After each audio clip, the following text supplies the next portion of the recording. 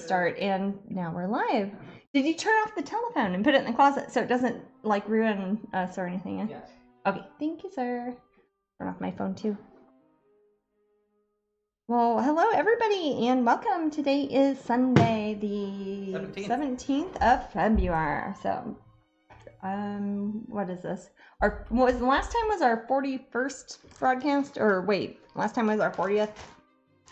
I don't keep track. I don't remember. I just remember somebody congratulated me like time before last, or maybe this time, and they're like, congratulations on your 40th. And I'm like, oh, I'm not 40 yet. And they're talking about my Twitch. So there you go. And as you might see, this is the painting. I have only pretty much been working here on Twitch.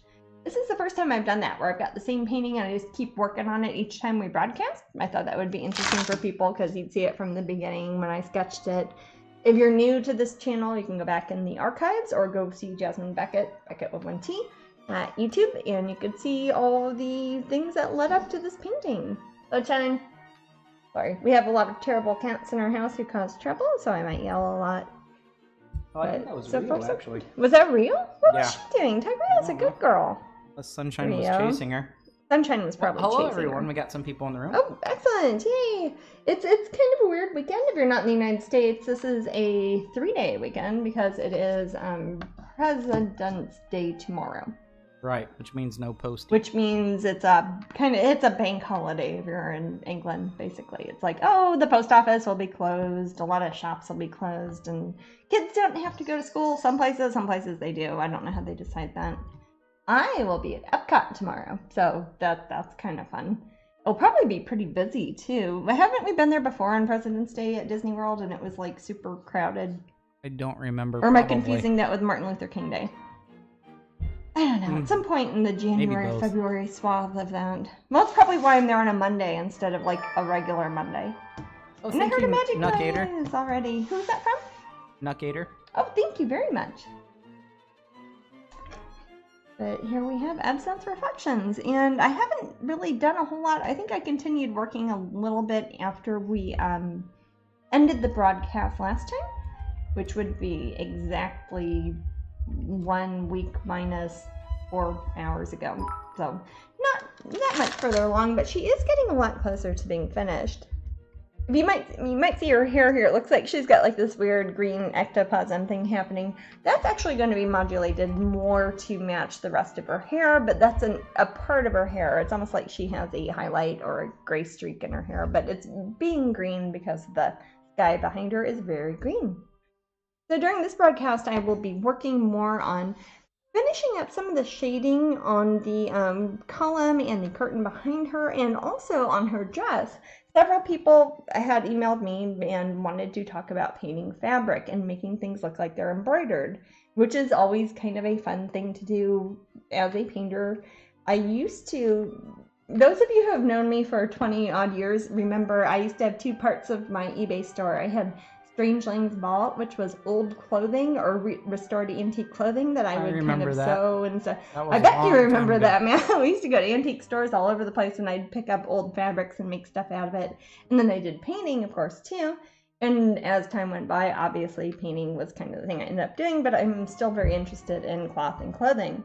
So I like doing really intricately sort of embroidered or old-fashioned sort of styles of clothing. And that's fun to paint. In fact, it's a lot easier than actually sewing it. I'd rather just paint it. It's funny, there are some people I think I met who started collecting my stuff when I would make clothing, and then they have gone on to follow my artwork over the past 24 years or however long it's been I've been on eBay. So it's like, hey, they like my clothes and they like my artwork, so that's awesome. But yeah, way more, like 2/3 of my life almost. It's been a long time.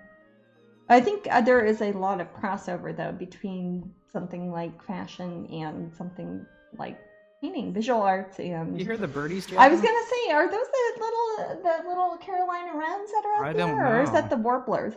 We had a whole bunch of the wood warblers pass through when they were doing their migration from the southern South America and Central America up through Florida. They are adorable. They look like tiny little birdies that you would see at a pet store or something. They don't look like something you would see in the wild, and they come to our yard. And they make cute noises. Hopefully they're not yelling at that gray and white kitty who was out there earlier. We do get a lot of wild kitty cats in our yard, but they don't seem to care about the birds, so that's good.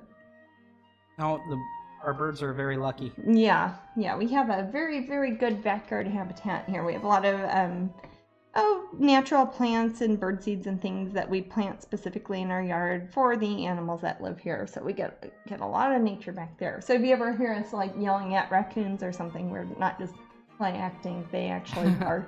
This is my window to the outside. They usually come out a little later. But yeah, usually after it's dark. That's when all the proto mammals come out. And our possums.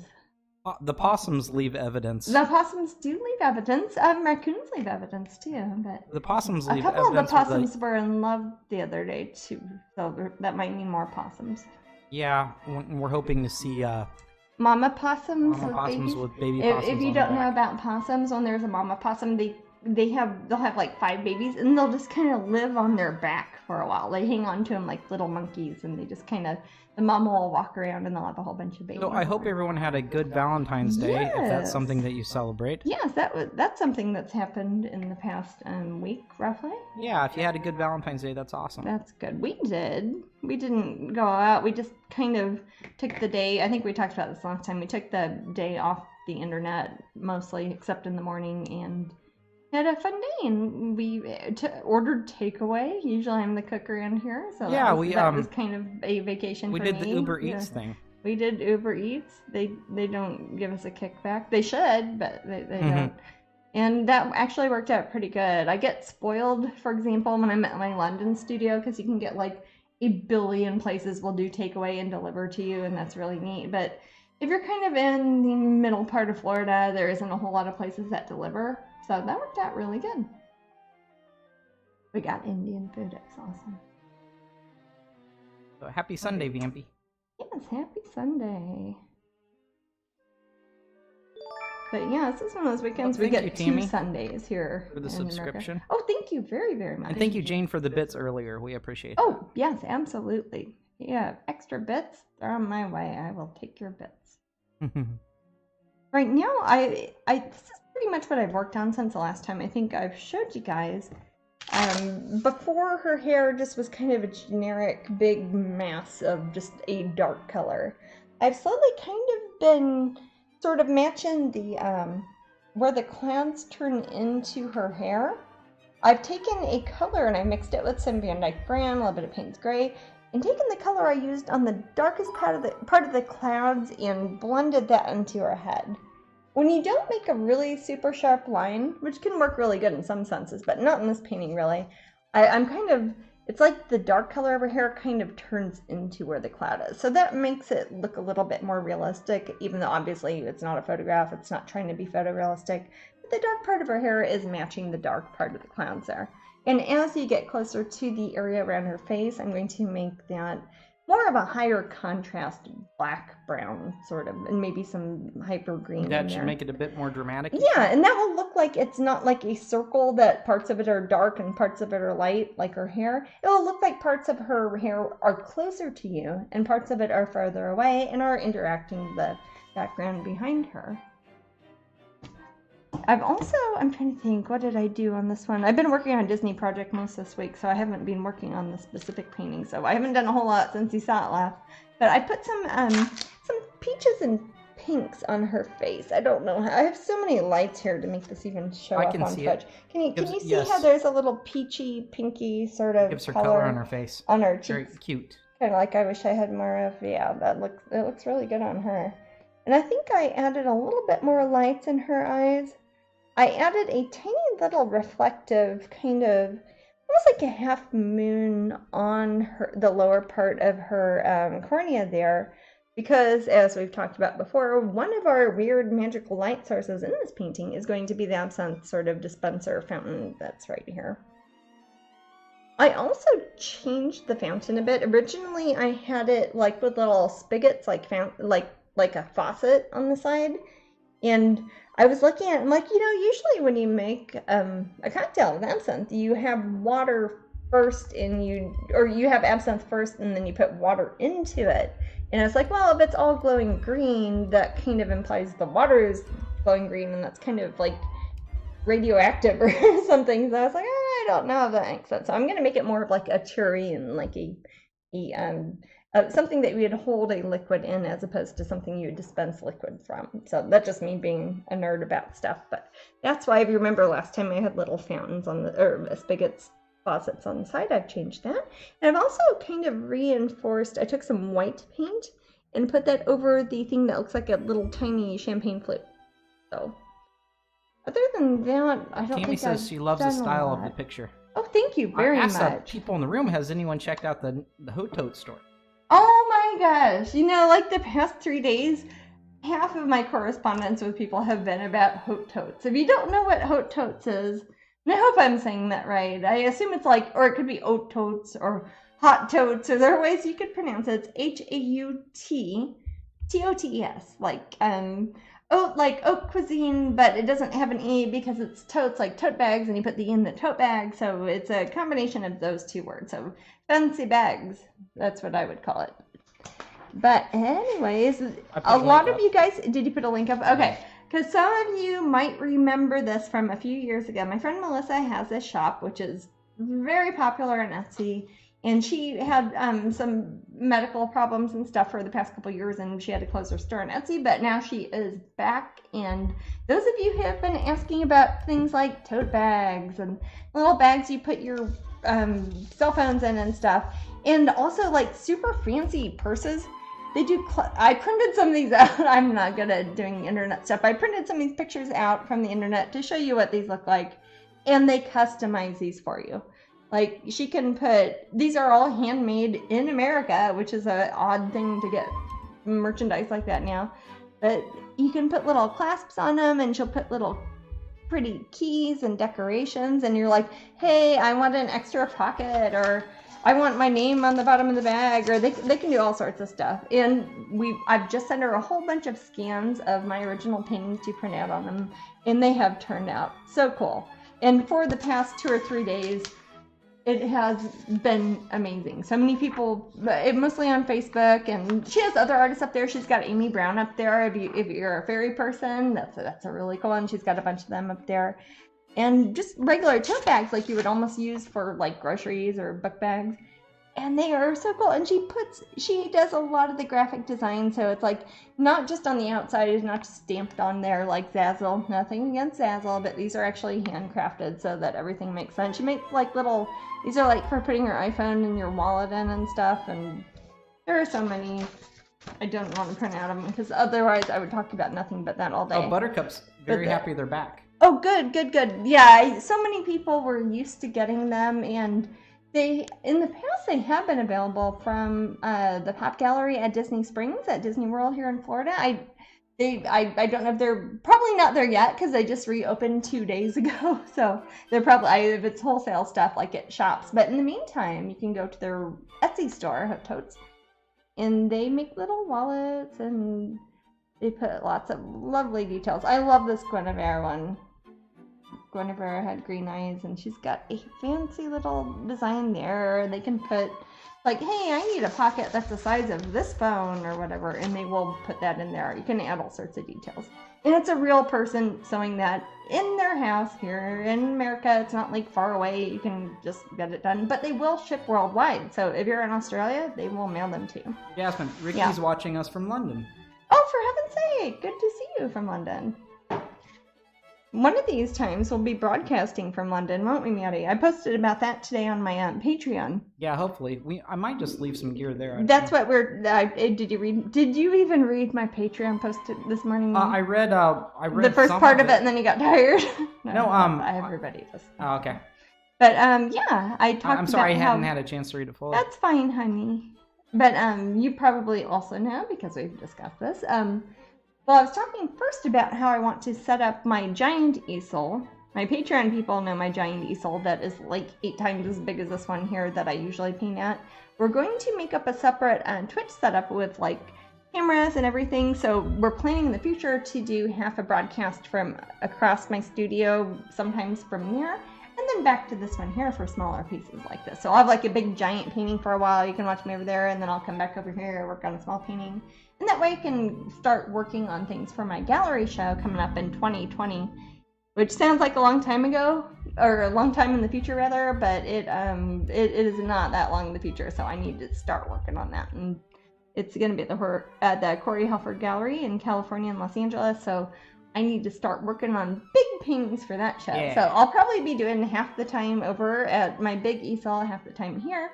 And then we want to also set that up in London when we're in the UK to have Twitch there. Instead of taking a whole bunch of wires and cameras, if there's anything they don't want to see in security, like at the airport, it's a whole bunch of weird, confusing wires and big boxes that look like they have electronics when you're trying to go through the metal detector. So I would like to have a separate setup there than I have here. It's bad enough I have to bring my paints and stuff. That always confuses people. So in the coming year, or at least within the coming couple of years, the coming year I'm going to get one set up, maybe in the next month or so, at my other, you can't see, but I'm pointing at my other part of my studio here in Florida, where I do really big stuff, and then part of the time here at my usual one. We've done one from Kansas City, haven't we, Liv? Yes. We did one, was that the first time I did a custom one, I think? I think so.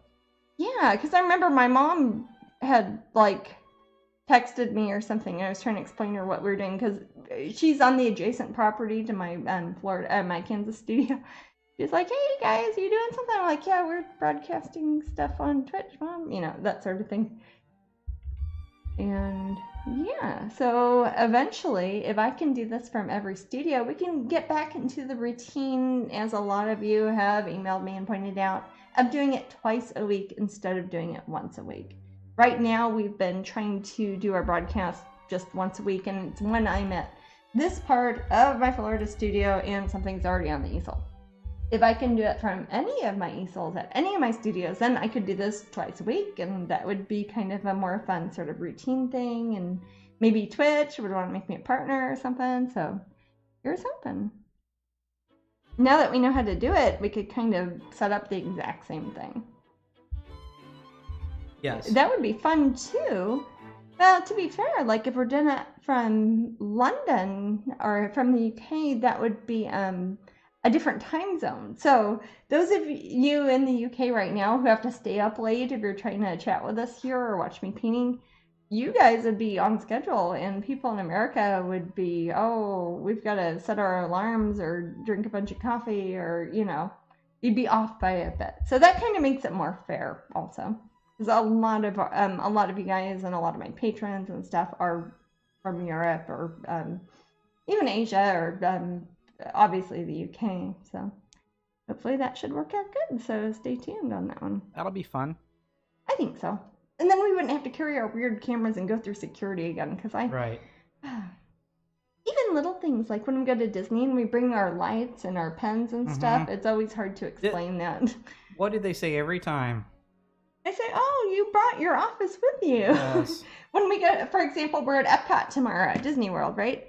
We don't have to, but we choose to bring a bunch of our lights, like the lights I use here, because it's dark out here in Florida. If it's 8 o'clock at night in February, it's gonna be dark out in Florida, and they have lights in the booths and stuff at Epcot, but not outside. It's hard to try to write somebody's name and happy graduation. So we come very prepared. So we bring all those things with us. Matt's got a messenger bag that he brings with him. So I have two little lights that I use that run off of USB. Yeah, you can charge them up in the day. They don't even take any plugins. They're really nice lights. And we've got a cup full of different types of pens because people will bring books or canvases or original paintings. They want something written on it. It depends what sort of pen color I have or what the pen looks like. And we want to bring those with us from our house across the street from Disney World. We'd like to bring those with us. But when we go through the security, which is, it's not as mean or rude. They're actually very nice as opposed to something like airport security. But you have to go through hey, put your bag over here and do this when you go to Disney World. Obviously, it's a big place with hundreds of thousands of people.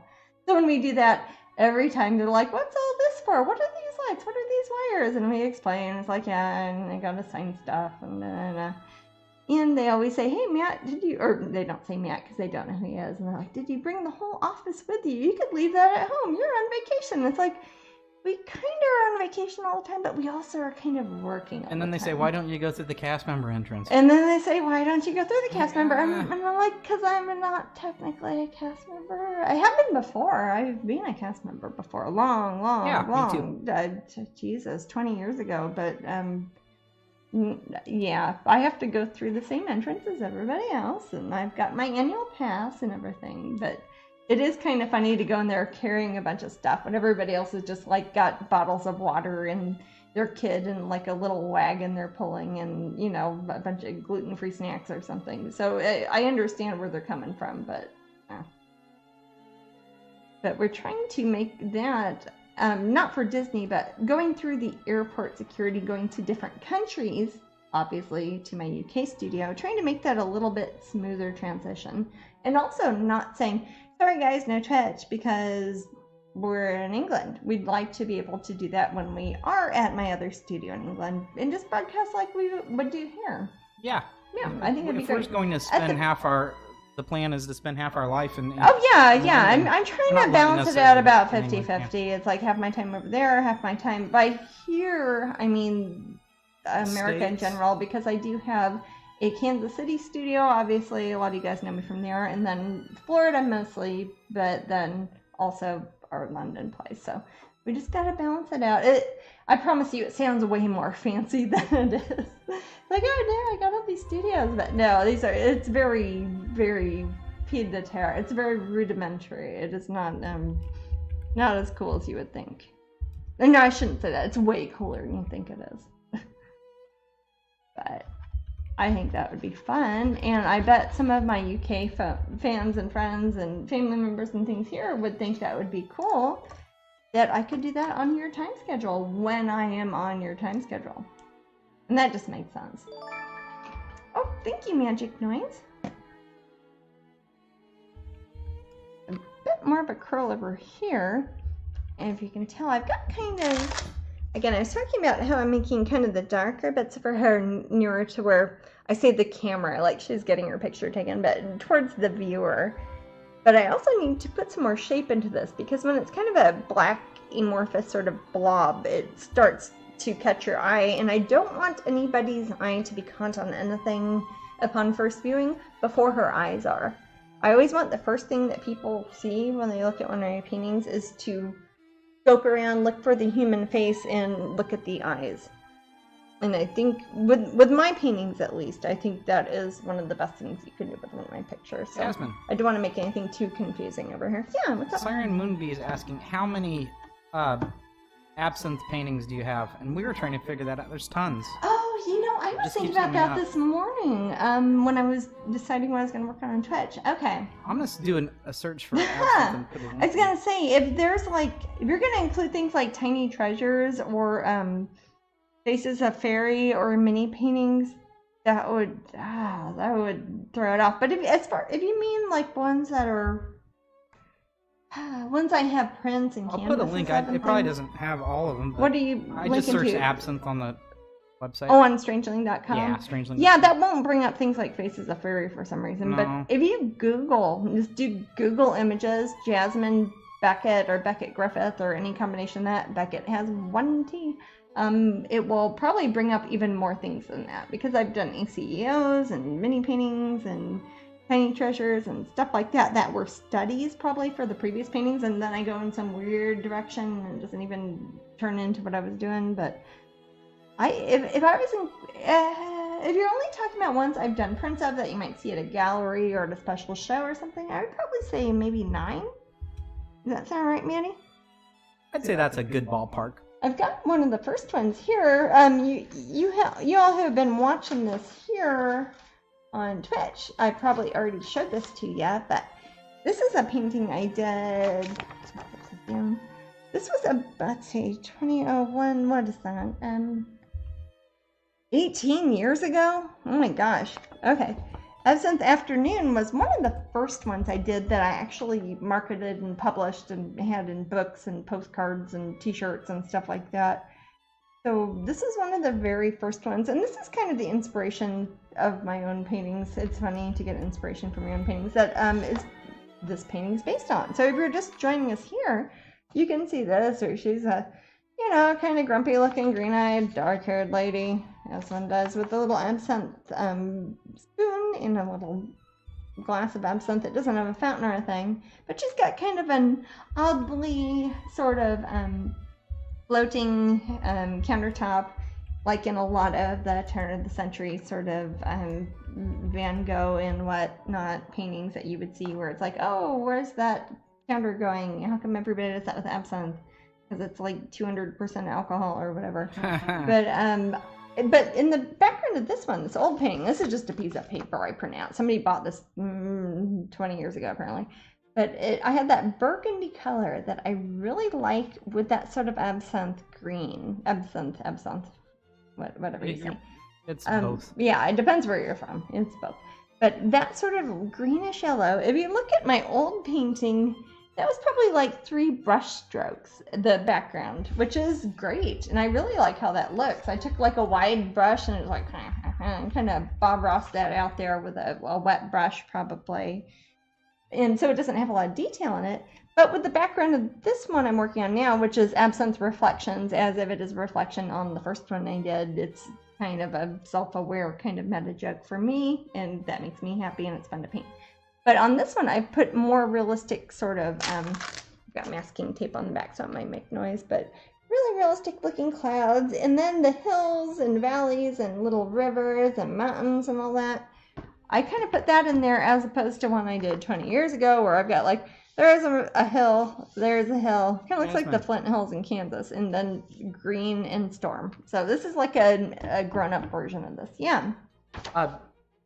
Kelly Sarah said, after telling Ian for years we need a coffee table, and him saying, no, we don't, he told me just before Twitch we need a coffee table because they have one on Strangeland UK with Jasmine's art. Oh my gosh, that is pretty cool. And yes, they do. And I think you can only get that in England unless you want to pay like $1 million to get it shipped. That is pretty nifty. And Jasmine. Yeah. Lucindle's grandma used to make absinthe. Oh, really? And Son of a Xenomorph has tried absinthe. I've had absinthe multiple times. Like I said, 10 years ago it was illegal in America, and now you can buy it at Disney World, like at the Abracadabra or at the Edison at Disney Springs has like an absinthe fountain. I mean, it just shows you how things like that work. But that is really cool. Yeah, Siren Moonbee says, I love absinthe, even the blackberry version you can buy. Yeah. But we usually buy it from Ibiza at super cheap and 90% proof. Oh yeah, that's the thing. That's absinthe, probably absinthe with brewed beer. That's interesting. Is it kind of like a Jaeger bomb, but it's with beer? It would probably be much like a Jaeger bomb. My father's side, Robin, my stepmom has made absinthe before, and I used to make absinthe when I was in my early 20s. That was another endeavor of mine, but it was before it was completely okay to sell in America. And that was, we got it's the wrong that time. From Czech Republic. We used to import it from the Czech Republic because you could buy it in America as a collectible. And thank you, Black Orchid Fairy. You couldn't sell it, but you could buy it from the Czech Republic and whatever. Princess Bullets had absinthe a few times, had lots of arguments, and seen a few different ways on how to serve it, including the sugar. Yes, and that is one of those things where you can very much nerd out, and you're like, no. And we have multiple absinthe spoons. That is, for those who don't know, if you see this thing, somebody asked me earlier on Facebook if that was a knife. That is not a knife or a dagger. That is an actual absinthe spoon.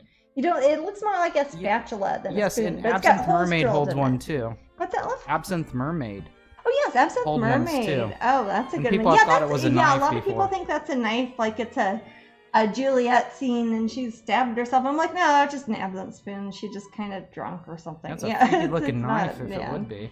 But they make these lovely little spoons, and what you do is you put a sugar cube on it, because absinthe, again, I like absinthe, but it tastes like NyQuil mixed with Jägermeister. It is strong and very herbal and very green. Shaylee says, I drink absinthe by accident once. Oh, I was drinking anyway, and someone brought it out. So, So whilst I don't recall much of what happened, it sure was magical. Nice. Yeah. It's like thinking you're going to have a beer and all of a sudden somebody gives you like a vodka or something. Creepy. What Kazumaka says, I was hammered from absinthe after consuming half a bottle through an open wound. Like through your, like you hurt your foot and they poured absinthe, like, is it like in old Western movies where you get a wound and they pour whiskey on it so it won't hurt because they didn't have disinfectant then? Kelly Sarah has an absinthe liquid in her e-cig. Oh, like it tastes or smells like that? Okay. Know. Well, basically, if you don't know, absinthe is anisette. It's a lot like pastis. If you're in France and you have pastis, right? Like the green liqueur. It tastes like licorice, like black licorice. That's the closest thing I could say. Oh, hi, Jaybird. Hello. It was a sour beer with absinthe. I guess that was the Jaeger bomb. Ooh. Absinthe. I had absinthe once in college. It was pretty good. Yeah, it's. Oh, here's an art question. Oh, yay! All right. How many years of painting did it take you to get from your level in the old painting to what you can do now? So that painting like there, this one I was showing you. Yeah. Okay. It's funny because this is a painting I think of being kind of a mile marker in my career, because this is, I think, the first painting I ever sold that was more than $500, which is a lot of money, and it still is, but at the time for me that was a crazy amount of money. And I used to just put my paintings, I do a painting pretty much every day, I put on eBay, they'd sometimes go for $8 or $100, and this one went for like $550, I think, or $580. It was around that, and it was around that time I thought, wow, I could actually do this and quit my Dairy Queen job and do painting for a living. So that's why I kind of hold this painting close to my heart. But that was about 20 years ago. I worked for a couple more years just popping things on eBay and still working either at Dairy Queen or as a waitress for a while. I also was at call center dining reservations for Disney. I think it would be in Florida, but it wasn't in Florida. It was back in Kansas. They had their dining reservations there for some reason. So this was a painting that was kind of a, hey, Jasmine, you made what you would do in 2 weeks at Dairy Queen doing a painting. And I think that's why I always think of this painting, because that was about 20 years. I would say, let's see, that was 2001. I think 2000, let's see, how long have we had this house, love? 16 years? It's before Theo was born. He's 15, 16, so. I don't know. It was not this house we had after Theo was born. Yeah, okay, but since we've been in Florida, rather. Okay. A gazillion years ago. Well, between 15 and 20 years ago, that's probably around the time I stopped doing this and working at, Dairy Queen or equivalent and just doing this. But this is one of the pieces that really made me think, oh gosh, that's like a paycheck. This did take me longer. It didn't take as long as this painting, but it took a while to do. Obviously, I wasn't as skilled back then, but I still love this painting. But, so it did take a while, and the internet was very different back then. You didn't have what people would call social media now. We had things like LiveJournal, and we didn't even have MySpace yet. It was... I think I'm lucky in a way that I started at a time and I was interested in computers then, way more than I am now. And it was like, hey, I'm going to start my website. I started my website in 1997, and it is 2019 now. So it's been 22 years since I had a professional website that I would do full time. That makes sense. So Beth and Tony are in the room. Oh, hi guys. Oh, I know you. Thank you for joining us here. You guys are awesome. Angel forgot LiveJournal existed. I know. That's so sad. That's like the only friends I have in real life almost are people I met on LiveJournal. LiveJournal was great. I liked LiveJournal because you could write as much as you wanted. You could put all the pictures you wanted, and then if you were friends with somebody, it would show you their post. Nowadays, it's like Facebook won't show you their post unless the person making the post gave them $10,000 or something. It's such a scam. I'm mad at Facebook right now, so don't get me started. Or damn. Unless they don't own Twitch, right? No. Amazon owns Twitch. Right? Yes. Okay. Amazon owns currently, Twitch. unless they all own each other. How could you even know anymore? I don't think Facebook or Amazon own either. Other. At any rate, it took me around 20-25 years from the time I was just kind of taking the pictures I did during my lunch break and painted with water from the water fountain, the drinking fountain, made little paintings and put them on eBay, until the point that it was a job and a licensing company and a brand and have half a dozen, 10 employees, whatever. It took 20, 25 years, roughly. Which might sound like a lot, but really that is not bad. If you're going to look at a sort of career that you're really putting time into, like if you're going to be a doctor or a lawyer or anything along those lines, you would put at least that amount of time before you build up that sort of job. And if you like doing that, I like hardly anything better than painting. That is a great thing. You just keep doing that and it makes you happy. Yes, people are happy. Oxytocin. You don't make the blizzards anymore. Yes, exactly. So I've taken some of that same sort of green that I had in the clouds back there, and I don't know if you can tell, but I've been this isn't made to look like her hair is necessarily green up there, but since the clouds behind her are green, the parts of her head or the shape of the round part of her head are looking more green because that light is reflecting off of that. And I'll try to show up. I can't see the TV for where I am because I'm in a different room than Matt here, effectively. Yes. But if you look at her eyes, okay, you can probably see them pretty good. I've added the top part of her pupils are darker and kind of feathery looking, as opposed to the bottom part of her pupils, which are more kind of glazed and they have a green mixed in with it. Because even though your pupils are technically a hole, which is really gross to think the pupil of your eye is a hole, and that's why it's black, because it's really a deep hole in your eye, it also reflects things because it has a cornea on the outside. So if you have a bunch of blue and green, it's going to be a bit cloudy blue and green, almost like a cataract would look, but it's only because she has a kind of an unusual amount of color sources around her. So Art Fan says, I was just curious, there's a huge difference in your earlier work to the level you are now. Oh gosh, yeah. If you look at my artwork from when I was, well, the thing is you have to remember too, my early work was when I was in high school. So if people are like, oh my God, did you paint that? And I'm like, yeah, I remember painting that between 6th period and 7th period, like at Center High School. You know, it's a weird thing. I think I came in the internet at the time where people weren't thinking those things are going to be around to haunt you for a while. So if I see some not all that especially good drawings you did, you have to think back about what was I doing artwork-wise 25 years ago? Would you want people selling that on eBay? And I think things I did back then were probably way more cartoony.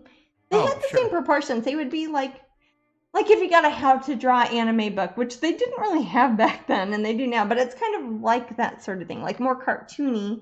And then as I got better at painting, realistically, I kind of kept the same proportions. It's like, hey, you got a big old head and big eyes and a little dainty mouth and fantastic hair. Jasmine. Yeah, but I've done that to realism. Aaron wants to know why you're mad at Facebook.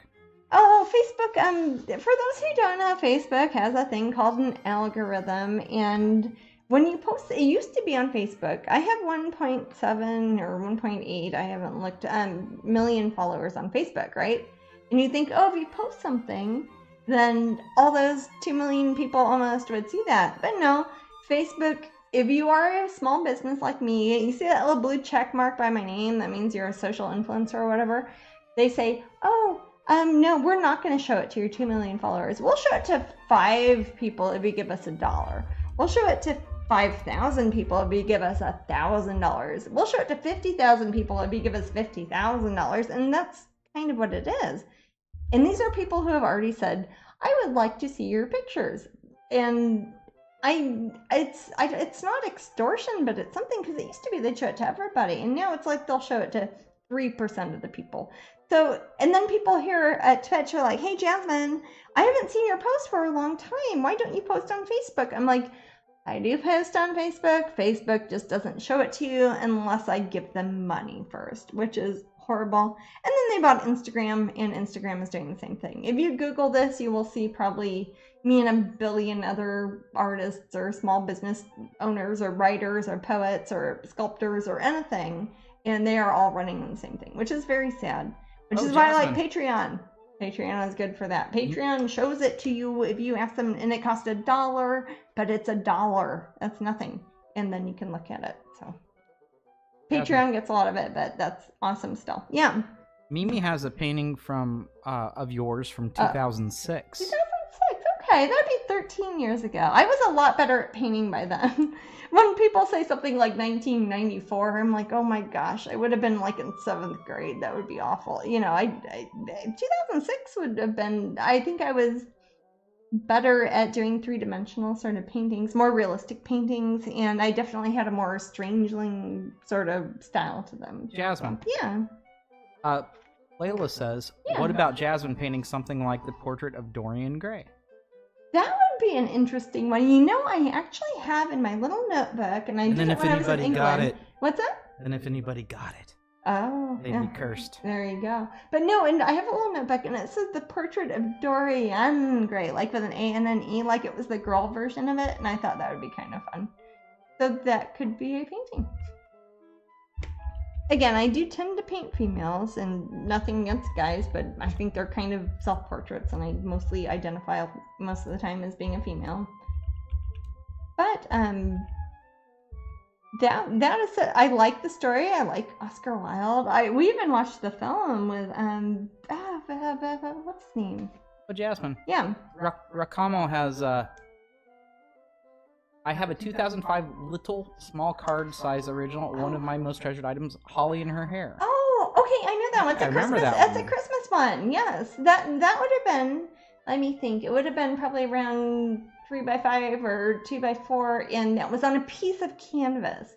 There was a couple years there I did one painting every day, and I like a mini painting. I sold them for $50 back then too. It was a bargain, but I literally did one every day. If I missed a day, I'd do 2 the next day. And I did that for a couple years intentionally to make myself better at painting. Because I am not a well-educated person, but I didn't go to fancy art schools or anything. But that I just tried to force myself to do it over and over and over and over again. And if you do it 8,000 times in a row, you get better at it. And Daniel says he likes to draw ladies too for the same reason. Yeah, some of the things I like about when I do paint humanoid characters, they are things that probably fall into the genre of presenting themselves as more of a feminine attribute, like long hair or fancy eyelashes, which can go either way, but yeah. Layla says that's what she was on about, a female version. Yeah. That's what I'm saying. Like, instead of Dorian, like Dorian, like Dorian with an A and an E, Gray, that would, and put it like in attic, almost kind of haunted mansion-y or something. That would be kind of a great painting. So keep your eyes peeled. I might work on something like that. Speaking of which, I did do my project this past week for a possible haunted mansion project for Disney, but I can't say any more than that. But I finished it, and that's what I've been working at, and why I have not been working on this one. Although this would also look great in the haunted mansion. Siren Moonbee says Pinterest and Twitter are my better avenues for small businesses. Really? As Facebook is pants lately. Facebook is pants, man. I would agree with you on that. Twitter, Matt was telling me, and again, I'm not very tech savvy, that it's easier to put pictures up on Twitter right now. Than it used to be. Right now, I think my Twitter shows, like, whatever my Instagram does, and it copies it, but I don't know if it even shows the picture. I have an old, horrible phone, so I don't know if that would change it or not, but if it's something I could post on there, maybe I should do. Patreon is by far my favorite, but... Oh, I just followed right before this meeting. I followed Dolphin's partner, Chris. I forget his last name. I should know that. Malador. What is it? Malador. Yep, I just followed him up there. So I'm seeing a lot more of my artist friends and families and whatever going up on Patreon. So that is definitely a good one to go to. Also, a lot of the podcasts and things I listen to are up at Patreon now too. And it's like, hey, you throw them $1 and then you get the podcast like before everybody can actually save them on your phone or listen to them later and stuff like that. Oh, Siren Moonbee always retweets Jasmine's posts. Oh, thank you. Thank you very much. Well, thank you, especially because I'm not very adept at Twitter, so if anybody can retweet any of those things. Jasmine, would you ever paint Mulan or Moana? I would love to, and they are both on my list, Disney. So basically, I give Disney a list of characters I would like to paint, and then in the mail, like actual mail, like from a mailbox, I get contracts from Disney, and they tell me what my next project is, and then I sign them, and that's what I paint. So it depends on, it could be how many other artists they're working with at the time. They're like, oh, we just had 5 Mulans this at Wonderground the same month. We don't want to have 18 Mulans. You know, they want to try to balance things out. Like, oh, we need some more princesses. We need some more male characters. We need more animals. You know, it could be anything. But I would love to paint her, both of them. Oh, Moana, so I would like to. For, was that the magic noise? For subscription, thank you very much. But no, Moana in specific, I would like to paint a lot because she has a lot of animal friends, and I like painting animals, and that would be a lot of fun.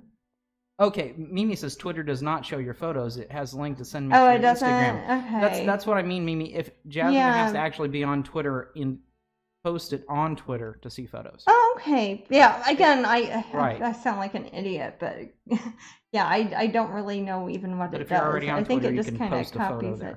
Okay, that sounds like a job Maddie could do, maybe. He could, like, take my pictures and post them up there. Maybe. Maybe so, Maddie. You have a Twitter, and you post up there. Are you Matt Beckett up there? Like, I think so. I haven't posted for a long time. Okay. Well, you're a writer. Isn't Twitter better for writers? It is because... Or it's supposed to be good for writers? Or people who say silly, clever... People who are witty. Yes. Not that I'm not witty, but I would like to show pictures of my pictures instead of just, like, Twitter, saying like, half a sentence about, hey, check this out. That's a chick with green eyes. There you go. My Twitter's just filled with smart Alex stuff.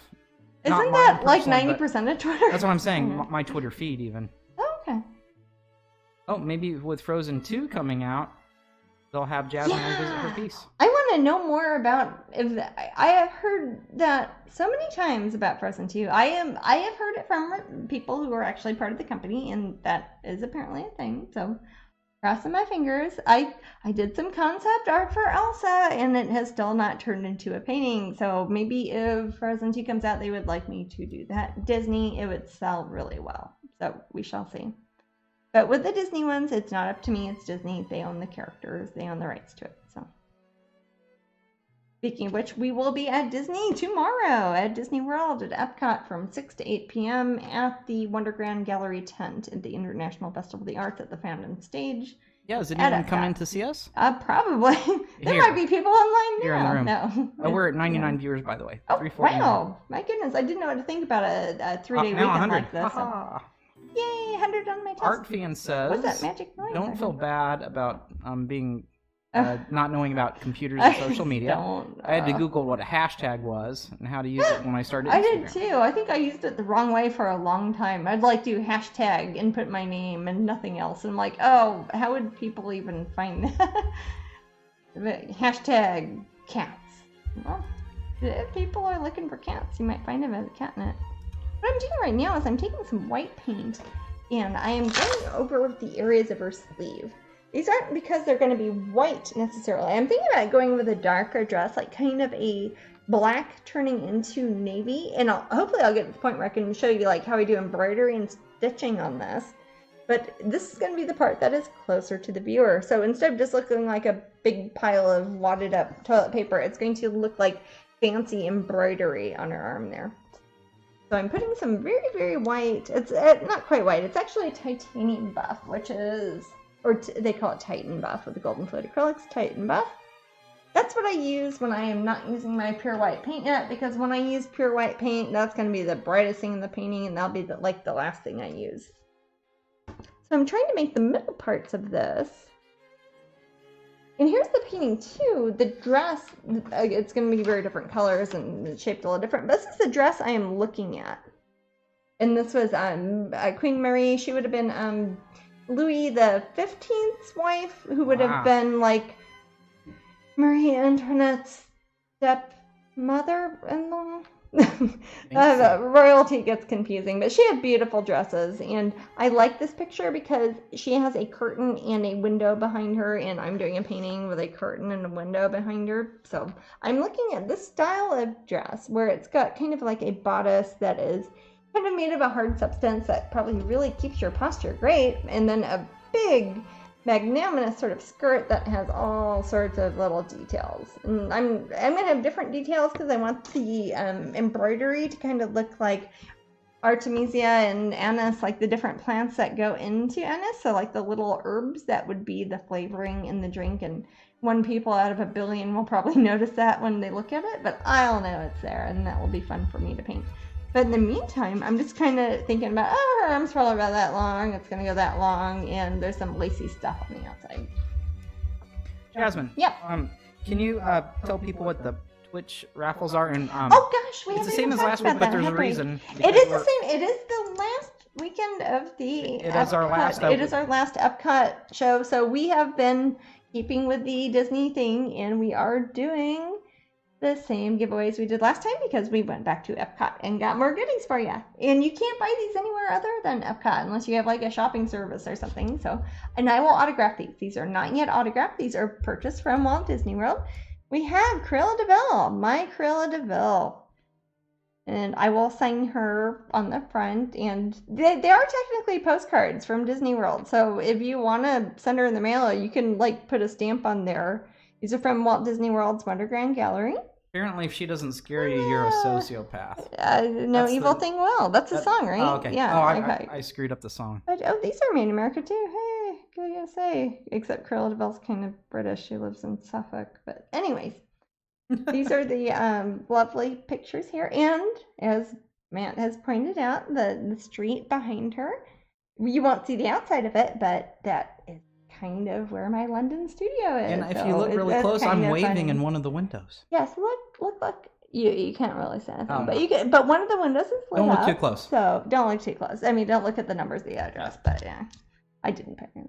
But so Cruella is the first one, and then Cinderella starts with the C, ends with an Ella. Cruella, Cinderella. Here we go, Cinderella, and leaving the ball. Who is the second Cinderella I've done for the Walt Disney Company? And she has left her magic slipper back there. That's how they're going to find out it's her. Cinderella. Night and day, Cinderella. Okay, yeah. And there's that staircase that took me longer to paint than the whole character. That staircase took me forever. When you paint with a paintbrush and here's the horrible ruler I use. This ruler is so old, it's probably not even straight anymore, but it's this horrible ruler. I use this. I brought this ruler to Kansas City when I painted this painting. And you can see all the little stairs all down my hand. There's my Cinderella. And all these sparkles. I don't even know how long that took because it was like layers of water. Yellow paint, water, yellow paint, water, red paint, yellow paint, water, etc. But she turned it really lovely. You can get these right now at the Epcot International Festival of the Arts. In the next, after the festival ends on the 25th of February, they will have them at Disney's other places, like their galleries, like the Wonderland Gallery and probably the other places on property. Memento Mori, I think at the Haunted Mansion's already planning to have these. I might do a sign here. And in California, I'll be there too. And then the third giveaway will be Tiana. She's one of my friends who lives down here in the south in the swamp. This looks like a lot of the areas by my house here in Florida where you get a lot of frogs, a lot of beautiful, beautiful lily pads. She's probably my favorite of the three. And one of the coziest places ever is Mama Odie's house up there. Somehow this ship got stuck in a big old live oak tree and people live in there, and that's awesome. And she's in her humanoid form. There's Prince Naveen. He's a frog because it is Princess and the Frog. But I didn't want to paint her also as a frog. I want to paint her when she's an actual person, and obviously Disney would want me to do that too. I've got a lovely big-eyed version of Anna. I like her a lot because she kind of matches my Releasing Fireflies painting because that was painted around where I live here too. Yeah, what's that? Layla knows that we live in London at 224 Baker Street. Yes, we do. Yes. I did say that we solve crimes whilst in London. I solve crimes, and my friend is a detective solves crimes, and there's a lady who brings us tea sometimes, and it's actually not that far from there if you want to get wily about it.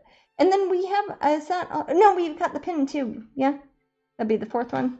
Yes. So we've got those. Those are technically postcards, but you can frame them. They're like 5x7. You can frame them as prints, and they look really good. And then the last one we give away is my pin, which is only from Epcot. Unless you got it from me, man, it is only from Epcot. And this is Alice in a Dali Dream, as in Salvador Dali. For those who don't know what we're talking about, Epcot, that is the International Festival of the Arts, which is a big celebration fiasco at Disney, where they have contemporary art, people like me, and then they have like a lot of things celebrating like Rembrandt and Van Gogh and Salvador Dali. And this is a combination of Alice in Wonderland and Salvador Dali. Some of you might know that Walt Disney and Salvador Dali worked on a Alice in Wonderland themed project. You can find it now, I think, if you look online. I don't think it's ever made it to like regular movie theaters, but they played it at the Salvador Dali Museum out in St. Petersburg, Florida. But anyways, we got Alice with some melting clocks, and you cannot buy this anywhere in the world unless you are at Epcot during the Festival of the Arts, or you can win it here live on Twitch. And I have a couple more I set aside that even if they sell out at Disney World, I will have them on to give away randomly to people at Patreon. And if you don't know what Patreon is, you should go up there now because you are missing out. And I send randomly stuff like that I've seen those on eBay already. Even they can buy them for $14 at Epcot. People are selling them on eBay for like $130. So, Don't want to sound like an infomercial, but we have to sometimes. Maybe we only got like a couple minutes to the raffle. What's up, baby? We only have a couple minutes to the raffle. Gosh, this is going by quickly. Well, now I've kind of built her hair out a bit more. Got a little bit of yellow up there. It's turning kind of gray. I don't want it to look like she's necessarily going gray. I just want to look like some parts of it are darker and some parts are being kind of hit by the light behind her. There we go. Yeah, if you looked earlier, it almost looked like she had a Bride of Frankenstein thing, like she had a big white stripe. Now you're seeing it's a lot more greenish sort of yellow, as if you really did have an elaborate sort of updo, like you're going to a wedding or a prom or whatever, and you've got your hair done all fancy, got your hair did all fancy, and her hair is kind of, and that kind of matches, not matches exactly, but it has kind of a repeated pattern around the clouds. So it doesn't look like it's like cardboard cutout or you're at like a photo booth or something. I want it to look like she exists in that background, but I also want to make sure that the background looks like it is outdoors, but she has an open window. I think last time I took my roller out and I made like the bottom part of the window and the upper part of the window like it's a windowsill, but like a European one that doesn't have a bunch of glass and screens in it, like you open it and it's open. One of the things I'm going to do very shortly, if not now, is I'm going to darken this part of the curtains. Right now it's got kind of a weird fleshy, looks like you just cut somebody's heart out and it like kind of, I don't know, like a Grey's Anatomy sort of book, and it looks like muscle tissue. I want that to look more like fabric. So that's something I can do really quickly before I start working on the embroidery on her dress, and then I will start working on that, which is fun. Yeah. Black Orchid Fairy says, yeah. Is Jasmine going to give away an original painting on Patreon? I am going to give away. Oh, was that your? Okay. Yep. We're sorry, we have another giveaway right now, but yes, I am, and it's going to be one of the neatest things ever, and we will talk about that after Matt decides who, or Moobot, our software decides. It's not really Matt. You can't bribe him. I mean, I don't know how Moobot works, but I assume would you bribe me with anyway? Yeah, and then you say, hey, here's a pen, Maddie. I don't know what you could bribe Matt with. Yeah, I don't know. It's hard to bribe me. You're not bribable. Your honesty is one of the things that makes you. Well, also I don't like a lot of things. You're not materialistic. I am, but it'd have to hit me in the right moment. Yeah, it's like me. I wish I had a soda. Oh my God, there's a soda. Alex Ladante. So they won. Cruella. Is that the first one? Yes. It's Cruella. Congratulations, and listen and look at Alex Ladante. I like it. Oh, I like that name. That's a good name. If it's your real name, congratulations. That's very good. And this is Cruella de Vil from Disney World. You'll be one of the first people to get her, and I will autograph her for you too. But yeah, speaking of Patreon, since I have been extraordinarily busy for the early part of this year, I wanted to make usually I try to give away a free painting every month at Patreon, roughly. So what I'm going to do next will be a custom painting.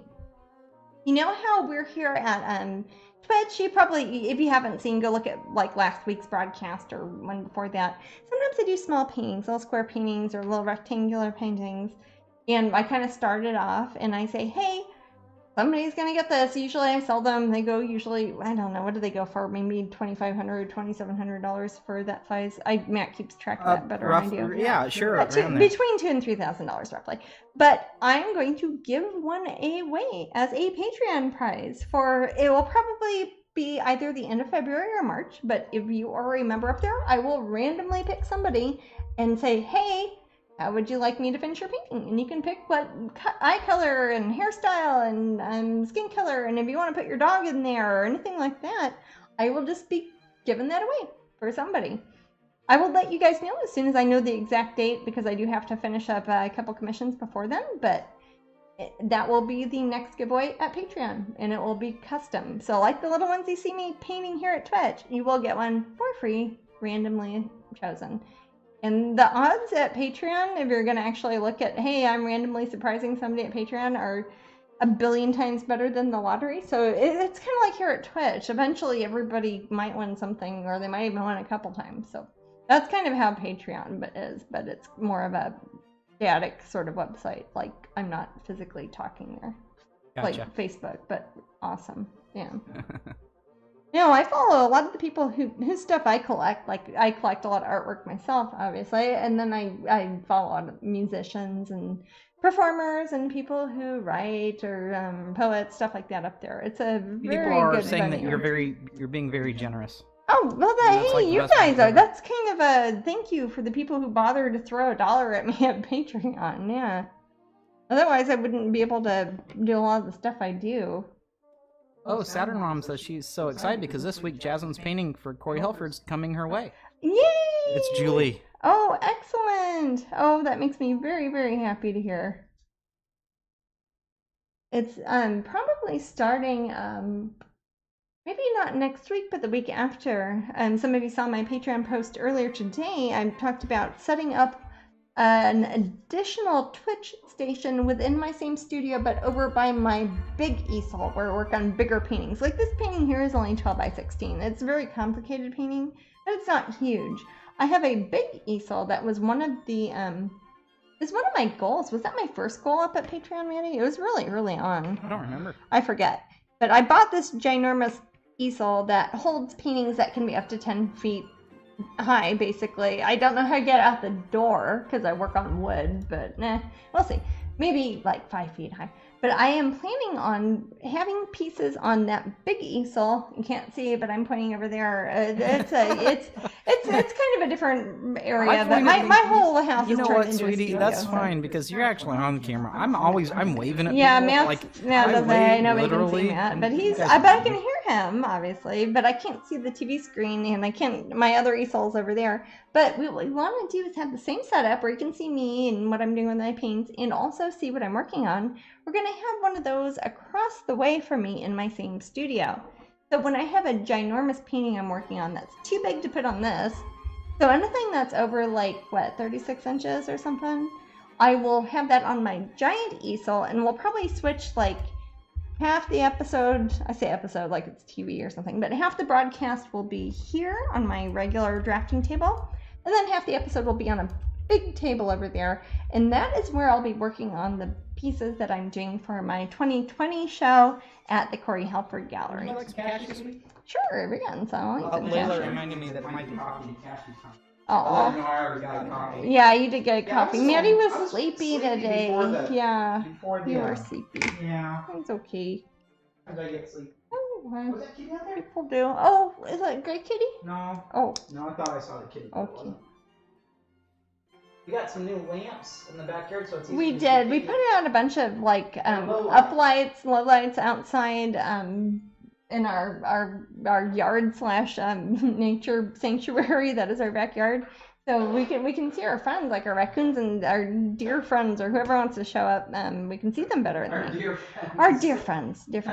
Right now, I'm working on the curtains there. So I've got Vat Orange, which is, as I always say, it's more of a stoplight red than it is orange. I don't know why they call it orange. I think it's red, but maybe I'm not seeing things right. And I'm mixing that with quinacridone magenta, and I'm going to put some layers of that over the curtain that before I've just kind of You might remember, I think it was maybe 2 broadcasts ago, I kind of did some stitching and some folds and just made it look kind of fabric-y. I didn't want it to look like the same painting that the lady, the Queen Maria that I was looking at with the dress, but I wanted it to kind of look like that, where there's like kind of a brighter area that's being hit by the outdoors, but I didn't want it to be as plain as my early painting from 20 years ago, where it's just kind of like straight lines, like you're in a crap apartment and just had boring curtains. I want it to be somewhere in between that. So, Jasmine. Yeah. Black Orchid Fairy asks if you're going to do an ACEO painting on eBay soon. I am, and I'm going to be working on them on this Twitch. I don't even have to mention stuff. I was going to say, does she work for us, or he work for us? I'm because not sure. I will be working on These are a couple things I was going to mention. I will be working on some ACEOs. I'm hoping the last hour of this broadcast. So what? Let's see. We did one giveaway, so we are probably an hour and a bit into this show so far, or whatever we call these. Jasmine. Correct? Yeah. Oh, I'm sorry. I was looking at questions. So we were about an hour and something into this one. Mm-hmm. So the last hour of it, so like 2 hours from now. 2 hours more of Absinthe Reflections. There? Yeah, I'll keep working on it unless I miraculously finish her. I don't think I will, but I might. After that, I'll start working on some ACEOs because I've got some new ACEOs that are ready to be embellished, and we've just finished them off right before Twitch, so I could actually do the embellishment painting on them. Hey, Raphael. Stay tuned. Later. Oh, Raphael, our friend Raphael, yeah? I assume so, because he has a unique spelling. Is it with a Y? Yes. Okay, yes. Hugs. Not the painter who Hugs, died dude, 500 years ago. No, sorry. Is it private? I said hugs, I miss you. Oh, okay. It's not private. I didn't know you said. It's just a person I know in real life. Yeah. Beth says, do you see the colors in your mind ahead? Yes. Or do you decide as you go? Well, both. But before I put the color on the board, I decided in my head, but I don't know always when I started the painting. This one I did a little bit. Like I said, I'm trying to base it off of a painting I did 20 odd years ago that was kind of that burgundy and light green. And if you know about complementary colors, if you have a light yellowy green, the complementary color of that's going to be kind of a purpley dark red. So that's why it's going to make kind of a dynamic sort of, a big triangle shape that your eye will like, even from like 100 meters away. You'll be like, oh, that looks pretty. Those colors go together. And then you get closer and like, oh, that's a curtain. And there's a lady. And there's the clouds behind her. And so I think about those things a little bit. But I do sometimes change it also partway through. Since I put a lot of water, I don't know if you can tell, but I've got like this big, horrible cup of paint water here. I use acrylic, so I just mix some water. I don't have to worry about paint thinner or dryer or mediums or anything. I just use water. And since I paint very thinly, sometimes I bust out my hair dryer. If I change my mind, I'm like, I'm going to make that curtain blue instead. I could totally do that now. But I am wanting it to be that color. But if I change my mind, I can. If it was for a project, like, let's say somebody hired me to do like a record cover, or like Disney wanted me to do something for a coffee mug design or something like that, I would have already had a palette that they had to approve. But something like this that I'm painting for myself, I can make whatever decisions I want, really. Which is kind of freeing, but it's sometimes when you have it all laid out, it's easier in a way. It's like, oh, well, I'm going to mix that color. It's already been approved. It's for a client. There you go.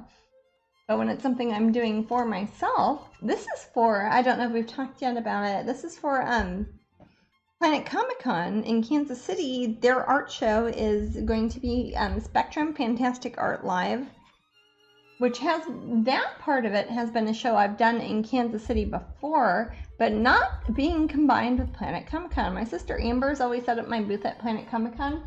But this year, they're having Planet Comic-Con in Kansas City at Bartle Hall as always, but they are having a special art pavilion, which is Spectrum Fantastic Art Live. So they've got like 200 artists from literally all over the world. People from Asia and Europe and South America, even Australia, New Zealand. They've got people from everywhere who are artists who work in the science fiction, fantasy, or horror genres, and they're going to be there in person. Cool.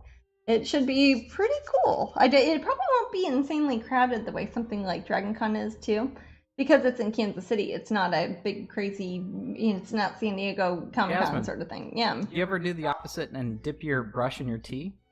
Oh yeah, I've done that before. To be fair, some people do that on purpose. We were talking earlier about Hot Totes, another artist, our favorite artist, Amy Brown. She's done stuff like where she paints tea in the background, like with tea to stain it. That's a thing you do. Yeah. But I have never done that on purpose. And I have accidentally drank my paint water, but not at this desk. It used to be that I would have over here, like I'd set my paint water there, and it'd be right next to my tea. What do I have right now? I've got herbal bergamot tea from France right now. It's very good.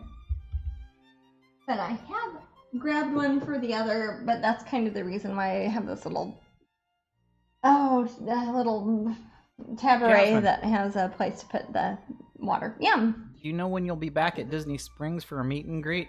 Because you're like Mickey Mouse. I am. It is so much like a meet and greet. It is a meet and greet. I have a cast member to be there for me and everything. And Jasmine has to wear a big costume. I don't have to wear a big costume. I just wear my regular clothes. Oh, okay. I try to be tasteful. Let me think. I don't have my March schedule yet. Usually I would do, but since it has been Epcot's International Festival of the Arts, whenever I've had I think I've been there, 7 times or something? They've been working hard. Yeah. And also the first week of March, I have 3 meet and greets in California at Disneyland at DCA and Downtown Disney in Anaheim in California. I don't have the rest of March scheduled yet. So at the end of March, I know I'll be in Kansas City this is where this painting is debuting, for example, at the Spectrum Planet Comic Con. So I don't know if there will be a day in between that I'll physically be here in Florida. But if there is, look at my events page and I will let you know. Yeah. Do we have a booth number for Planet Comic Con?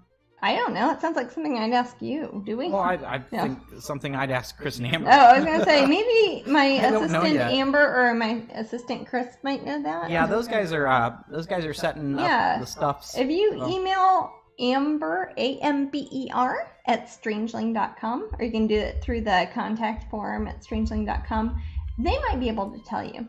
It will be, I believe, in the area of Planet Comic Con that is called the Spectrum Fantastic Art Live Pavilion. I think they've kind of made a little area within the Planet Comic Con thing that is just for Spectrum, just for the artists. And I think everybody's going to be there. I could be wrong. I have not been there before. I know my art's been there before, but it's always been my sister and her husband who are my assistants who work there, and they've been there, but I have not physically been at that one. I've been at Spectrum before in Kansas City, but not that one. Yeah, and I know that there's some local people who have been to Planet Comic Con. Oh, yeah. But not when it was combined. And now they're combining it, so that's great for me, because I'm like, well, I usually, obviously Planet Comic Con is the same time when I'm doing stuff at Disneyland or something. So now they've combined it with Spectrum. It's like, oh, okay. I can actually travel over to my Kansas studio and work out of there for a week or two. Oh, so Jasmine and I are looking nice. Jasmine and I are a little bit late to the party, but we started watching Making a Murderer. No spoilers.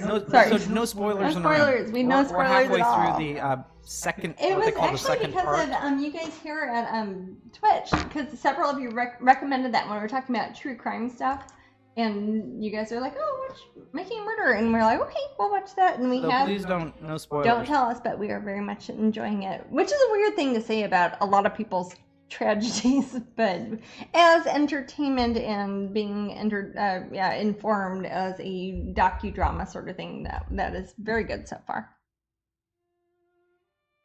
And also, Red Girl says Making Murder is good. Yeah, so far, again, we don't tell us. When are you going to start the 3 painting in the Ninja series? The third painting. Oh, the third painting? That one will be one that's debuting at Dragon Con in Atlanta this year. So, I'll probably paint it here at Twitch. The painting itself will be at Atlanta Dragon Con, which is Labor Day weekend. So the very end of August, very beginning of September is when it will pop up, and we'll have it on the website and everything too, but the original painting will debut at Dragon Con. So I'll probably start painting her this summer. Probably late, or I say her, there's going to be 2 of them. We already know the characters, but they will be, this summer I'll be working on. Maybe spring. Gotcha. It depends a little bit, too, on whether or not I can get a more permanent setup with my Twitch stuff in my Kansas studio and my England studio. So if I get both those, then you will definitely see me work on that one, because that would be a great one to show. particularly since the Ninja Dragonlings, if you guys don't know the first two, look them up. They started off as a series I did of statues, like little kind of anime-looking figurines that were made by the Bradford Exchange, and we had hundreds of thousands of these little sculptures, and they were really cool. And people love them, so I was like, okay, I'll take the concept art for them and actually turn it into a finished painting. So we did paintings and prints, and then we're doing, there's 6 of them. So we're doing 2, 2, and 2, and we've done the first 4. So, oh, thank you. Is that what the magic noise is for? Yay, thank you very much. One of our lovely UK people gave us a bunch of bits. Some things I can remember. Excellent. Especially, too, after I do get my setup, again, it's not far. It's like not even 15 feet away, my other part of my studio here in Florida. Then I could have, for example, a smaller painting like the ninjas, and then I could be working on one of my big paintings for half of the Twitch broadcast to show people that is for the gallery show in 2020, whatever. So that should keep things more interesting, too. You know, I keep thinking about reading the Neil Gaiman the Norse book here. Oh, I have that. That's great. Yeah. Yeah, I own the audio. Yeah, he reads the audiobook of it. He is one of the best. I own the audiobook of it, and he's a great reader for his own audio stuff. Yeah. I would trade tracheas with him. Yeah, he does an amazing job. Well, since I actually own the audiobook, you could log in as me on Audible and listen to it, Maddie. We share an Audible account. Well, that's legal. I have 3 copies of it, so you can have one of the 3. Yeah, yes. You totally can. I'm certainly not going to scam them on anything. It's his wife that got me into Patreon, for heaven's sake. Jasmine, someone says this painting is beautiful. Oh, thank you. It looks like the Eiffel Tower's in the background. You know what? I kind of thought that a little bit. I started painting. Originally, it was going to be kind of like a little volcano or something, and then I thought it'd be kind of cooler to make it a building. And then I thought it started looking too much like the castle. I've been doing too much Disney stuff, and I thought it looked like the Disney World castle. So I kind of made it off-center a bit. So it's kind of a combination between the Eiffel Tower and something you'd see in Monument Valley, like in Utah or in the southwest of America. Thank you for noticing that. We're talking about how dreamy Neil's voice is. He's pretty dreamy. Well, I mean, his voice. I could care less what he looks like. I care about his brain and his voice. I know him as a writer and but no, he's a good-looking guy. Yeah. But no, his wife Amanda Palmer is the person who let me know about Patreons. That's why I am on Patreon. So Jasmine, very cool. Yeah. Kate Harmon's saying that there are at some cons there are things like fast passes. Really? That get you to autograph people or get you closer to autographs and things like that. I bet that's for people who are like doing Walk of Fame stuff, like I don't know, Patrick Stewart or somebody who's there just honestly, to sign autographs. If I went there as a fan, which William Shatner or something. Rarely done. It's usually to scope out a con. I know it sounds so sad. That sounds boring. If I went there and I went there as a fan, I'd throw the extra money at that. I would too, especially if you're already given like a couple $100 for a signature or something. I myself don't charge money for signatures. I'll sign anything for free. But okay, Shaylee, do not even. I appreciate that you like my voice, but don't compare it to his. No, that's very unfair to me. Oh, that's very sweet though. Thank you, Shaylee. That is very sweet. Shaylee's up at Patreon too. Shaylee D, look at her at Patreon. Yes, she is. Again, I'm trying to get everybody over at Patreon and not so much Facebook, because Facebook is making me mad lately. Costing me money. I agree. Now, here's the thing, guys. I want to tell you something that you probably don't know about Patreon. One thing that you can do is have public posts. Yes, that are free. That doesn't cost anything. Yeah. So somebody just needs to follow you. Yes. Does not have to give you a dime. Doesn't have to cost a penny. A lot of my posts are public. It's like how Twitch is free. You can pay for extra stuff, but you can do it but if I feel that the content has some level of value that I only want to give to those special people who throw me a couple bucks. It's like if you're going to make a big audiobook or something. Yeah. Because Matt's a writer, for those who don't know. Matt is also a writer. Jasmine has tiers where there's different things that you get. Yeah, like I got free pins, but you can follow it for free and see a lot of stuff without paying either. Exactly. So if more artists and creative types used it just to post their daily stuff, even it's like, hey, here's a picture of my cat this morning. You could just follow stuff. them and treat it like a Facebook. And it actually shows it too. It's not like Facebook where they show it to 0.03% of the people who follow you, which is. Aw, Shaylee says she's at Patreon because of us. Oh, thank you. Hey, that's happy. I've had a few artist friends who have gone up there. Yeah, I have spread the good another. word. She sometimes visits the room, and you guys may recognize her name is Heather Hitchman. Oh, Heather Hitchman is great. She is, yes, she's gone from. Yeah. She's done a great job in the last couple of years. I'm very impressed with her. My friend Carrie, a lot of you guys might not know her. Tiger Pixie. Oh, Tiger Pixie. She does kitty cat artwork. She's up there. Oh, I think that you guys share a lot of fame. Yeah, we did a pin together. One of the Miss Mindy is on Patreon. Miss Mindy's up there too. Yes, I follow Miss Mindy. Actually, you know what? You should click on my Patreon and see who I follow because I follow a lot of really cool people up there. If you go to Jasmine's Patreon, I follow a lot of people. I mean, if you look at. It's not just a, hey, Jasmine makes money. It's a, like, hey, Jasmine pays a lot of money to follow people. So it kind of evens out in a way. I'm going to put up the social link there. Please do, because there are a lot of very talented people up there. If you click on Jasmine's Patreon, you'll see who she follows. Yeah.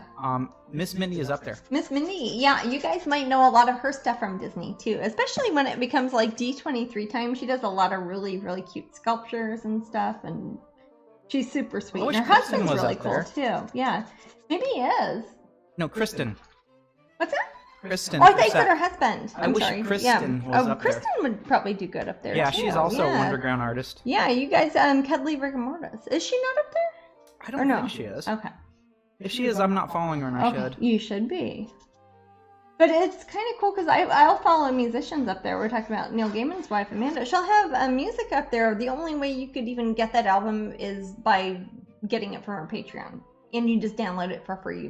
You get it. Sometimes it's just completely free. Sometimes it's like, oh, you have to pay $1 or whatever. But yeah, that makes it so you don't have ads all the time, and people don't see what you do with your money all the time either, and that's kind of nice. But I'm trying to up my game as far as my Patreon. Your Patreon, yeah. I'm like some of you guys who are. I'm sure we have patrons, several people are probably get some of you are getting videos.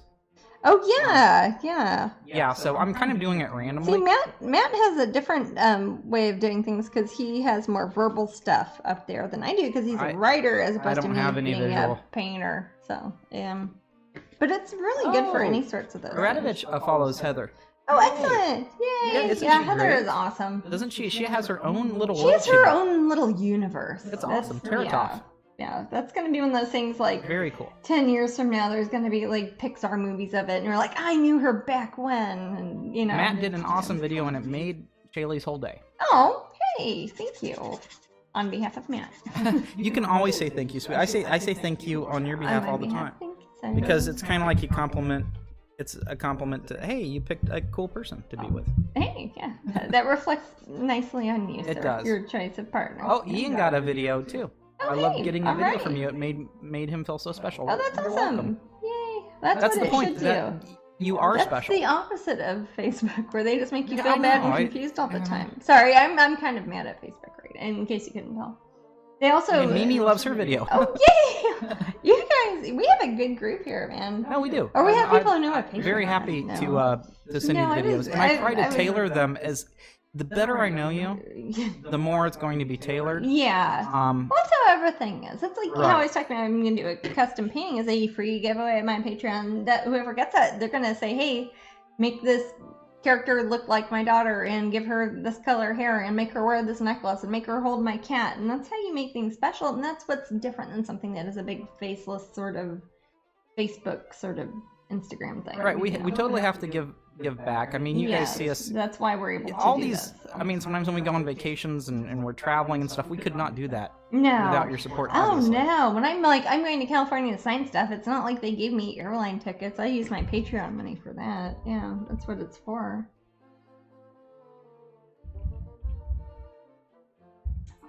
I'm gonna say something interesting. That sounds like a lot. Oh, we're just how cool Patreon sort of stuff is, or it'll come around. Give me a minute. Yeah, I hate when that happens. I've been doing that a lot more lately. I'm wondering about my brain. Yeah, I'm getting older. We all are. Yeah. Maddie. I think I get excited. Yeah. That's my thing. Is my focus goes all over the place. That's true. Yeah, I'll show you this up close in case you can't tell what I've been doing as well, but I've taken some of that magenta, that quinacridone magenta, and a bit of that fat orange, and now this is suddenly looking more colorful. It looks like it has more depth to it, like the darker parts of it are darker, the lighter parts are looking more like a jewel tone, like you're seeing it through a piece of like burgundy colored stained glass, kinda. And that's going to look super sharp next to that lovely green, that green yellow there. I'm going to leave that part for now. I'm going to start thinking about her outfit a bit more. Again, the dress, I'm kind of basing it off of as this painting from 1700s here. We've got, it's kind of gold and white and yellow. I want hers to be darker. I want it to be maybe kind of black. But if you have a black dress that has a lot of embroidery in it, it's really kind of, the parts that are showing in the light are going to look more like a navy blue or almost a dull gray in some areas.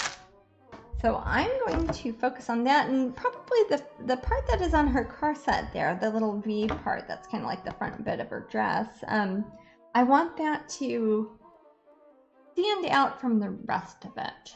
So I'll probably make that part opposite. Like if the rest of it is like black with gold on it, I would make this part gold with black on it. And that way you can tell, instead of like just wearing like a big muumuu or like a hotel robe or something, it's going to look like it's an actual fitted fancy dress.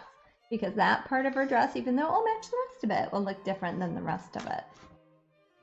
I had drawn on some little flower drawings, I don't know if you can tell that are based off of anise and artemisia, which are two of the herbal flowers that are in absinthe. So when you look at her dress, you'll say, "Oh, that's the anise flower, that's the artemisia flower," that sort of thing. So Jasmine, yeah. I know that Shaylee and Layla and family are going to Tintagel. Tintagel. I wonder who else is going.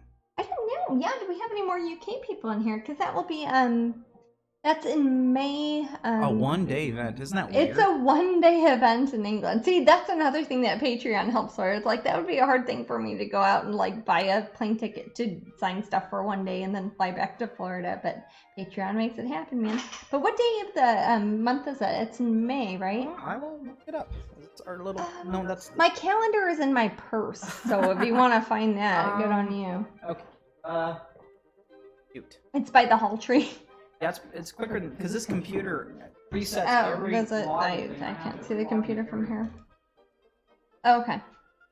But it's in May and it's in Tintagel in England. It's the... you know, you think I'd know too. It's in May. I know that. Right. Yeah. I know that much. Yeah. It's a one day and it's on a Saturday in May. Is it the 5th? Or... I'm going to put a little of the same reddish burgundy I put on the carton. I'm going to put on her mouth a bit, too. It is on the 4th. The 4th. Yes, okay. May the 4th. So May the 4th, right, like Star Wars. Yes. Ah, but we won't be at Disney World. We'll be at we'll be at Tintagel. Okay, that's Star Wars Day, May the 4th. Will be at I love Tintagel. Star Wars, but I'll probably be so immersed in Arthurian legend that I probably won't think about Yeah, Star I was going to say, we'll be on a different continent. Sorry, also, Mr. we'll Lucas. be like 8 hours different time zone wise, so we probably won't even know when it's the 4th here. Because usually I'd like to do something, because we did a special Star Wars one here, didn't we? When people are saying they need to find a campsite. Yes, there's supposed to be really good camping around there, and that time of year in the Cornwall in the southern part of Britain, it should be one of the nicer times to be outdoors. Jasmine, yeah. Black Orchid Fairy says, are you doing a painting or a pin for Tintagel? I am. I am doing a painting. I don't know if I will have the original painting. It's complicated when I do larger paintings and I have to bring them with me on the airplane, so I might at least have prints of it there, but we're doing a pin based of it that I'll definitely bring there. And it I don't know how many people know La Belle Dame Sans Merci, which is it's a character, there's a poem from about 500 years ago that it has an Arthurian basis, which is the beautiful woman with no mercy, and she's got a dead knight, like knight in armor with her. So I'm going to kind of extrapolate on that theme, and I'll be doing a painting that will be available in prints and such there at the show. Maybe the original if I can bring on the airplane, but I'm not crossing my fingers. And we will have pins there, though. We'll have pins, and I think the pins are free. I think they're free with any purchase, even like a $2 postcard or £2 postcard or whatever. And I will show you guys here at Twitch as soon as I finish, because I'm working that soon. Is the Tintagel pin the red rose? It isn't this time, no. I've been trying to figure that one out. For those of you know, I did the rose. I did the Yorkshire rose for the white rose for Whitby, and I'm thinking about doing different ones for different parts of England. It won't be this time, but that might be one I do in the future, because it's like, oh, you're gonna do the Tudor rose, you're gonna do the Lancaster rose, you know, you're gonna do the different colors, do a red one, a red and white one, crimson petals and the white, and all that sort of thing. So that is something I am going to visit with my pin direction, but not for this specific show. This one I want to make sure it's kind of Arthurian, since it is Tintagel. Which is kind of funny, because, I mean, I'm going to do Glastonbury later this year, and that's kind of where King Arthur is kind of sort of buried, so that's also kind of Arthurian. And I kind of want to do like a Morgan Le Fay one for that, so I don't know. Oh, thank you. Hang in there, I'll keep 1,000 making bits. stuff. Oh, wow, that sounds like a lot of bits, man. Yeah, we got Black Orchid Fairy in first place with 1,100. Wow. That actually have a funny little medal on my screen. That's awesome. And then P Love with 1,000 and Jean with 100. Well, I have a Thank you so painting much. of Black Orchid Fairy. So, not them specifically, but no. So what happened to the story you wrote that went with Oak and Mead? Well, that was published a long time ago. It was, yes. That was actually Fae Magazine, FAE Magazine. The lady who owns that magazine is the same person who is the event promoter for the Tintagel show we're talking about, isn't it? Yes. Karen Kay. Yep. So that is in my book. Is that in my book also? Oh, now Pam's in first place with wow. Yeah, I didn't mean to make a competition. Yeah. I'm sorry. Maddie, is Oak and Mead in my Forever Strange book, or no? No. That one isn't in there? No. Okay. Yeah, that's when you would, that's hard to find. I heard that somebody last time, I think, said they checked with the magazine company from when it came out originally, and it was sold out, right? It is sold out. It is sold out. We had some we got a bunch of extra copies of it at MegaCon. Giveaways. What was MegaCon, like 3 years ago? Yeah. We had a bunch of extra copies, and we signed them, and we both signed them because Matt wrote the story. We were talking about maybe doing some sort of special thing, like a little chapbook or something, and maybe get the pin with it, or it's an open edition pin, so maybe we could do that, because that would be pretty cool. And that's for Oak and Mead. Do we still have Oak and Mead the pins up at most? We still have pins, yeah. We still have some of the pins. Okay, and it's open edition, so we can't... I was actually going to, hold a couple, and then maybe as Twitch set them prizes. As Twitch prizes. That'd be say Twitch or Patreon. That'd be great. That, I could print off the story. It's not a very long story. Oh no, it was like in a magazine. It was like 2 pages or something. It's not super long. Does Jasmine? We have never been to Tintagel, Jane. Nope. Isn't that cool? I've been to Cornwall, but not to Tintagel, so I'm excited about that. Will she give away the pin for Tintagel here and Patreon? Yep. I mean, as a prize? Yep. It would be a prize. Yes, it will be a prize. I won't be selling them. No, we could never do that. It's only for free. I never, when I say event exclusives, I don't sell them anywhere else. But I'm keeping a few extra. I made a few extra, and also I always make a few extra in case like one comes in the mail and is bent, or somebody stepped on it, or the colors are wrong, or something like that. So I usually have a handful of extras, like for example, how we're doing the Alice and a Dolly Dream one. That's from Epcot. We will give away at least a couple here at Twitch, and we will give away some to random. We'll surprise random people at Patreon with that one too. So even if you can't come to England, you might get one. Yeah. Princess Bullet says, when will the UK exclusive pins be changing? Oh, I don't know. Like the ones with Strangely in UK. I don't know. You know what? If I were to guess, I'm trying to think. My friend Paul is the guy who runs Strangely in UK / Rage in Eden. A lot of you guys might know him from conventions and things. Usually it coincides with when I'm doing a special event in England. And I'm doing 3 special events in England this year, because I've got Tintagel in May, and I've got Bath for the Coloring Festival. The Coloring Book Festival I won't be doing a pin for because that's a ticketed event. But Glastonbury in autumn, I would guess it would probably either be in this early summer, like maybe around Tintagel, or maybe in October when it's around Glastonbury. But you'd have to ask Paul, but it's probably around then. We should we haven't showed pins yet this time, have we?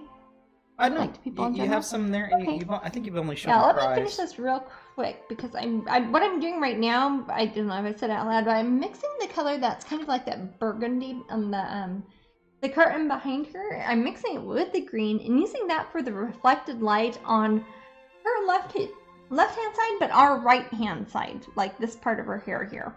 So it doesn't disappear in the curtain. I wanted to make sure it looks like her head is there. I don't want it to just like disappear into nothing.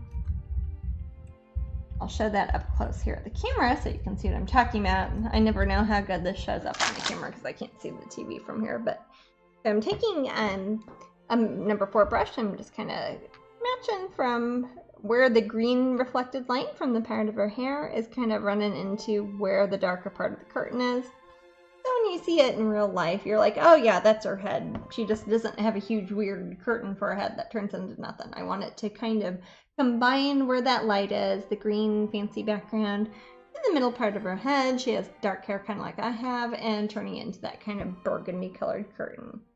That's looking pretty sharp. I like that. Those are good colors. I hook myself up with another coffee. I need to. Oh, I'm sorry, honey. I don't know. Maybe I love Shel Silverstein too. Yes, so where the sidewalk ends. My dad met him once when he was with Dr. Hook, the medicine show. He played at a party when my dad was like in high school that he went to, like at Missouri Western or wherever. Believe it or not, I know he doesn't know him or anything, but yeah.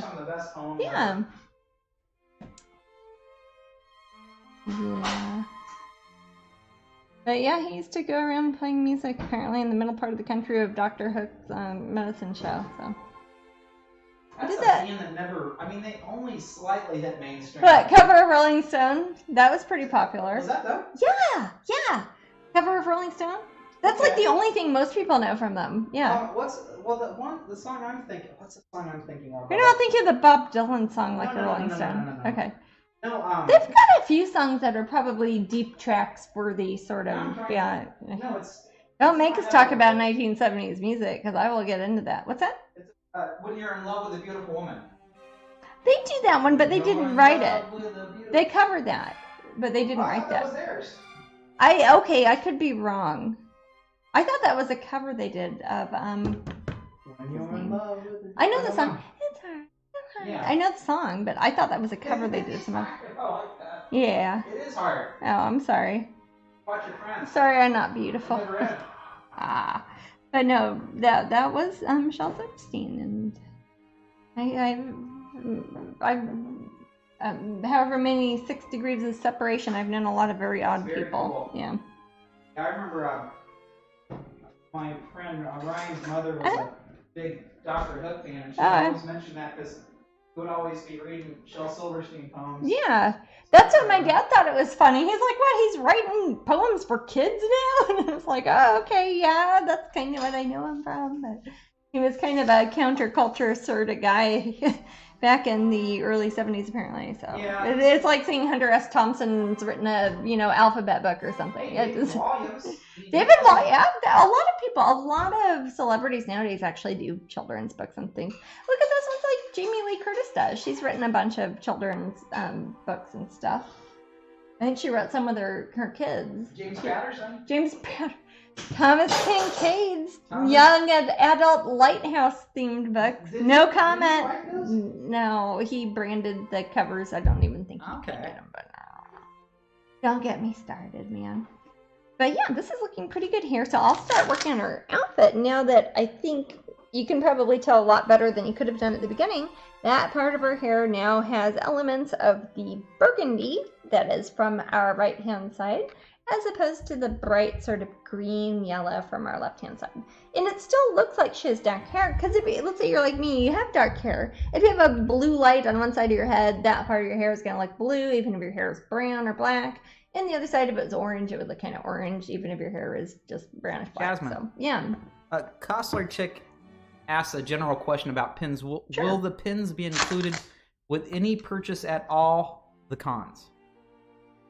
Most of the conventions when she's saying cons, she's saying like events. Yeah, well, because not all of them are conventions. When I do things, it depends if If it's a Disney one and it's Disney characters, then no. And sometimes the purchase is, for example, yeah. at Alice in a Dolly Dream. Alice in a Dolly Dream, for example, is at Epcot, but that's when you buy at Epcot. So that's a little different.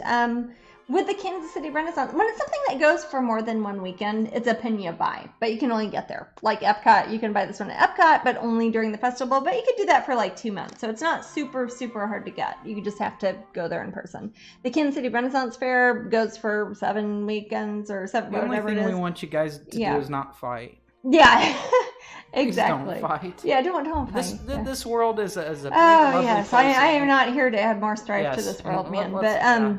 But no, like the Renaissance Fair, we do that for 7 weekends. We don't have a free one every weekend. It's something that you buy there, but you can only get there. But something like Dragon Con, we always have ones that are for free there. Something like MegaCon, we do a free one there.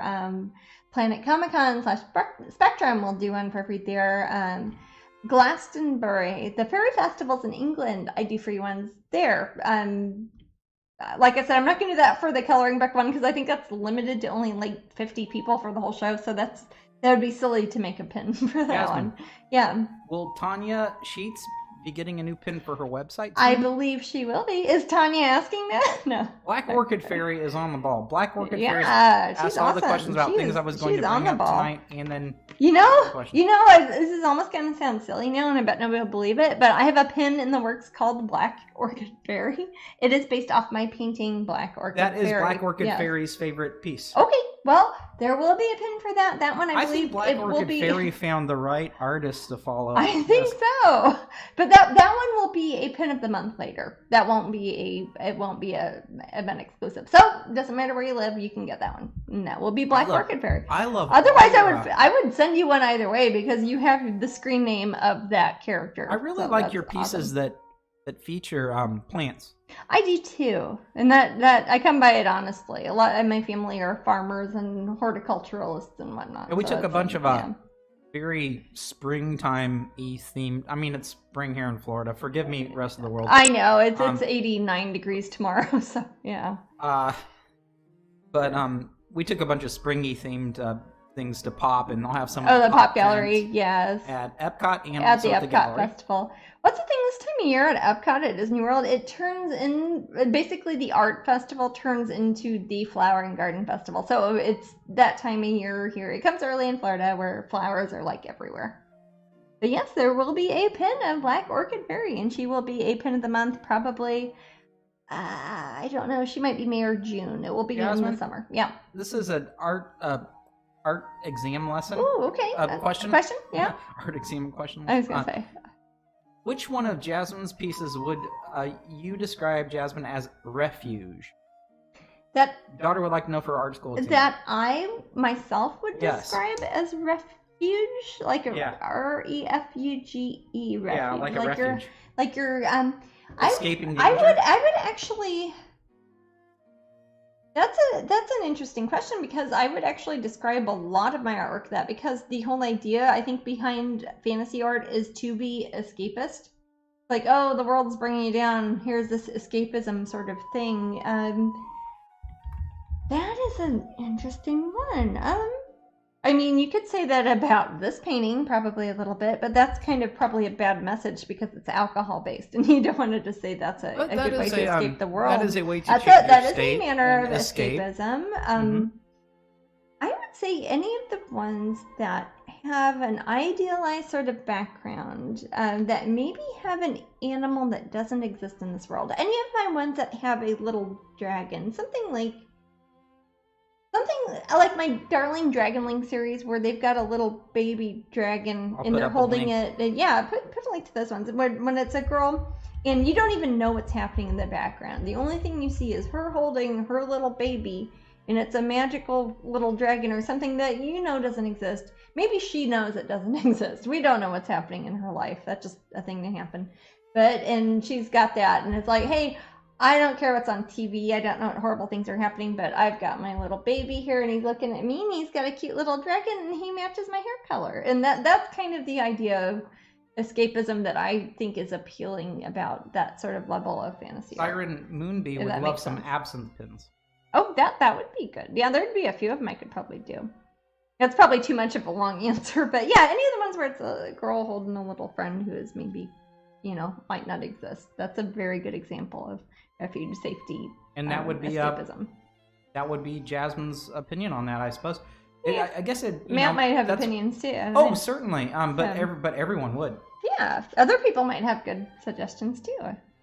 I sometimes don't. I wouldn't say I don't put a lot of thought in my paintings, but I don't overthink them. I think of something I would like. And Cosmonica says, "Can you please thank Jasmine?" As I said the same thing for the Dragonling pieces. Oh, really? Cool. Hey, all right. GMTA. Those would be very much, great minds think alike, man. That's, and I'm happy you like the Dragonlings, Angel. Oh, that's a good series. Yeah, that is a good series, and I like all the different versions we've done them as, like the 3-dimensional ones. I think I've done over 100 different sculptures of those too, and that's just such a fun thing. That's like, here's my boring work desk. I've got to go do a bunch of eBay stuff. I'm gonna go put my cute little dragon and little Dragonling girls around it, and all of a sudden it's more nice. And yeah, maybe it's being oblivious, and maybe it's whatever, but that's the sort of escapism. It's elevating the mundane a little bit for like the 2 minutes you look at the picture. And there's worse things to do in the world. Very much so. That's a good question. Well, it's a question for... I was going to say, if it's for school, that's, there you go. Your school's cool. My school never asked me stuff like that. I look at the painting that of the dress I'm looking at on this one. I think we talked about this last time. When you see fur, like in old-timey paintings like this that have the little black dots, those are ermine. They're basically made of little ferrets that were all white that had little black tails. So you try to put little black dots to make it like show off how many dead ferrets are in your outfit, I guess. Oh. So, which is sad. But I mean, but when I paint that, I'm a vegetarian. I don't use animal fur brushes.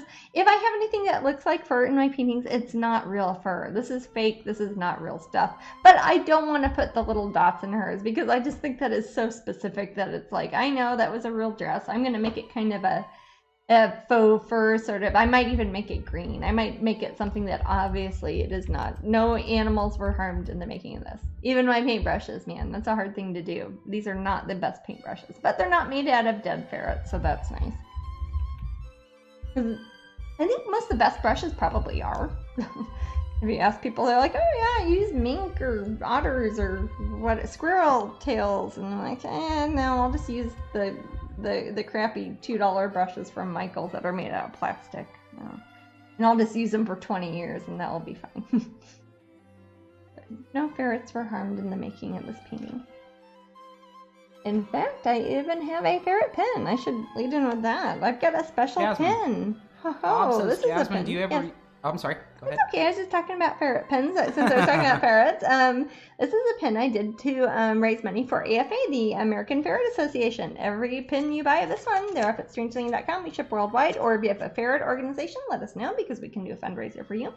But these cute little babies, little ferrets, red butterfly ferrets. So cute. And Bunny goes to ferrets. Anyways, what you saying, Liv? Bob had a question. Yeah. Do you ever use reference paintings, especially for dresses, or do you only paint by eye?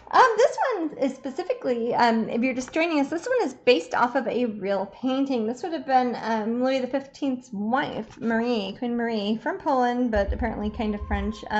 This is based off of that. It's not exactly based off of it, but obviously, I mean, it's not the same proportions. But I'm trying to make it look as if it was something from 1710 to 1720. So I will look at things like that because in my head, I can kind of remember that, but I'm trying to make it look like a specific time. If I suddenly put something, it's like, oh, they didn't have zippers back then. I like to look at things and make some level of realism.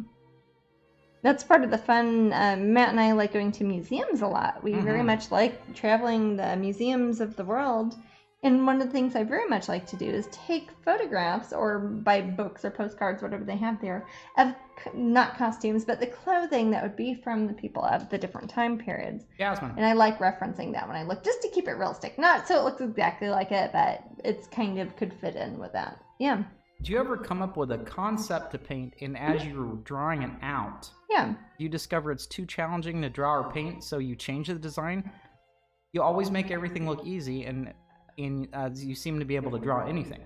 You know what's funny is I have done the opposite, and Matt will tell you this. Yes. It's like, hey, Matt, I have 8 hours, and I have to send this concept to a client, and I'm like, okay, I'm gonna do this. It's pretty easy. He starts making it more. And then I make it more complicated. That is like every time. Actually, it's the way I keep myself in check, not to like phone stuff in if I'm like really on task and I'm being hired by somebody. Right. But I make things more complicated. Especially if it's a bigger.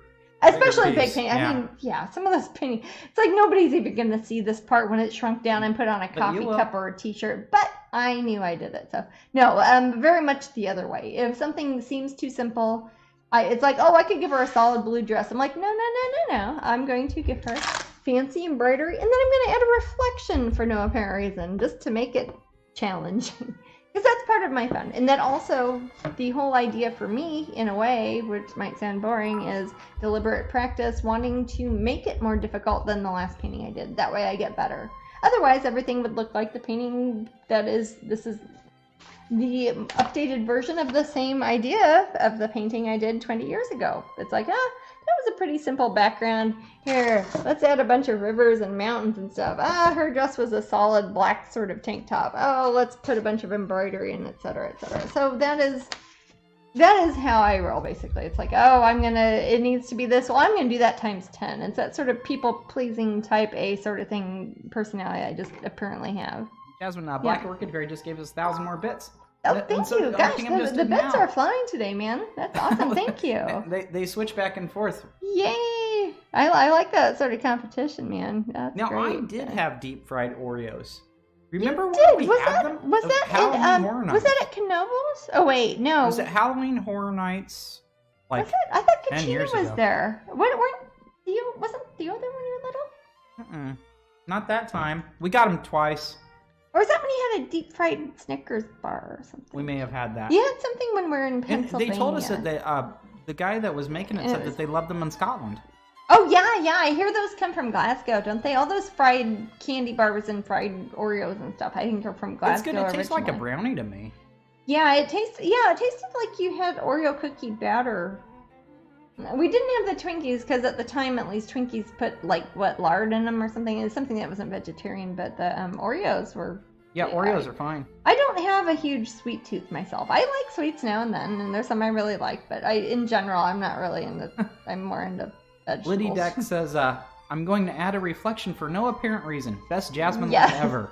Yeah. And love the reflection. I sometimes will do that. I'll like, I'm going to put a little crystal ball over here, and it's going to have a little painting, like MC Escher style. And I'm like, nobody's going to notice it. It's not going to even appear on the greeting card, but I'll know it's there, and then I will feel validated. I think to date, my favorite deep fried thing is still a mushroom.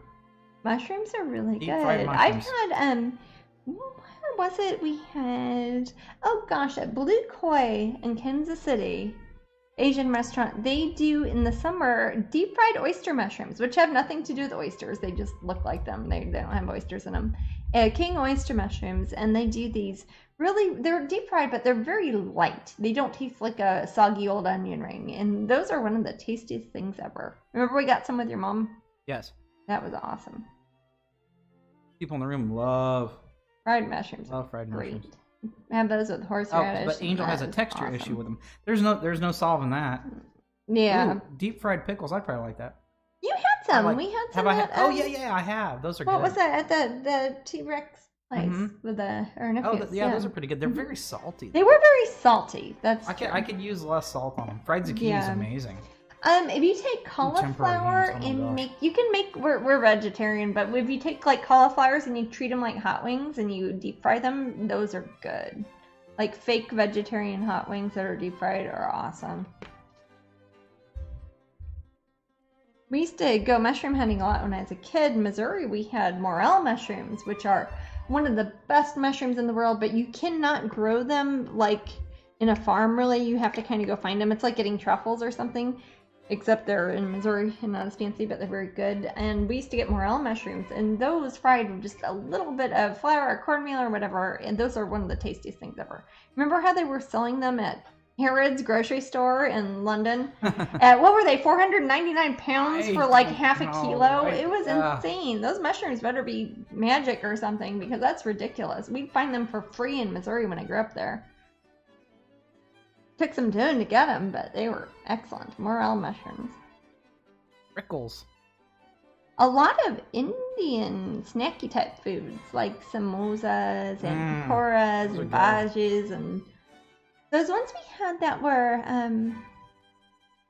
oh golly, what part of India was it from? We did when we did our takeaway. That was they were paneers that were stuffed with vegetables and then they were breaded and deep fried and put like in a cashew nut. I don't remember sauce. what it was called. My God. God. The stuffed paneer. Yeah, and that those were fried and those were awesome. It was like having a tiny petit foie or something, but it was made of paneer and Indian vegetables and a cashew nut cream sauce, and oh my God, that was good.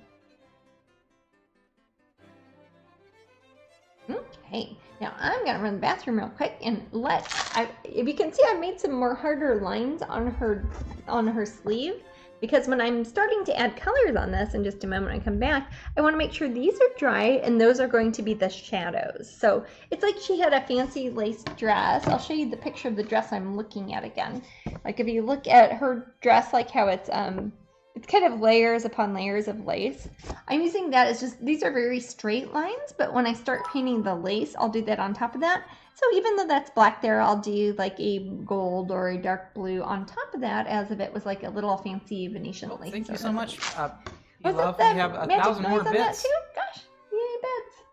Thank you everybody for giving us so much Yes, bits. if you ever have extra bits and you don't want them and you get them from Twitch apparently, I put them right in my pocket. Yeah. I will be right back, love, if you want to talk about what you want to talk about. We can talk about whatever, sure.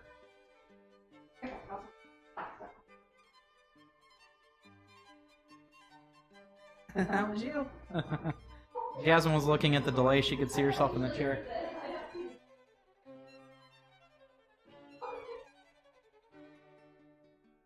Oh, sure. We had 2 minutes to raffle. Don't worry about it. It's not a big deal. So, everyone who wants to join the raffle, this raffle will be for the Cinderella Leaving the Ball postcard, and Jasmine will be happy to sign that. So be sure to join the raffle in about 2 minutes. We will, the lucky winner will be drawn from Moobot. And many people think that if you stroke Moobot or give Moobot nice hay, you can convince Moobot to choose you. So I don't know. Anytime after the raffle, I think so. PM, because Jasmine's gonna snatch one, and I don't know if she's going to beat our raffle. But she'll be able to get Rio today. I don't know. Has anyone actually seen Rio? Only those who watch like every episode. I think we've only had Rio in the chair like twice. She is the beautiful silver kitty. She is super shy. Oh, little Raichu, kitty time is when Jasmine just shows the kitty on camera. That Nintendo guy, yes, I sing that song to her all the time. All the time. She knows that song very well. Also, I'm a Duran Duran fan. Well, thank you, Black Orchid Fairy. Ooh, now it's a tie.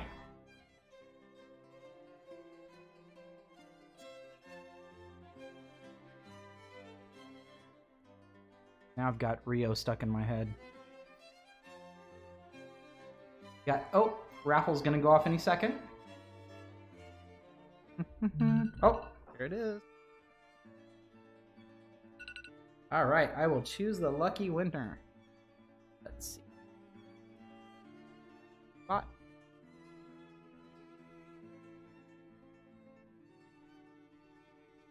Kitten! I think you've won before.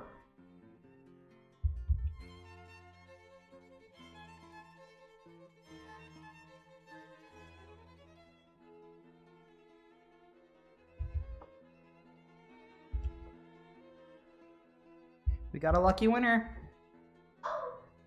It's Kitten BZ. Oh my gosh.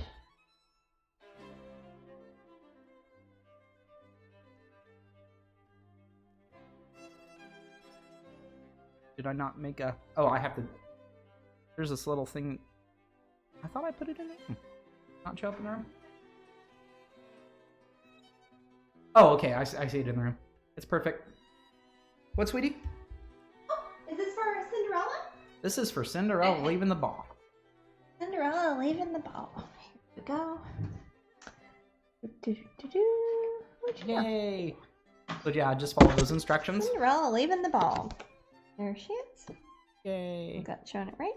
Yay! Congratulations! And I will autograph her. I haven't signed her yet. We just bought her from Disney. So. And we'll get it sent out by the middle of the week. She's a postcard, but we're not going to send her as a postcard. We will send her in a package through the only mail. person that's ever wanted that was that Nintendo guy. If he ever wins, that's what he asked. That's fine. So he said it would be really cool. When I was a kid, I used to have a lot of pen pals and stuff, and we'd do that with postcards when I was little. But there are 2 more drawings still, guys, in an hour from now and 2 hours from now. So the next one is Princess Tiana from The Princess and the Super Frog. cute. I love that one so much. With Naveen, and I will sign her. And then the last one will be right when we sign off in, 2 hours or so. And she will be Alice in a Dolly Dream, and I'll sign the little backing board that she's on. I'll sign her too. And if you already have Alice in a Dolly Dream pin, keep her. You're awesome. And keep her. Save her because or trade her with somebody. Right now they might seem plentiful, but boom, suddenly everybody yeah, will give want it one in a a year. month. We'll see what people say then. Yeah, because the only place you can get her is from Epcot or from me. So there you go. More Van Dyke Bright and also some Payne's Gray. Yeah, these are the colors I usually mix together when I'm making a black that is not absolute crazy total black. So I've got Van Dyke Brown is this one. The previous one was Payne's Gray. And Jasmine, I think you said you're going to work on this for like another hour and maybe work on Yeah, and then I'll ACEOs? work on ACEOs after that. Because I've got 4 or 5 ACEOs that are almost ready, but I need to finish hand embellishing and signing and numbering them. And I would like to do it at this desk. So, hey, probably the next hour. Yeah, I think I know where you put them. I'll work on this. If you need help moving the painting or yeah, ACEOs I've when the got time comes, let me know. Again, we're hoping, especially if they let me make partner here at Twitch, that might be something where we can do a couple segments, and we'll do some at my big easel and then do some at this easel and divide it and make it more of like an actual proper episode. So we shall see. That would be kind of fun because I could show you a lot of the different things I do in a day instead of like working on the same thing the whole time. Yes. Let me see. So, I agree. Talked about doing blue and gold, or black and gold, really. But if you have a black dress and you have a green-black kind of background, the highlights on it are going to be kind of blue, like a navy blue. But I want to make sure that I keep the kind of corset area separate, but again, we talked about doing the reverse sort of colors, like instead of being black on gold, it would be gold on black, vice versa. We're going to do that on the middle part. So I'm going to do that first so I don't forget when I'm painting her that I'm like, oh, I don't want to make her, I kind of zone out and I start doing embroidery. I've been, this last week, I've been messing around with gold leaf. Oh, yes. It is. Did you see I posted? I don't know if you saw it. I did see that. Okay, I posted my Patreon. People go look. Matt can tell you about that. That's kind of interesting. And it's easy and challenging at the same time. I was going to say, I don't know if you now if I was just doing this on a flat surface, it'd be super easy. But messing around and putting it on the frame it's different. Surface, yes. So it's exciting and a bit scary. Yeah. At the same time. So I'm very new at it. And Sarah's helping me too. Yeah, I think she's kind of learning that also. I'm hoping that she has a very good eye for design. I'm hoping she'll actually be better at it than me. She might be. And she can help out with that. She used to make jewelry and stuff. I mean, she probably has a very good design. Jasmine, what does it mean to make partner at Twitch? Nikki's asking. I don't know enough about it, but I keep getting things about it via my email and other people asking me about it. But I think it means that you're kind of like one of their official people. And if you do that, you have to have you get to decide rather, like if there's a commercial in the middle, what it is, and you can divide it up into multiple parts. Also, like instead of having one big long stream, I could have part of it at this easel over here, and part of it could be at the other part of the room. It means a lot more of these guys too. I'm yeah, putting up emojis. And you guys get you get like 100 emojis. I mean, you get fun stuff. I think you get a lot more at lower I think tiers. I can put like music and like fun stuff. You know how you see people's like Twitch, and there's like it looks like a casino game, and things are hopping around, and fun things are showing, and there'd be a better slideshow, and stuff like that. And I theoretically, I don't know if I actually get any more money, could be but able to do some of that stuff anyway. But we need to.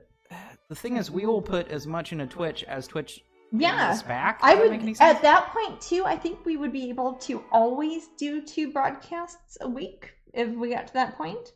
That would be good. I think we would have to at that point. So it has to be worth it to us. That would be good. Yeah. So this last year's kind of in trial. Now you have to realize that we do it out. Right, we do a lot of other things besides Twitch. Jasmine and I do. Yeah. So it is very difficult sometimes for us to get in here and broadcast. That's what I was talking about. Maybe trying to do them from my other studios, then I wouldn't have to miss a week if I was in Europe or something. Right. So the more viewers we get, we need to see the commitment from the fans. Yeah.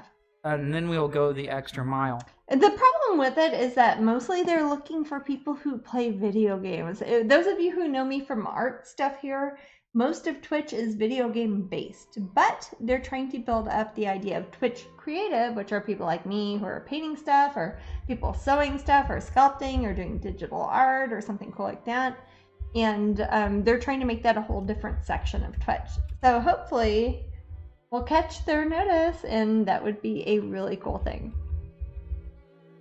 And then it would be like, hey, I don't have to leave in the middle of when I'm painting this to go to the bathroom. I could like set up and like, hey, we're going to switch over to my other part of the studio where I'm painting this big painting. And in the meantime, they show you an ad or whatever they need to do. And then I could go to the bathroom and we'd switch over to a different part of the studio. And it would be more like a TV show, sort of, which is probably more fun for me and Matt, but also probably way more fun for people watching this. And then I could do multiple things, and I could show you guys more stuff like probably not my Disney things, but other projects I was working on. Like if I was doing big things for something for a gallery show that's 2 years in the future and it's like taller than I am, and I can't do that here because I've got like this one like little camera that's right here. Yeah. Tigger, Nikki said thank you for it. Oh, of course. Tigger says, what's cool, hanging up our latest canvas cutie while watching Jasmine on Twitch. Which one did you get, Tigger? I probably should know. Excellent. And say they didn't get it at Epcot because I don't think they have any of the canvas cuties at Epcot, do they? It's probably it's just no, we don't. But yeah, that would be a good one, but they don't yet. Are we going to have any canvas cuties at Spectrum? I don't know. Well, that's something we should figure out, or we should probably talk to Chris and Amber and find out. Oh gosh, Pam just gave us 5,000 bits. Oh wow! I think Pam won. Okay, Twitch is done now, guys. No, that. Thank you, Pam. My goodness. Thank you. I don't even 100% know what that means, but I don't either. I'm not the person to ask about. I think that they eventually I think they turn send us money. I don't know. I don't know, but it means it's like getting likes on Facebook, kind of. Oh, it's a Dragon Valentine. Excellent. Yeah, that's a cutie. Oh, that's a sweet one. I'm happy right we had after that one Valentine's, too. Yeah. Sarah's been pretty busy. She does a lot of the Canvas Cutie stuff. Yeah. She's very busy with For those who know, Sarah is Matt's sister. She works for me as one of my assistants. That was one of our first goals on Patreon, was to have Matt to get a full-time assistant. Yes. And that is Sarah. So she helps a lot with the Canvas Cuties and stuff like that here in Florida. And putting your pins in packages for you Patreon people. She does. Yeah. She does a lot of pin stuff. That. Yeah. And then she and I, unless I am not here at the time, she and I work together getting them all out, and it's a fun. You know what? Yeah. But you know what we do, Jasmine? Hey, we try to make a fun day out of it. We try to listen to fun music pizza and listen to that's the podcasts only, or something. You know what it's like. It's the only way you can That's awesome. It is awesome. But then they're gone, and it feels so good to get all those out. Yeah, well, that's a good thing. If 10,000 more people did it, then I could hire even more of my relatives. There you go. That would be great. I'm just happy you guys, and obviously you get along good because you're siblings, and there you go. Well, we're siblings. That's what I meant by saying your siblings. Yeah, we get along good, but at the same time, we're siblings. So she knows. It's not like some sort of sibling rivalry, sort of. We get along. We get along very good. Okay. We do, but we're still siblings, and my mom. I see my mom. I was gonna say, mom lives there too. Some of the most childish times that even an adult acts is when they're around their siblings again, because it reminds them of their. Yeah, that's when you get to things like a Thanksgiving situation where you're there with your grown-up siblings who are like 30 and your mom is there who's like 60, and are you really going to argue about who puts the silverware out or whatever? You guys didn't, but I mean, that's a thing that can happen. It's kind of funny in a way. The Enum Fairies saying, I hope you all bring some Canvas Cuties and 10x10s to MegaCon. Now that's what you would ask Chris if you have any specific ones. In fact, if you want specific ones, if you're like, I would like Faces of Fairy 143 as a Canvas Cutie and this and that and that, you can email Chris at Strangeling.com or Amber at Strangeling.com and they will hook you up. They will put it in a bag, like at MegaCon prices, and you can show up and say, hey, my name's Joe M. You have a bag for me. You can get that, and they will have it for you. So nobody else will steal it before you get it. So hey, Jasmine, will you kill me if I walk around a bit at Planet Comic Con? Because I will be less You needed. can walk around all you want to. Maybe you and I could go visit some artists. That would just turn into like a making a murderer thing, and I've already said that on camera. So good on you, Maddie, for planning this ahead of time. So you're planning on walking around. Will there be any Disney postcards at Tintagel? Maybe.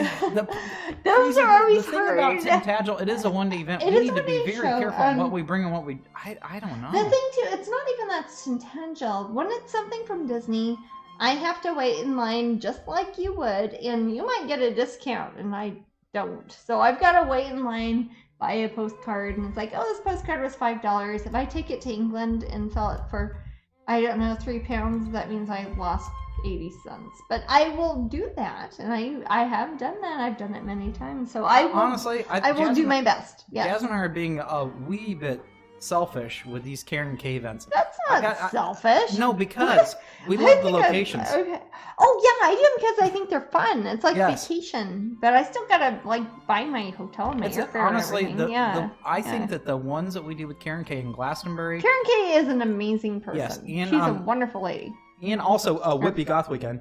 Whitby Goth Weekend, that's great too. Yeah, those feel actually more like vacations. Than... Also, they're not super long. DragonCon. This coming year, apparently, I'm only going to be there for signing times, like designated hours. But in the past, sometimes I've been there for like 15 hours per day for 4 days in a row, which if all you do is write your name and you're trying to like finish something on deadline, it just literally drives you crazy. But with this coming DragonCon, I think I'm going to be there for like how we do MegaCon. Like Jasmine's here to sign stuff, but you can buy stuff all day, so that should be good. But the ones that we do in England are fun because they're often places I haven't been before. It's like, I haven't been to Tintagel. I've read about it in books, like my books about King Arthur when I was a kid. I want to go there. That sounds awesome. They've got Merlin's Cave is there. I want to go see that. And that makes it fun for us.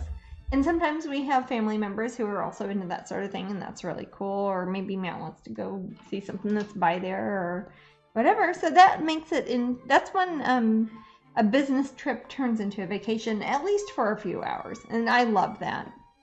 Teresa says, I know it's cheeky. If I purchase some Canvas Cuties, would you have space for them in your luggage to bring them to Tintagel?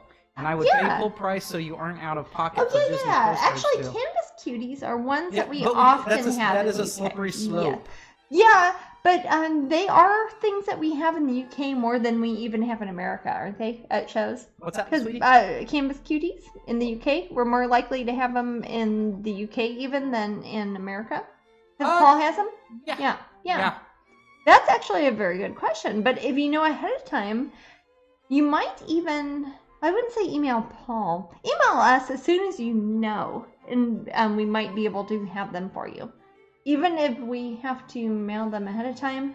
Well, for those who don't know, Canvas Cuties are the things we make out of our leftover. They're a recycling initiative I did about using our scrap pieces of wood and our scrap canvas And So Teresa, they're like that big. They're little. And they're wonderful. I love them. At matt@strangeling.com. Yeah, you can email Matt@strangeling.com. That's probably your best bet. And, yeah. I think so. And even if we couldn't put them in our suitcase, we could mail them. The problem is it costs so much to mail stuff. Eventually we want to get to the point that maybe we have a printer there in the UK that we could use for things like Jasmine. that. So maybe there'll be a Patreon goal like in 2025 or something. I don't know. What's that? This is a good question. And you can answer sounds it. Sounds promising. Will you ever put up a Luna moth signed on eBay? I won't. Wait. Luna moths? Like Yes. the painting? I'm pretty sure that's what. Okay, the painting I painted here on Twitch, right? The one that I did for the pop gallery. For the pop. As far as that piece of artwork, if it's wall art, like something you hang on the wall, like a canvas or a print or a giclée or the original paintings already sold, but those belong to the pop gallery here at Disney World. So I would not put that on eBay if it was a canvas or a print or something like that. But you can get them from the pop gallery and they will mail it to you, no matter where you live. We also have a lovely 10x10s. Yeah, but you'd have to get them from Pop Gallery because that's a Pop Gallery exclusive. Right. Yeah. From Pop. I can't. That's always what's funny. It's like I painted that, but I can't sell it to you. You gotta buy it from the person. That makes it special. That does make it special. That says, hey, and Pop, that is actually one of the. Hey, I was going to show you guys. I think I showed some of you last time, or I was going to if I didn't. For example, that is a pin. That will be the next Patreon pin. This is the pin version of her. It's a simplified version of the painting that if you look at my, what was that? Maybe 4 Twitches ago I did this one. But Luna Moths is a pin and the moths glow in the dark. But I can have the pins and I'll have those and we'll have those on eBay. But as far as the artwork that goes on the wall, like wall art, that belongs to the Pop Gallery. Yes. But you can email them, call them, and they will ship it to you. I'll ship it anywhere in the world. Oh, Daniel just made a funny. Oh, I keep my money in my wall art. What's that? In my wall art. Oh my goodness. Bad wall. That's I don't know if that's a good one or a bad one, funny. But that's something. Yeah. Keep it in my I am a person who enjoys knock-knock jokes, so don't ask my opinion. That's kind of funny. Which knock-knock joke made us laugh so hard? Was it recently? Because my mom posted a link on.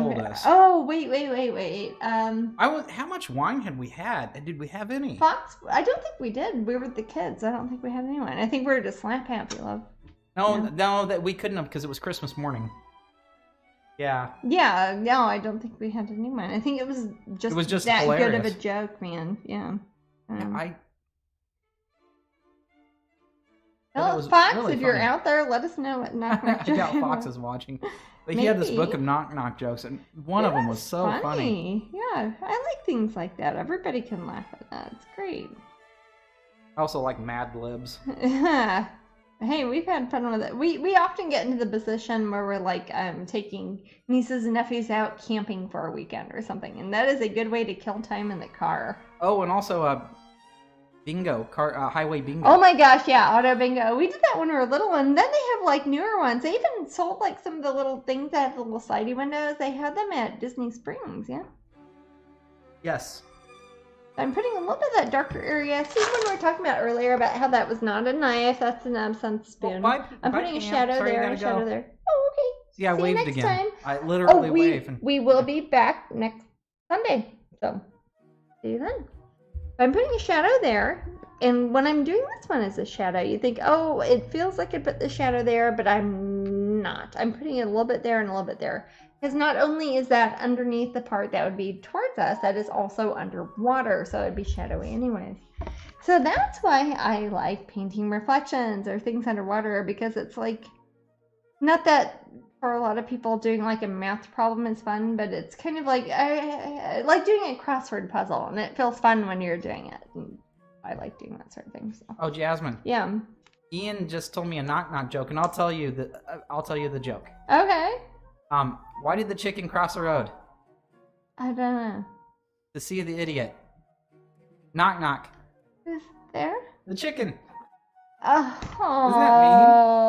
that's mean, Ian. That's a 9-year-old mean kid's joke, which means they punch it's in the face. Great, but so good on you, Ian. Speaking of reflections, I don't know when it's happening, but Jasmine and I were talking a little bit about Reflections of Earth. Is going to end eventually. It is. And that is the Epcot fireworks. It's been there for like 15 years or something. Yeah, it's been there a long time. Oh, it was before we moved here. Well, they had a different version of it. The Tapestry of Nations? Yeah, Yeah, Tapestry of Puppets. Yes. Yeah. Oh my gosh, Disney will never have another parade through Epcot. It was so... A parade through Epcot at 6 o'clock is a bad idea. Everybody's trying to find their restaurants. Neat puppets, and decide. Yep. Yeah, they're very neat puppets, But yes, so if you are going to see Jasmine at Epcot, stay for the fireworks, because if you're visiting, it's probably the last chance you'll get apparently. to see it. We'll see. So, but I'm excited to see what the new fireworks will be like. Yeah, they're actually working on a lot of things at Epcot. They're putting a Ratatouille ride like they have at Disneyland Paris. They're putting that behind the French Pavilion. Yes, and I shamefully still have never been on Frozen. Yeah. No, you think it would be easy to be like, hey, Jasmine, you're signing stuff, and you could get a fast pass and get online for Frozen. It's like, I could, but it's like within 45 minutes. And what if I showed up and like my line had started 30 minutes ago? That'd be horrible. Like, sorry, Jasmine's writing Frozen right now. I wouldn't want to do that. So if we'll probably do it probably in the next month or so after the Epcot art festival ends but during the Flower and Garden Festival. Maybe. Jasmine, I have a joke and then a question. Ooh, I like where this is going. This is a cute joke. You'll like it. It's not interactive. I don't trust the stairs because they're always up to something. They are, man. Good call. Great. I like that. Digger says, we're loving this current painting.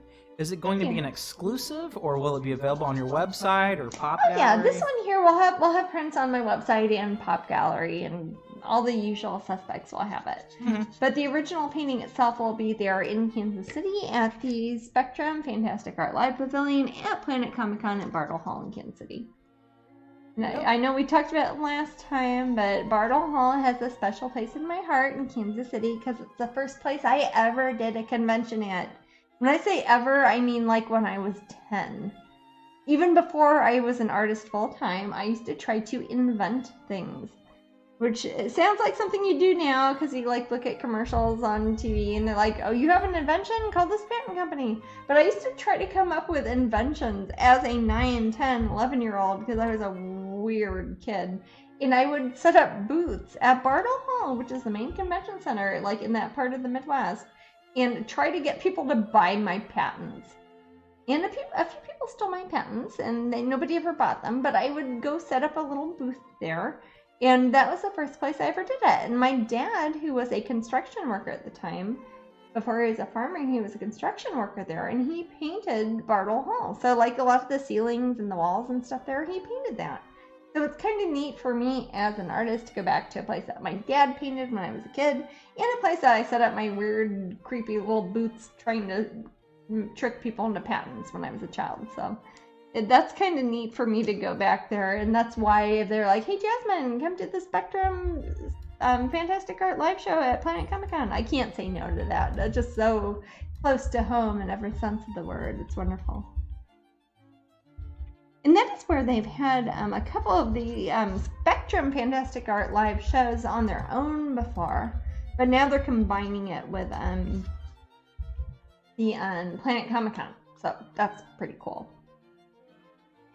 I think with conventions like that, it's a good idea to have an art show element to it that is different than the rest of the conventions. Like, oh yeah, you get your ramen noodles, get your stuffed animals, get your celebrity autographs, but here's the art show, and they have an art show that is almost ridiculous. It's like if you went to Wikipedia and you're like art and type it in, it's like the 200 living people who are on that are going to be there as the art show. And it's in Kansas City, right in the middle of the country. It's easy to get to.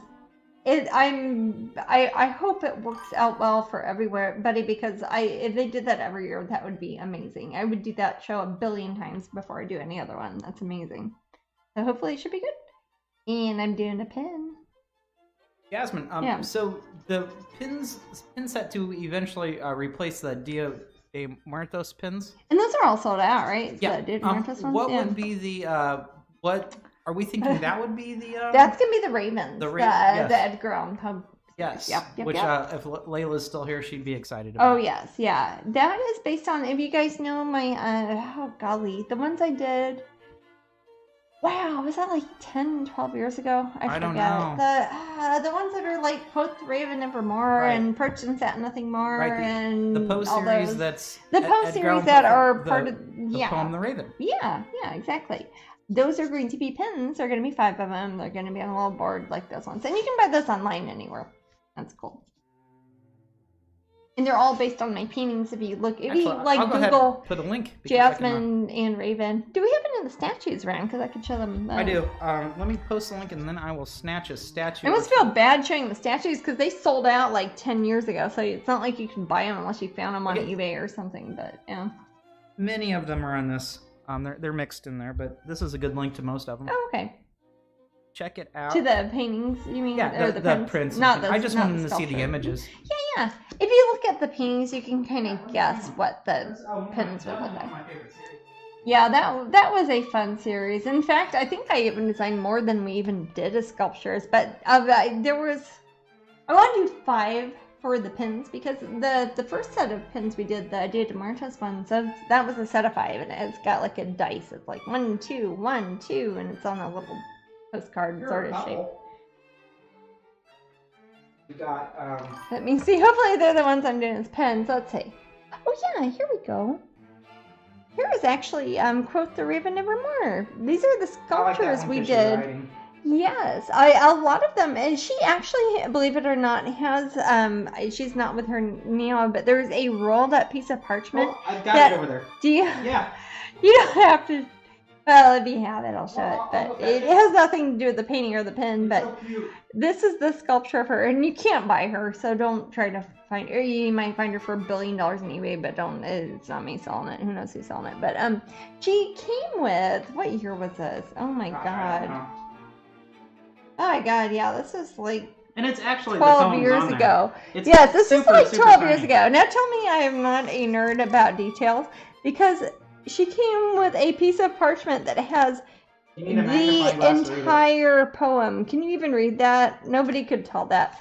But I did a handful of it, and she's got a little actual quill, and it has the whole poem on it. But these are all sold out, so sorry. You should have been here 15 years ago, guys. But anyways, I'm doing these finally as pin designs. Oh, here she is. This is the whispered word Lenore. Each one is based off of a different line, like a phrase from the poem. So yeah, like not a stanza, but a sentence, I guess. But here's in both of these would be 2 of the ones included, but they wouldn't be the statues. These are long gone.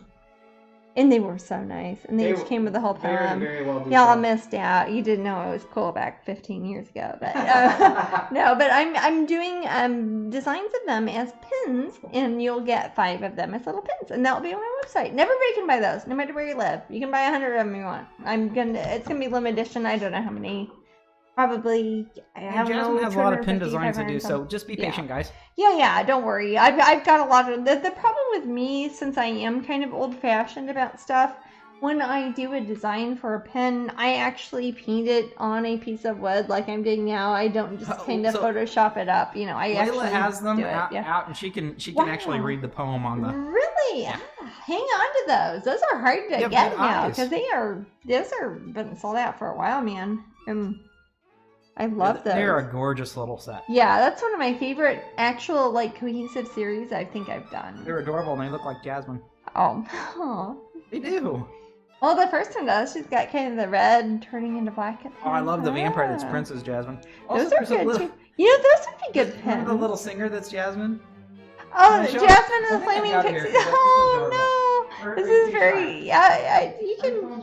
Yeah, I'm feeling a little shy. Yeah, I'll show you. She's cute. She looks you just like you. Google it. Yeah. Okay, we'll look at that some other time when you're not so shy. All right. I don't want to make you shy. But yeah, but those will be the ones that are replacing the Dia de Muertos ones on my website.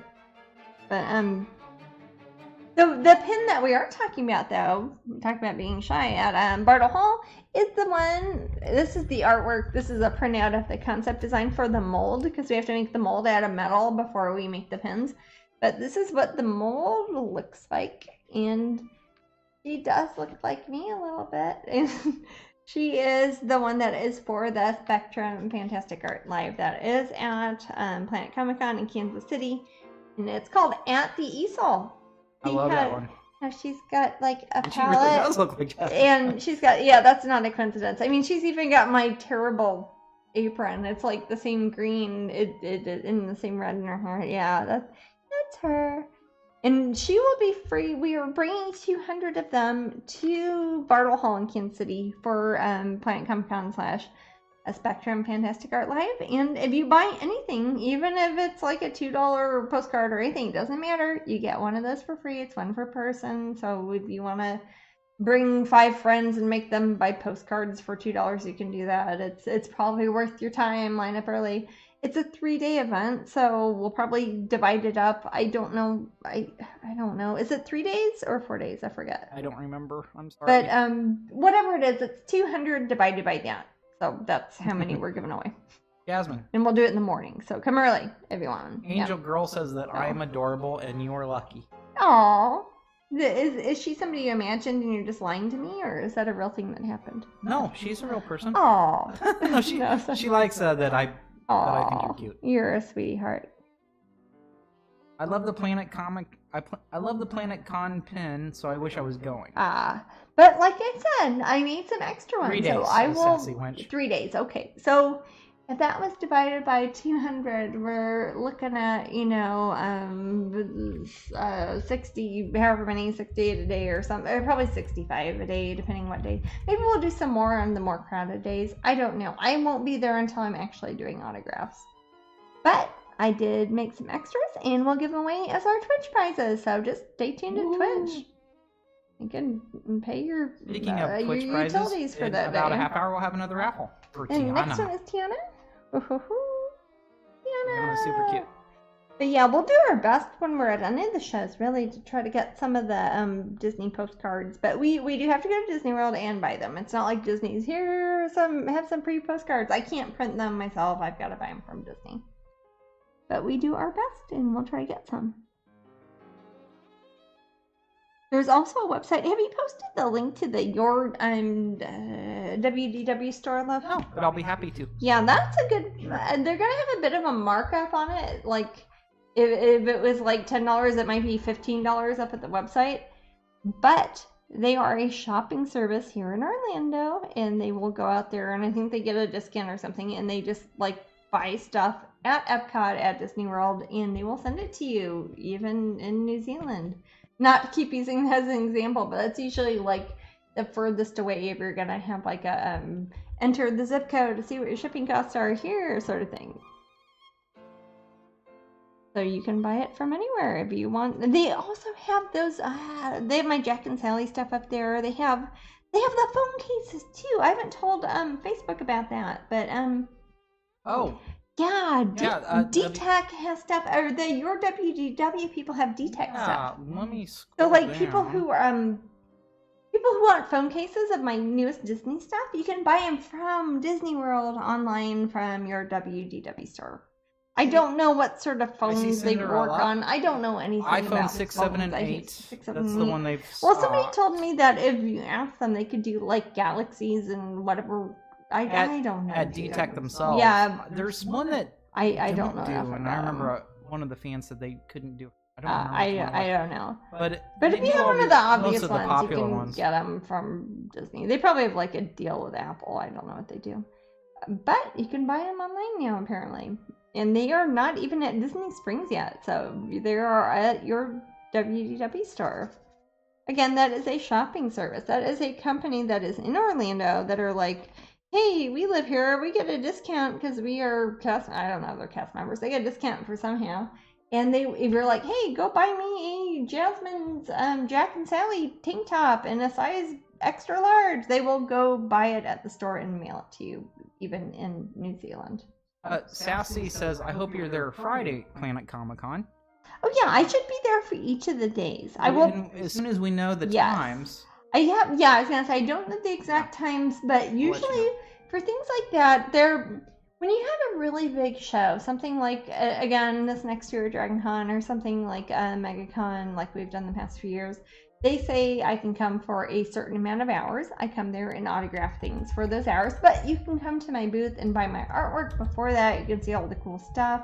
It's only if you want to see me in person or have me autograph something that you've got to wait for a specific time. Otherwise, you can go there the whole time and just, hey, you can wait in line for 2 o'clock. Maybe I'll be there. That's a random time. But you can go there any time during that whole day, and you'll probably see maybe Matt or my brother-in-law Chris, or maybe my sister-in-law Sarah, or maybe Amber, my sister, somebody. Maybe Willow or Fox or Theo or one of my nephews. Who knows? But yeah. I was looking at my nephew's Facebook, and Instagram? He put up this Luke's Facebook. Oh, I thought you were talking about Theo. Okay, yeah. Oh, we got a lot of cool nephews. Our nephews are very creating. cool. He's coding. He's making a video game. Yes. But Luke had put up that cool a toy a toy that I bought. Yeah, I don't know if it's a toy. It's more of a home decor item. Home decor, I'd say. Okay, so basically it looks like a blackened human skull, but you put it in a fire pit. Yeah, if you have a fireplace or a fire pit, it looks like a burned up human head, basically. Yeah, right? and it does not catch fire, so it just stays amongst the ashes. And it's like how you'd have really let's say you had a gas fireplace and you don't actually put wood in it. You could put this little weird skull in it. That's the same size and even heavier than a real human skull. It's very neat. We have one, and Matt's nephew Luke, he might be here. He watches us sometimes. He's a very cool nephew. But we got one for our fire pit in the back, so we might take a picture and show you guys next time because it looked pretty Jasmine, great. Yeah. Ian says I'd love to have one of the phone cases, but that would mean taking off the Jack Skellington one. Oh well, I can't do it. I'm refusing to upgrade my phone to keep it. Yeah. Don't we have one? Somebody told me that, but I haven't seen it yet. I think I signed one, didn't I? I think you have a Jack. I don't have one, but I think they made one of my artwork. Yeah, I see what you mean. They have it. I think you might be right. I don't know if it's on the website. You could probably look. But I might take if I can get a cool photo of the burning skull. Yeah. Might look like Ghost Rider. It's like probably even better than Ghost Rider. It wouldn't take a lot. No, I'm sorry. I believe there will be 200 pins at Planet Comic-Con Pineapple. Yep, Princess. 200 pins, but it's over 3 days. So we have to space it out. Divide it up and it'll be one per person per purchase per day. So if you want to come all 3 days, you can do that. And please don't kill me if I have one. Yeah, don't get in a fight because then Planet Comic-Con will be like Jasmine's trouble. Don't invite her next year. So be gracious, you are, but polite. they don't need to know that. They don't know I'm trouble. Well, actually, they're from where I grew up, so maybe they know I'm trouble. But no, they don't want. I don't want them to think that. You know what I mean? I like this dress. Be polite. Yeah. I like the dress you're painting. Yeah, so far so good. What I've been doing since we've been talking here, I've been doing more layers of detail, like more shadow. I'm just using water. This is plain tap water. I'm just mixing it with a bit of Payne's Gray and Van Dyke Brown. And you can see how it's starting to look way three-dimensional. It's like seeing a globe that has kind of a pattern wrapped around it. And so far so good. This is the time that I need to make the decision. Have we talked about earlier? Is it going to be black and gold or gold and black? Because either her whole dress is gold with black on it and the bodice is black with gold, or the bodice is gold with black and the whole dress is black with gold on it. That sounds like it's the same thing, but it's what the background is compared to the other. Looking at the painting, I see a lot of kind of V-shaped upside down triangles that are light colored. If you look at this bit here, for example, that looks like an upside down triangle. It's light colored. If you look at the little cup there, the little wine glass thingy, that's an upside down V. This urn is an upside down V. If you look at the area where the light's hitting there, that's an upside down V. So just looking at it from a design point of view, I would think maybe it would be better to make the lighter color what's going to be the upside down V on her little corset bodice there. So if I was going to decide, hey, that's going to be the gold color with black on it, I would probably make that more gold with black ornamentation as opposed to black with gold ornamentation. And Jane says black with gold. Yeah, because one's going to be the rest of her dress is going to be black with gold, I think, and that will be gold with black. That Nintendo guy says black with gold. In my opinion, you don't want it to look like Belle. Oh no, I'm doing both. So it depends whether or not it's her corset or whether or not it's her dress. So again, it's going to be under a green sort of atmosphere, so it's going to be kind of a very bluish version. So since the light, if I look at the whole thing, I'm like, hey, what parts are upside down triangles? Obviously, her outfit, that's a very uncomfortable sort of upside down triangle. I would want the lighter version of that. So I'd probably go with the corset, like her bodice, sort of as gold with black on it, but then the rest of her outfit, like her little capelet and like her big fancy skirt, I think I'll do black with gold on it. And then you might not even notice it when you see it later, but you're like, oh, that's a triangle, that's a triangle, that's a triangle. And those are just sort of design motifs that make your eyes happy when you're not paying attention. Since I've already shaded a lot of it, there's that color you probably heard me talk about. It's called quinacridone nickel azo gold. Quinacridone nickel azo gold. I don't know. That's that sort of steampunk brass color. I'm going to use that because it looks like gold thread. Again, here is the dress I'm looking at. Can you see that? It wasn't quite like that, but it's it has that gold sort of thread in it, which is lovely. And back when they made dresses, this would have been 1710 or whatever, they probably actually used gold as a thread because it's like easier than having a PayPal account. You just like carry your gold sewn into your outfit around you. So I'm going to kind of go with something that actually looks like gold. This might look brown when I show you the little the bottle here, but it will look gold when I go over this. It might start to look too blue, and that's fine because the background is green. That might make it start to look kind of a bluish gold, but I can go over with my tiny little brush after that and make it more of a warmer gold afterwards. But I'm going to try it out. If I don't like it, I can do it the opposite way and do black on top of gold for the main part of her skirt instead of the bodice. So that is the great thing about acrylics. I can change my mind and do it completely different the next time. Do it on I think top that is. of it. Yeah. I love how it's so forgiving. It is. That's why people are like, oh, why don't you just use Photoshop and do it in there? And I'm like, well, I can do that in real life, and I don't even have to sit by the computer. It's great. I can sit out by my window. I can do it outside my yard. I don't even need a computer. It's great. I'm taking a bunch of water. This water is not the best water, but it's, you know, free water from my faucet. So I'm going to, well, free. It's like $50 a month, but, you know, it's kind of free. But I'm going to take this, I'm just mixing it here. I don't know how well, can you see that good on the TV, Nanny? I can see really well. I'm a little bit behind. I'm waiting. I know it's probably staggered by how I can see it great. that's on there. Okay. You know, a bit more water from my, this is this horrible cup of water I got at the Wichita Zoo in, what year was it? I read it last time. It was 1987? Oh my god. How old am I? Okay. It glows in the dark too. It's really cool.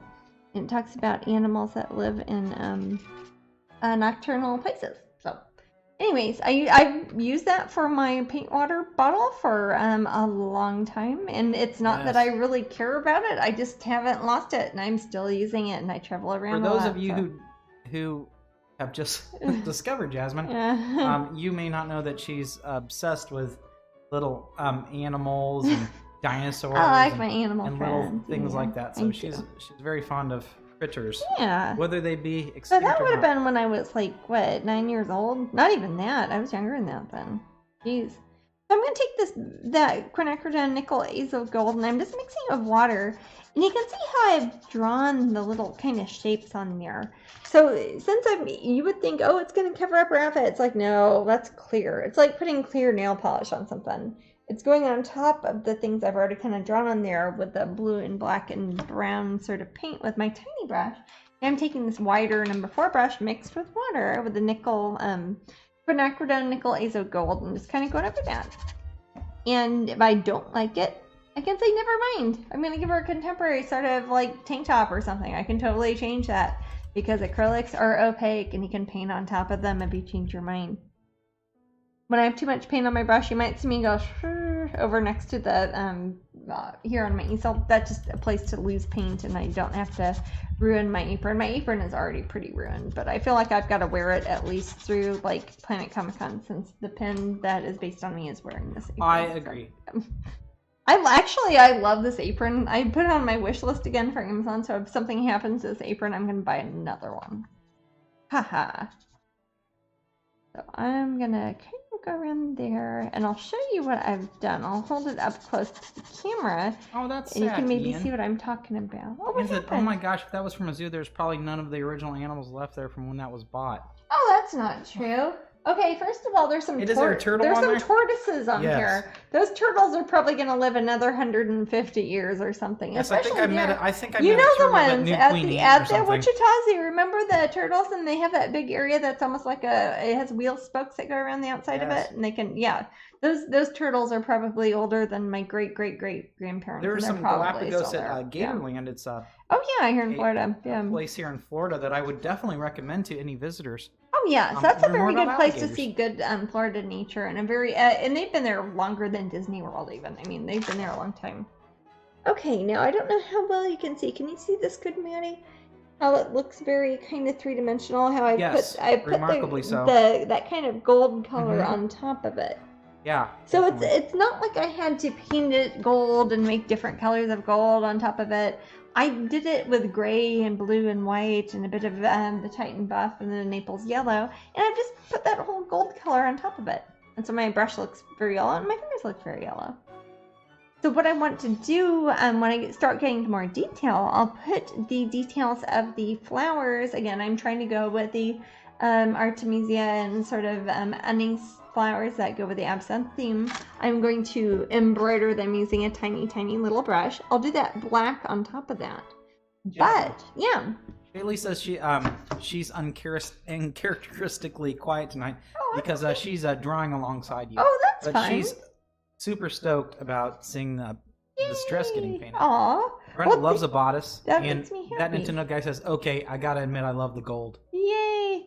And but I won't put that. Use the restroom. Oh, go for it, love. But I will be when I put the embroidery on this part. Again, I'm trying to give sort of a downward triangle version on the bodice, which that time of the decade or the century even. Here's the lady I'm looking at.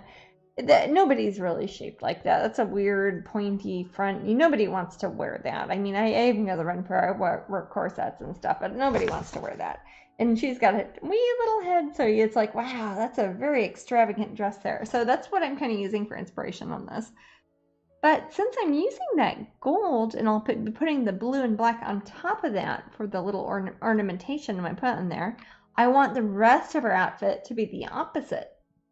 That's part of the reason you would bother to wear some sort of terrible, restrictive corset-looking thingamajig in the middle, is so it looks like your middle bit is smaller than the rest of you.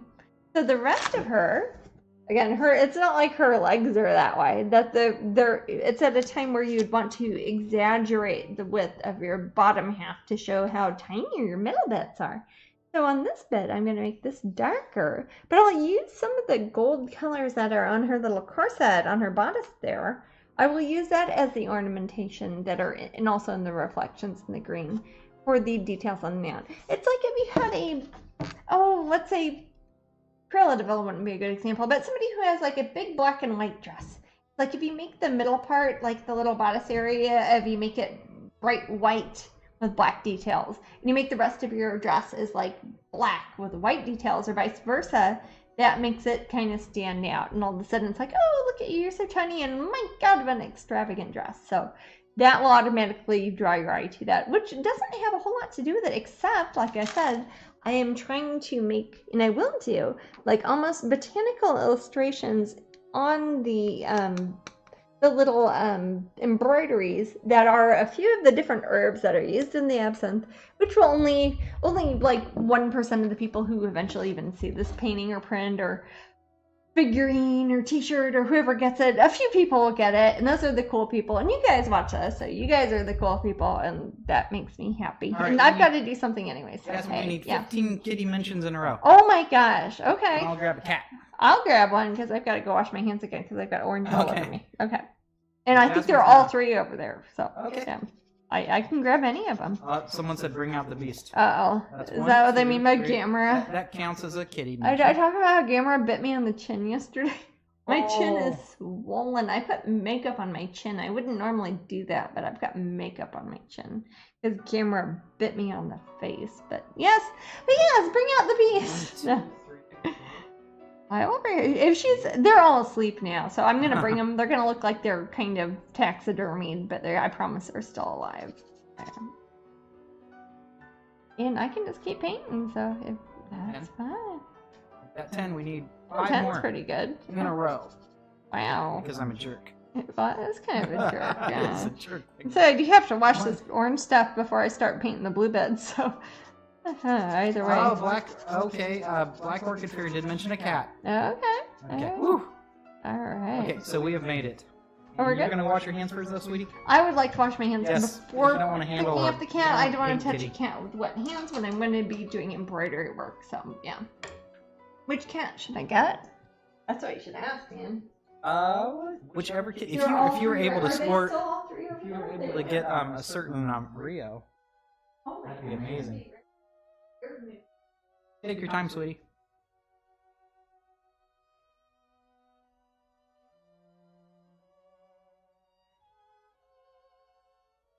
Does anybody here have kitties? And how many kitties do you have? What are their names?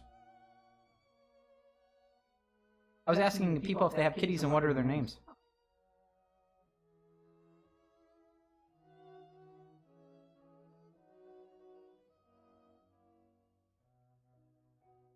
And also about 8 minutes to raffle.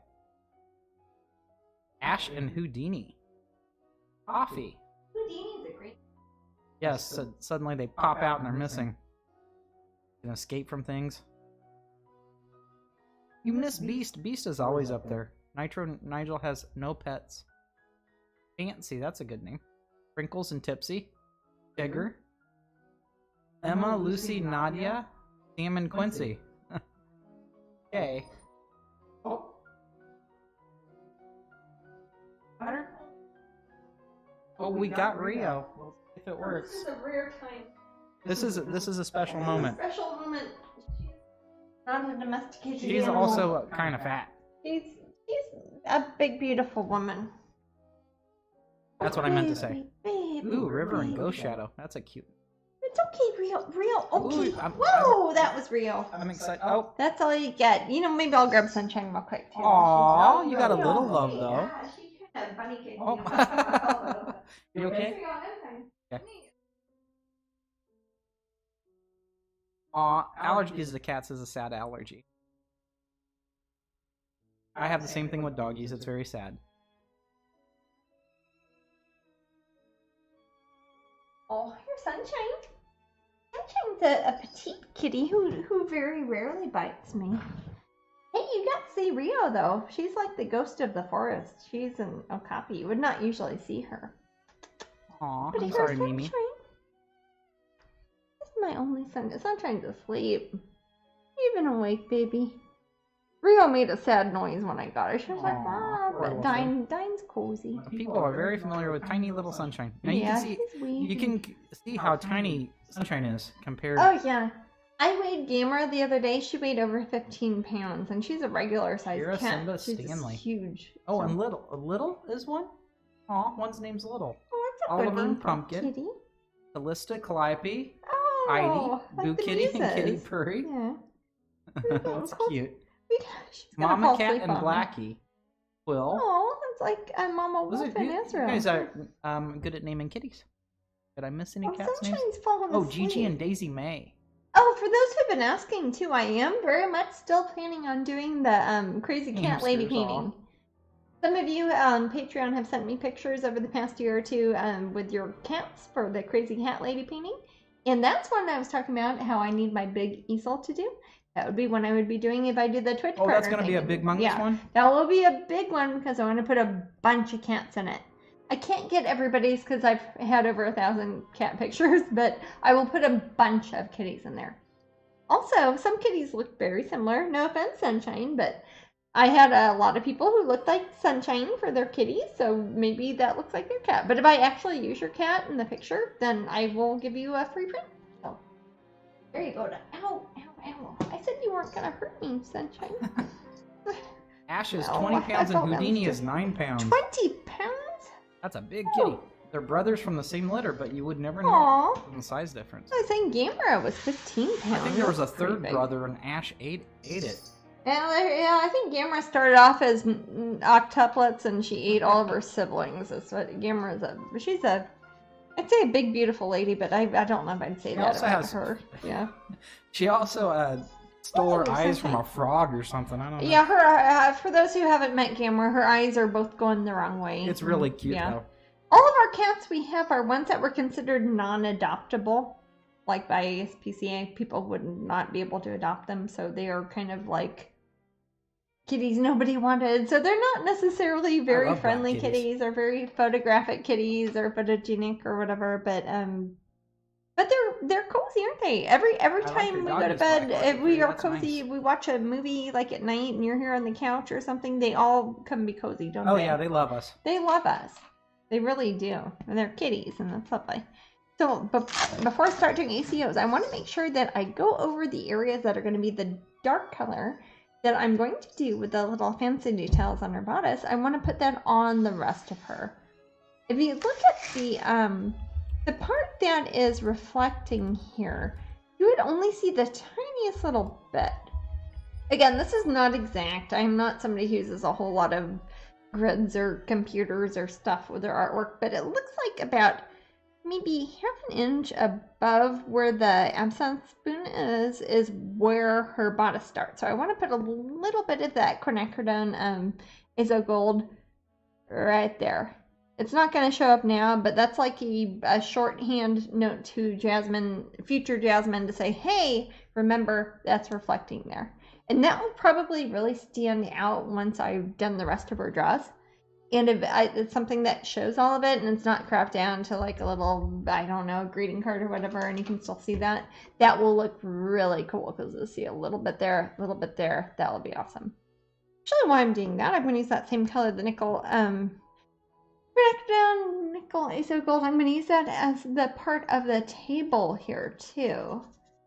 You're talking about gold leafing, Maddie. This is kind of like you do with a frame.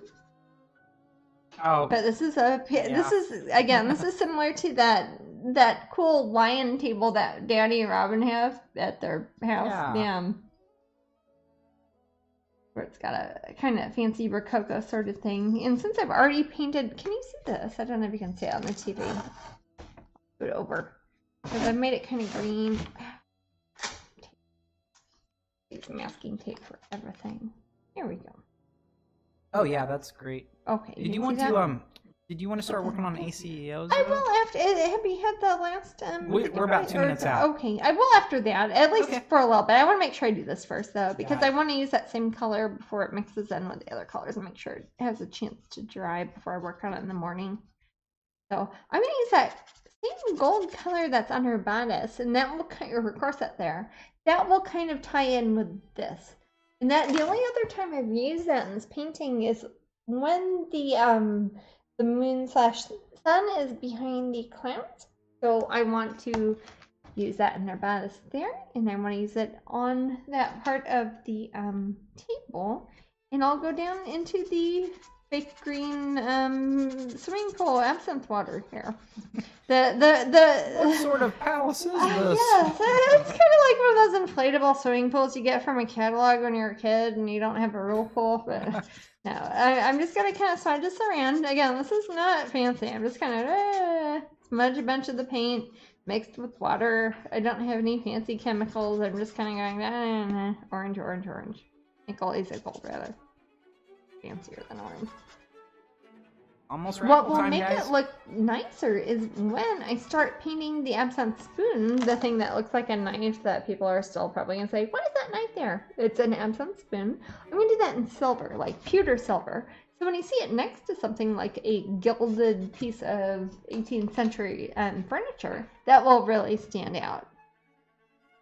And then you can all of a sudden tell, oh, that's a different sort of metal. Look at that. It's gilded. Oh, look, it's gold-plated. Oh, look, that's silver. But with more enthusiasm. Black Orchid Fairy says you need to do a painting with a Shih Tzu. Oh, they are. We were talking about them earlier. We were talking about how they looked like food dogs, like the Chinese aristocracy sort of doggies. I love them. They're adorable. All right, SB Reynolds. Oh, congratulations, SB Reynolds. But see, I put that same color that is on her little bodice there. I've kind of just smudged it around. Again, you can probably tell from my fingers. I've put that there. And when I am finished doing that, you can probably see this is starting to look symmetrical. There's kind of a curl there, as if it was like a Rococo sort of carved wooden flourish that is on that part of the table and the bottom part of the table. So it's almost like a yin and yang, or it looks like a grumpy little ogre almost, but it's got a curl there, and the water level will be in between there because it is a reflection. And I will kind of smudge it around after I'm done. But in the meantime, I want to make sure those colors go together because I want that green to be more warm. Not only because it's gold and because that's green, but because way up here you've got the burgundy, which is a very warm...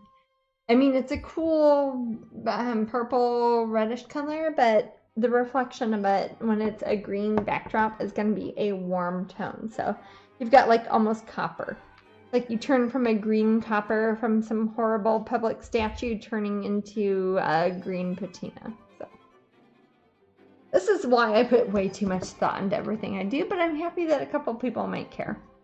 Thank you guys. But did you find that, are they in the room, the people who won the prize? I just put up my little post. Let's see if they saw it. Wash my hands and my own cup of water here.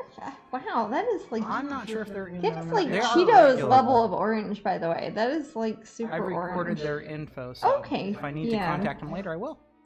But that sort of orangey brown color next to green actually looks quite lovely. I don't know how I can tell on the TV or the computer or phone or whatever. But that sort of orange turning into green, when you see it and it hits the water, it's going to look very nice. Or here's hoping. It should look very nice. Oh. Well, golly, let me see that. What, should I do the ACEO cards now maybe? Because these have cards that what do we have? Like an hour before I start working on my other thing? Right at an hour. Okay. Okay, I should probably do that then because I want to let this part dry before I start working on something else. But I'm going to kind of reiterate again what I've worked on here. Because this is like one of the only paintings I've done where I've started on Twitch and I might finish on Twitch. So we've got the background. It looks very green. Pretty cool. Saw the glaze on here. We put a little bit of that orangey yellow sort of background up there. Whether it's a sun or a moon, doesn't matter because it's making a warm tone. It's turning into your hair. And this is making the little journey your eye will make when you look at the canvas or the painting. You're like, oh, I'm starting to look up here. It's green, green, green, turning orange, orange, orange. And then, oh, wait, it's turning red. Look at this lovely bordello curtain here. That's very nice. And there's some cold stone that's vertical and a cold stone that is the top part of like a windowsill or something. And then you've got the little fountain. It's going to be a combination of the two.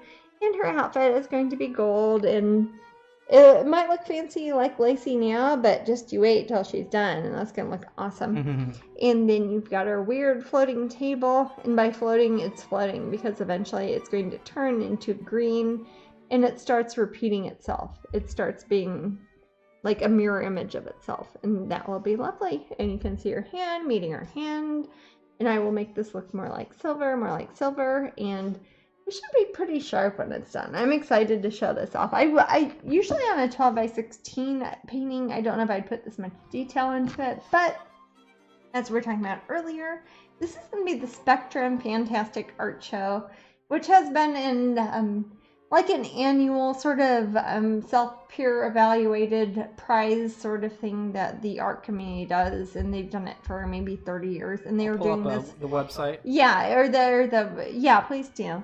But the book, Spectrum 1, Spectrum 2, Spectrum 29, it's been going on for a long time. And that's the closest thing we really have to like a contemporary salon for representational imagery in people who work in fantasy, sci-fi, or horror. And this would kind of fit with any of them.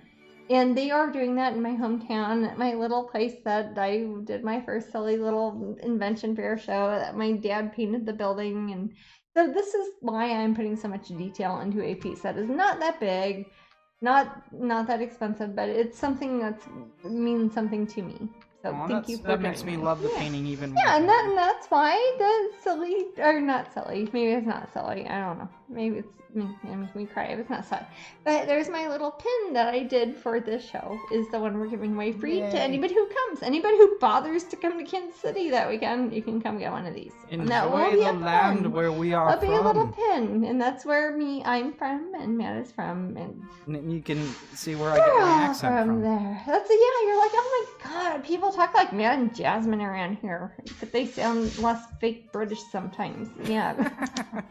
Sorry, when you're transatlantic, you just sound like a jerk sometimes when you have a fake British accent. You're like, no, really, I've been there for a few months. It's just how it works. But you want any help with that, sweetie? I was gonna ask you if you could put maybe I'm taking all the. If for this, I don't know, I put masking tape on the back. I just stick it on this. You take this and put it somewhere where the cats can't get it. Oh, that's probably good. I don't know where your ACEOs are. Oh, I'll grab them. Give me a second, love. I will be right back.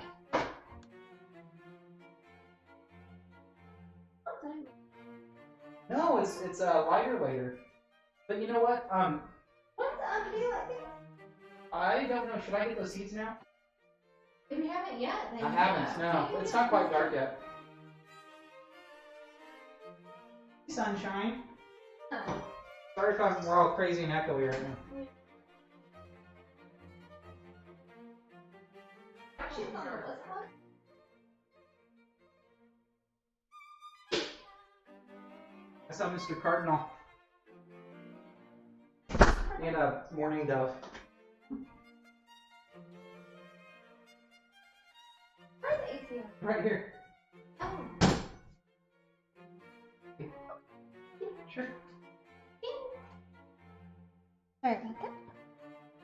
We have to put our bird seeds down at nighttime because otherwise the raccoons will like climb up the outside of our windows and it's terrible for everybody. Okay. Well, I have 2 ACEO cards and I think I've done ACEO cards up here before a couple times, haven't I? Here on Twitch. Yes. I don't know if everybody's seen them or not, but I'll say it slowly for people who don't know if they are. They are ACEO. Some call them ACEO cards or ACEO cards or whatever, but it's ACEO. It stands for Art Cards, Editions, and Originals. And that means they are like ATCs, which means Artist Trading Cards. They are small pieces of art that people make to have small pieces of art so that if you like to collect art or you're starting to collect art and you don't have like a big wall behind you to fill up with artwork, which I kind of do, but I also collect ACEO cards, so it's a good way to have artwork from somebody who actually made the artwork. It's not like getting a baseball card, but they make them the same size as a Pokemon card or Magic the Gathering card or a baseball card, again. They're 2.5 inches by 3.5 inches, isn't it? I think, yes. Yeah. So I do 1 for each of my paintings. Since it is ACEO, and that is a legal term, you do have to make it either an original painting or an edition. And what I do with each of my paintings, I call it an edition of 1. So that means I literally make 1 of each painting I do. Big painting, small painting, doesn't matter. I make 1 tiny canvas clay. And these are, if you hear the word clay, you probably go to a lot of art galleries and good on you. That's awesome. But that means it's a fancy sort of print that it's what people would say is a museum quality or inheritance quality or whatever word they want to use at the time. sort of print, meaning that it will stay the same and it is not going to like fade. It's nothing weird's going to happen to it. It's the official one that the artist made, and you can obviously tell from me because we are filming this for some reason. I am doing this one that is based on Dress of Sinners, Dress of Saints. I don't know, does anybody in the chat room know this painting even? It was one I did for the Magical Thinking show. Matt knows it, I'm sure. What's that? Dress of Sinners, Dress of Saints. Yes. Yes. I love Some of the other people might know it if they came to Los Angeles when I was doing the... It was kind of like the centerpiece of the show. As far as my paintings, like my originals that were there, it was my Magical Thinking show. It was a big show. It was like 4,000 feet big. It was a big, big show, and it was very cool. And the people who run that gallery are wonderful. The Corey Hoffer Gallery. Sorry for the noisy team. Kieran wants to know if you'd mention his Oh yes, YouTube. Please do. Yeah, if you are somebody who wants to look at the highlights instead of me just like mumbling around and like taking masking tape out, go look at Kieran's World on YouTube, and he does like compilations of my videos I do, my broadcasts I do here on Twitch. So that is a good place to look. But this is kind of a fun one for me to do because these are both ACEO cards. For a while, I painted this over a year and a half ago, this painting, Dress of Sinners, Dress of Saints. But it's a big painting. If you get a chance, we can put a link up on the... I put a... You already did? Okay. This one, I'm sorry. Okay, for Dress of Sinners, Dress of Saints, if you can do. I'm on it right now. That is one of the ones that I again... Here's hoping I'll be able to set up another Twitch station by my big easel, and you guys can watch me working on my big fancy gallery, whatever paintings that are happening over there. And this would be one of the pieces I did that with, because I had that for, what was that, a year and a half? I worked on that one. 18 months maybe? Oh yeah. Yeah, maybe 2 years, I don't know. But I had, that was a huge painting. It was like 48 inches by whatever, it was big. So when I have things like that, I'd like to show you, hey, I'm going to paint on this for a little bit, and then I'm going to do my regular paintings. This is the ACEO version of that, because I'm doing, again, I do one of each. So I'm cutting this one in half, because otherwise I don't think I could put that all in one little one. Because there are, Allie, was it like 70 different figures in that one? I forget. Bunch of different characters in it. So when I do these, we print them out and do a tiny little card of them. Not tiny, but they're the same size, 2.5 by 3.5. Yeah. Mm-hmm. Will you be bringing any tiny treasures to Planet Comic-Con? Yeah. In fact, I worked on one a couple weeks ago. The one with the goat skull on it. That's going to Planet Comic-Con. There you go, remember? Princess. Yeah. So yes, definitely. Please come look for my tiny treasures. But yeah, this is an example of a painting that has a lot of detail that was really big. So I couldn't put it into one card. If I put that in one card, I would feel almost silly trying to make little details on it. So I have both of them up now. There's Dress of Sinners. He has the little demons. Can you see this on the TV, love, or do I need to zoom in? You might want to zoom in a little bit if you can. I think it came off the thing. Oh, no. Bah. Can help you.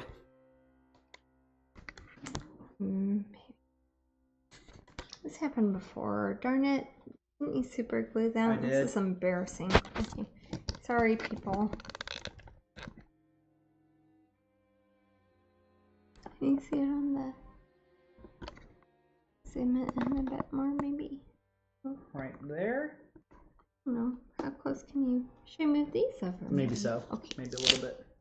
But yeah, just don't touch that right now. Okay, I won't touch that. Okay, sorry guys. Technical difficulties. No, it wasn't that bad. Not at all. Worse things could happen. It was Definitely. a wardrobe malfunction. But we're going to look at this. Oh wait, no, you can't see that, can you?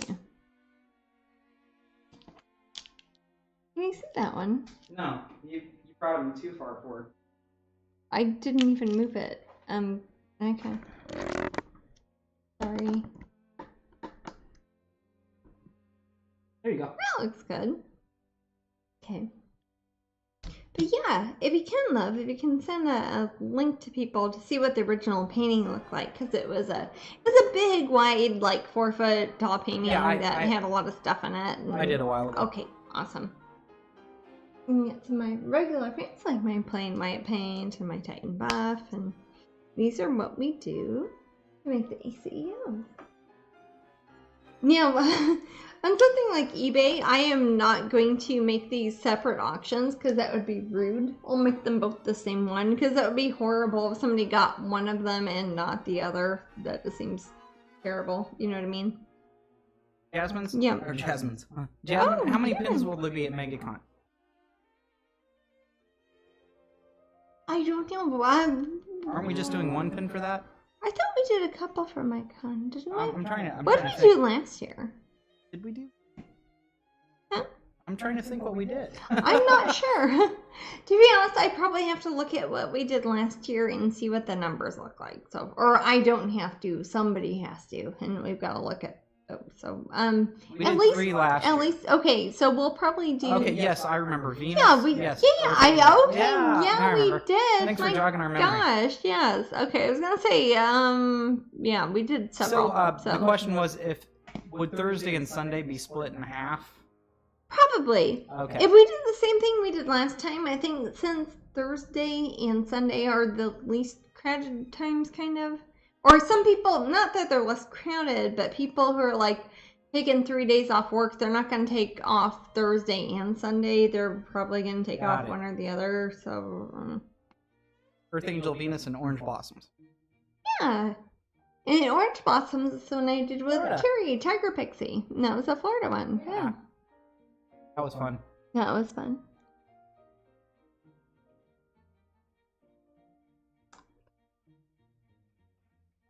About 45 minutes to raffle. Oh, okay. I'm kind of putting over-exaggerated sort of lights on their hair, on their eyes. So it looks very painterly on me. I love that word, painterly. Painterly. Malerische. They say in Germany, kind of. You can say something, yeah. What's that? Malerische? Malerische. Malerische.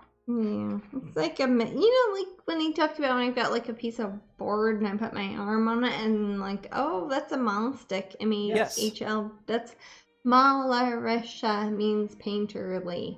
Interesting. Yeah. Okay. That's the thing. Yeah. A yellow in there too. Oh.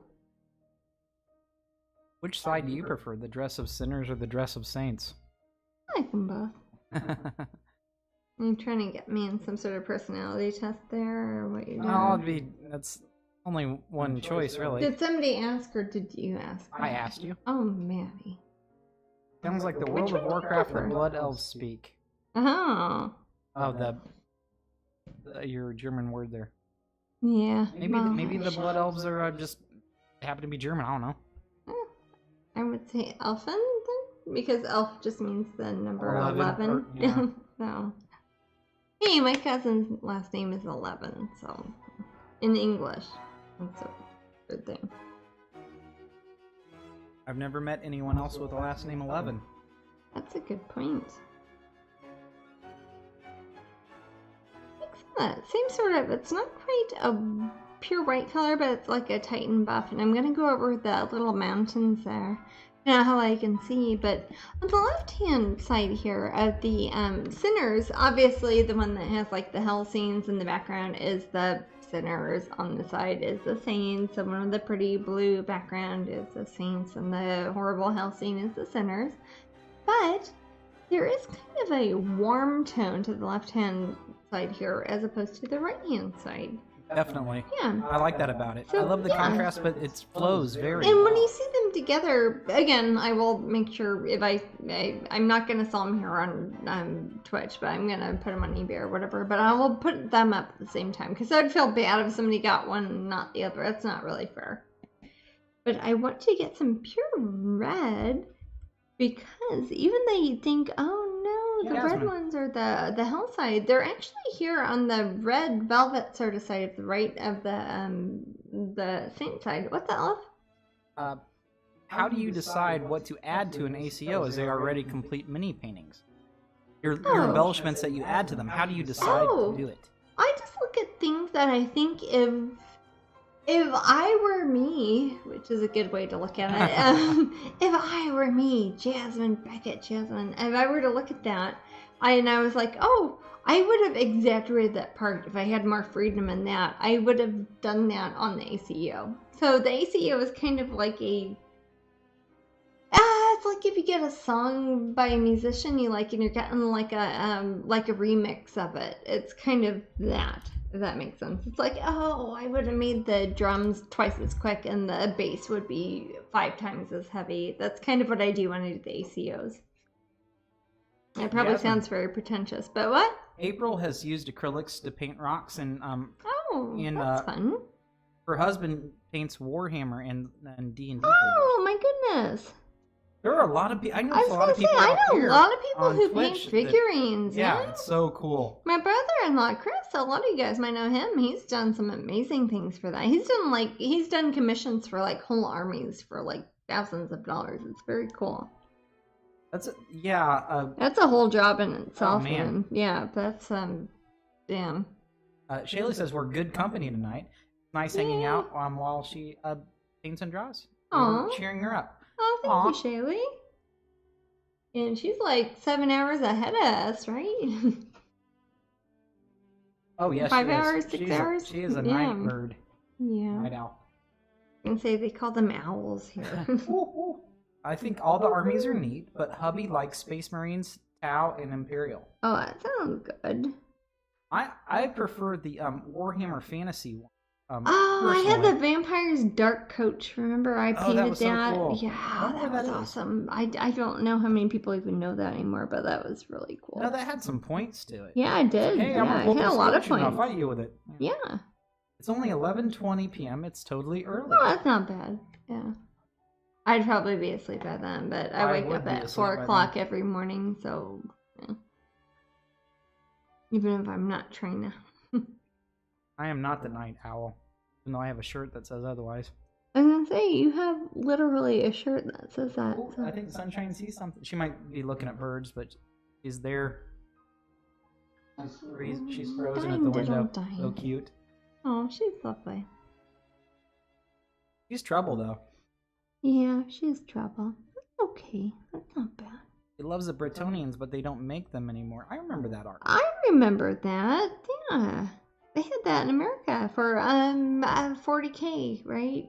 Warhammer? The Bretonians were actually fantasy, I believe. Oh, was that? Okay, yeah, it wasn't 40K? And they're very like decorated knights. Mm-hmm. They probably would have liked tinted. Yeah. Yeah. I like the vampires. Undead ones are cool. But a lot of the armies are cool. Yeah.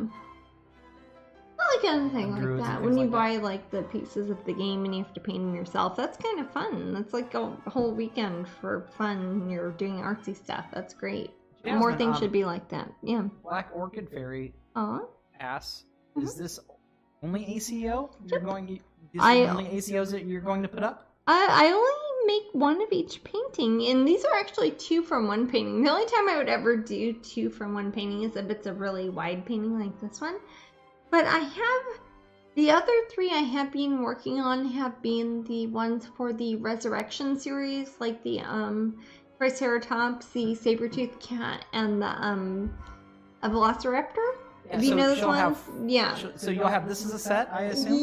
Yeah, I'm going to put these together. I'm not going to put these separate because, again, that would be a dick move to, like, put them up separately. That would be a jerk. I wouldn't do that. I would not do that. So they're going to be together. But I'm going to put the Resurrection series separate because you might like saber-tooths, but you don't want Velociraptors. Right.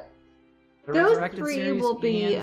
Dress of Sinners, Dress of Saint. Yeah. As a set. So these 2 will be together, and then the Resurrection series, I will do them separately because you might like one, but you don't like the other, and that's fine. But these 2 have to go together, I think. You don't have to, but if somebody buys them and they want to sell them separately and like make money off of them, that's fine. That's your thing. Go for it. But you remember Skaven, Jasmine? Do I remember what? Skaven, the rat people. Yes, I do. They were cute. They look like Sunshine if she was wearing people clothes. I know. Somebody called me Uncle Traveling Matt. Oh, weren't we just talking about that yesterday? Yes.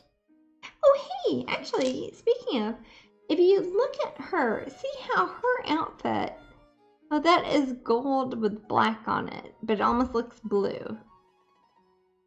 That's one of those things that looks like a meme. It's like, I can't tell if it's blue or gold or purple or whatever the thing was. That is a very good example of having a bodice or something that has like embroidery on it, right? And that is kind of what I'm going for on the painting I'm working on right now. Because this also is based off of kind of a, well, it wasn't a, it was part of a, where was that, love? That was the National Gallery, the one that had the one that Kachina was like, hey, it has the one in the wrong place. It was in the, that was National Gallery. The BG, yeah, that was at the yes, National Gallery in not too far from London. the coffee place. Yes, yeah, by where you get coffee at the National Gallery, yeah. Everything that you see me paint here is kind of based off of something I saw probably. Kim has a question about realistic. ACEOs. Oh, what's that? that? To understand them more. For ACEOs, do you print the painting out and then add paint, or do you repaint the whole painting? Oh no, I print it out and then paint on top of the painting. I couldn't even begin to try to paint that. This painting was 4 feet high. I couldn't begin to even try to do that.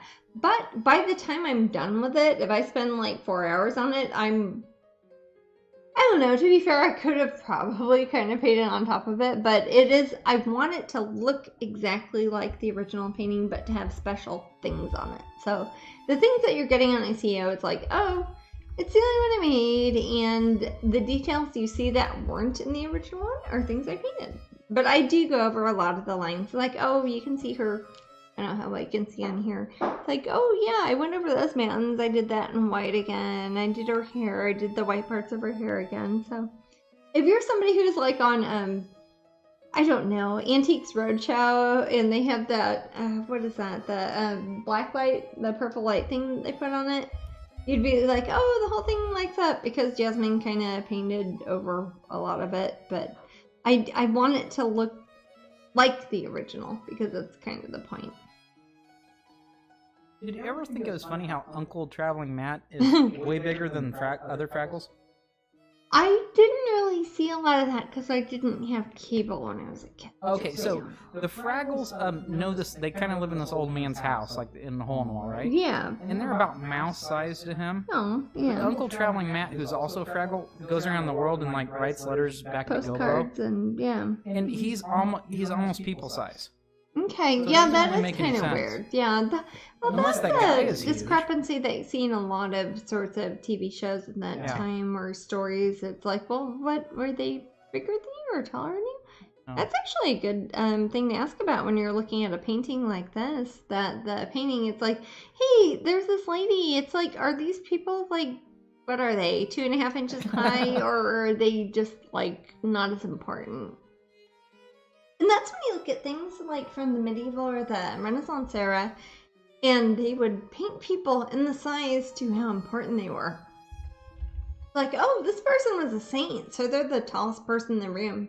And the other person was like a farmer, but he paid for a cathedral, so he's like almost as tall as a saint. And then there'd be people who are like, oh, they were like local businessmen and grocers, so they're like that big, and that's kind of a way of just like listing people in what order their importance are, which isn't necessarily have anything to do with Fraggle Rock, but it's a good thing to explain about something like that. Yes, you're like, who are those little people? It's like, oh, I don't know, they look like they're praying, they're in a corner. They're probably the people who paid for that neat frame to be made, or yeah.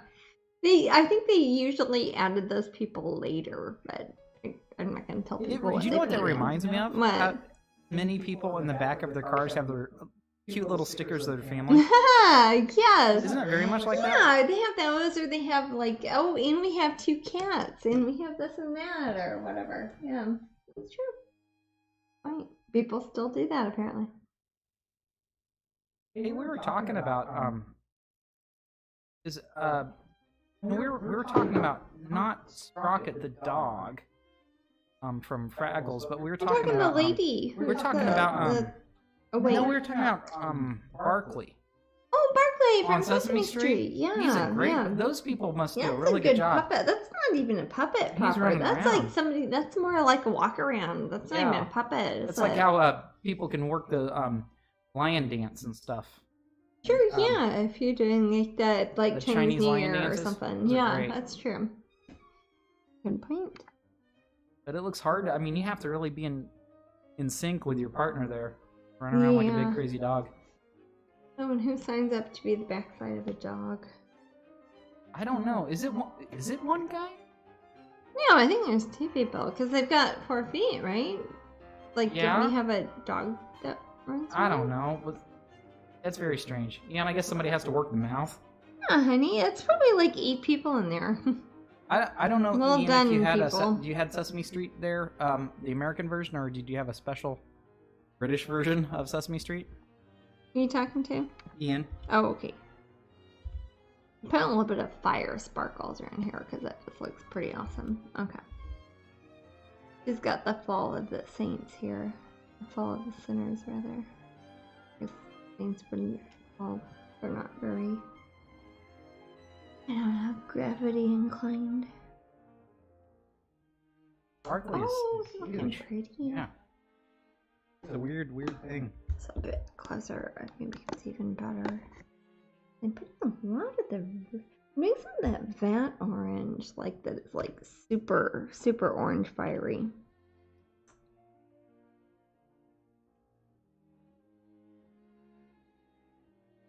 M. Campbell says, my mom just mentioned being excited about a juried craft show that is coming to Mount Dora. Do you ever walk around craft shows?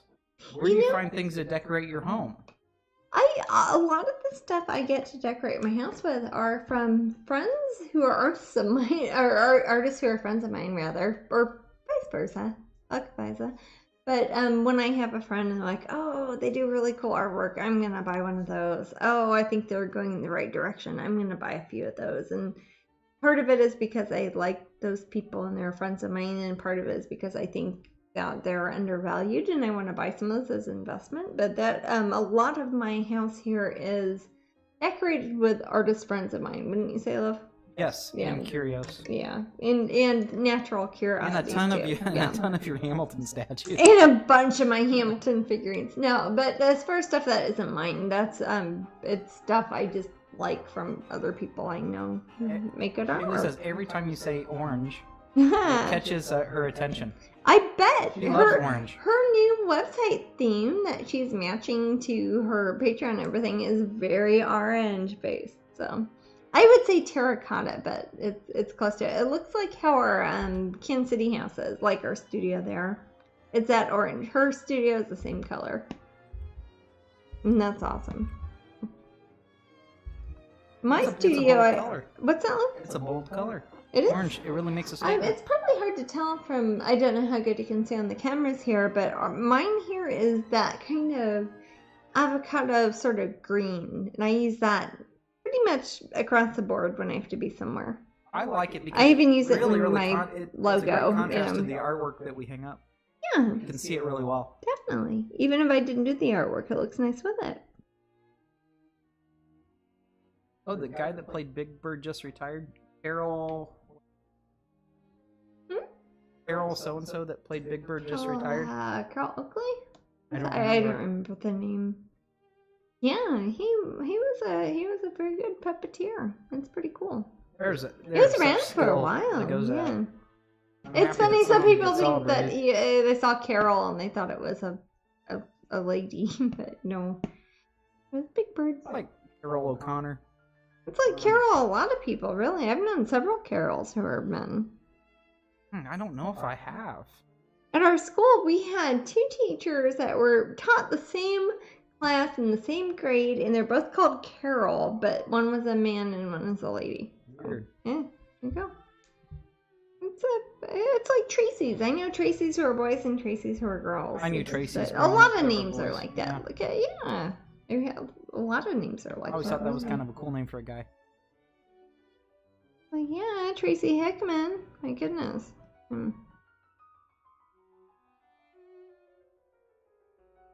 Make her hair kind of match hers. That's the thing. That's why I'm doing both of these ACEO cards at the same time, is so that since the same person will probably end up with both of them, I want them to kind of match. So if they both have this sort of ambient, almost blue-gray sort of light on them, it's going to match her hair, but it's also going to match her hair. It's going to match where her hair is in the middle, and it's going to match where her hair is in the middle. So that's kind of fun for me. Again, these sorts of ones, I only make one of each painting, and then I don't know, I'll probably get them up online before. When's our next? Oh, we should talk about that. When's our next broadcast? Though? I'd say a week from now. A week from today? That would probably work best. So today's 17th, so on the 24th? Is that right? Let me check. Yep. Probably the 24th. Okay. Okay, so next one's the 24th, and I'll be working on that. And by then, I should be done with these ones, and I should have them up on eBay, and we'll give you a link to that. My eBay name on eBay, obviously, is Strangeling. Strange with a ling. Yeah. Strange with a ling. About 25 minutes to raffle. Mm-hmm. In the meantime, you can watch Jasmine paint her ACOs, and if you have any questions, just feel free to tell me. Please. We can talk about anything, too. Anything you guys want. And if Matt doesn't like your question, he won't tell me, and I won't know because I'm over here, so... No, we have a pretty cool room. That's good. I like that. We got the good people here. It's a good thing. I think Ling just makes it tiny. Like something like Chen or a lot of things. It's like yep. the Lita. Diminutive. It's a diminutive, yeah. It's fine. Those starlings are tiny stars. Aren't they? I love starlings. Oh yes. Yeah, if you want to talk about birds, I'll talk about birds all day, man. I love birds. What's your favorite bird that we saw today? Today? Oh, that grebe. He was cute. Grebes are adorable because they're tiny submarines, but they look like itty bitty ducks. Oh my gosh, are they tiny? They are. You think they're a duck, but they're like that big, like full grown. And everybody's like, "What's that baby duck we keep seeing?" We're like, "No, that's a full grown thing. It's called a grebe, Grebe, and they live here in our neighborhood, and they are adorable." But well, it's not ibises. Ibises are hard to beat. If you've been a kid who lives in the middle of the country and you've like read all these Egyptian mummy stuff and things, and you're like, "Oh, ibises, and you go to Florida and there's like ibises everywhere, including scarlet ibises, like the bright red ones, and it's like getting an ibis to eat out of your hand is fun. Yes. Yeah, you can feed them food, and they don't even bite you. It's like they take the food out of your hand. I don't think they'd have the strength. No, it's like they have chopsticks for a mouth, and they're just like eating bits of food. It's adorable. I love ibises. Shayla says if she ever needs to cheer up, she watches bird videos. Aw, see, that's lovely. I'm a member of the Audubon group, and I have the app that goes with it, which is fun. Because it says, "Hey, the last person who saw this bird in your area," and it will show you. Like 5 minutes ago, 270 yards away from you north, somebody saw a tufted titmouse, and you can go look for it, and maybe it's still there. That's actually a useful app. And there aren't a lot of useful apps, really, if you want to be real picky about it. So, there aren't, are there? That's a good one. I like the Audubon Society. Yeah. And they like me. I'm going to put up a link. I'm guessing audubon.org. Just guessing. It is, yeah. Okay. Well, on this one here, this is the Dress of Saints. I don't know. If you don't know this painting, I'd like to show you the ACOs up close, because this one has a lot of saints and, kind of religious figures and Madonna sort of characters that you'd see. Kind of, here's a couple bishops and things in there. A lot of detail in here, and some beautiful, beautiful sort of the sun rising on the side. If you look at the other side, which is a different one here. Thank you. Thank you very much. This is the dress of sinners. That looks like a sundown. That looks like a sunset there. So it's like, oh, sorry, your time's over. You were a sinner. Sorry, should have paid more attention. So I made like kind of like a sundown sort of thing there. So she's got kind of a more warm palette in the background as opposed to a colder, like, oh, you're in heaven, you have clouds and fancy things and bright diamonds and whatever over there. So that's her. She's the saints and that's the sinners. So we do, obviously, it was one painting to begin with, but the ACEO cards, if I was going to do one of these, I would have had to made it that big, because ACEO is a legal definition that is 2.5 by 3.5 inches, which is like a trading card. That'd be horrible if I tried to fit both of them and all their friends into one card. That would be really, nobody would even know what was going on. So that's why I'm doing both of them, and I will put them both together. So whoever gets one gets the other. Yes. I don't want, it would be a tragedy if they were put separately from people. If you look at the angels here, they're kind of crowning as if they were crowning somebody here. It's kind of based off of an altarpiece that is at the Alta Pinakothek in Munich. If anybody's... That's a lovely, lovely Munich. I'm sure everybody's been there. No, in Munich, there's Alta Pinakothek, which is the old altarpiece sort of art gallery that's there.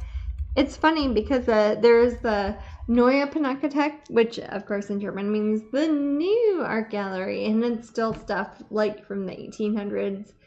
So it's the Alta Pinakothek is really old. It's like pre-1800s. And then they have the Pinakothek de Moderne. Is that what they call it, love? I forget.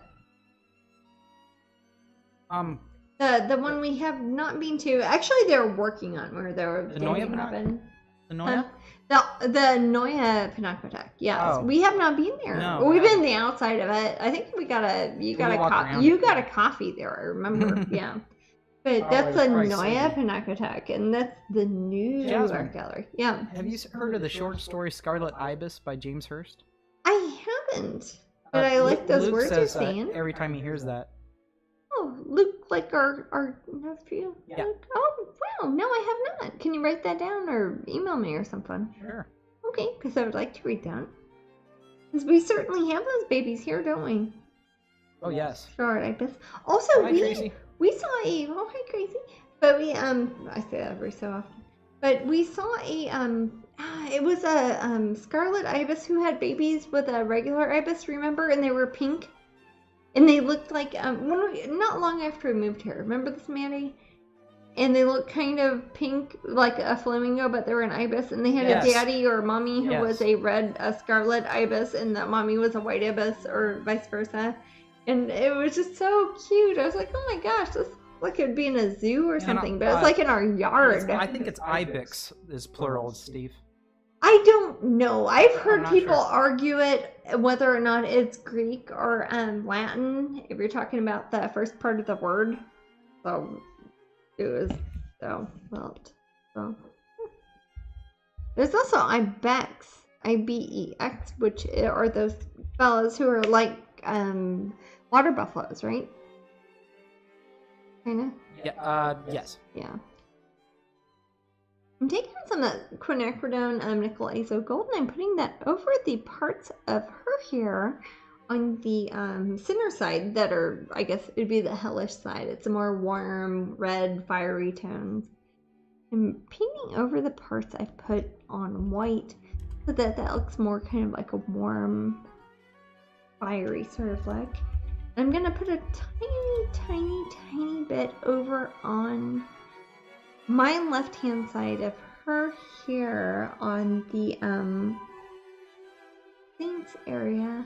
About 15 minutes to wrap up. But I would not normally do this unless I knew for sure that since I'm gonna sell them eventually, not now but later together, I would not normally make them match so well. But I don't want somebody to get one without the other. So I'm going to put them up together. But I want to make sure that the colors I'm using on my paints now match each other. So if somebody later wanted to like frame them and you're like, oh, look, they go together. It's like a puzzle piece, but it's really easy because they're both rectangles. But I'm going to put a little bit more of that. That's part of the fun thing about doing acrylic paints on something like that. That is like a, that is a giclée like that. It's printed on very nice canvas. It's archival. It's going to last hundreds of years. But I can put my paints on there and make them match even better than when I painted them to begin with. Because the first time I painted them, this would have been, I think, the first painting I did on my big easel. And that was, yes. Yeah, the first time I had my giant easel. With something, yeah. But I don't know. No. That was the first one I did do. And that was one of my goals I did on Patreon. I was like, hey, let me buy this giant easel. And like I said, we're going to try to put those up on here on Twitch. And that would be a lot of fun.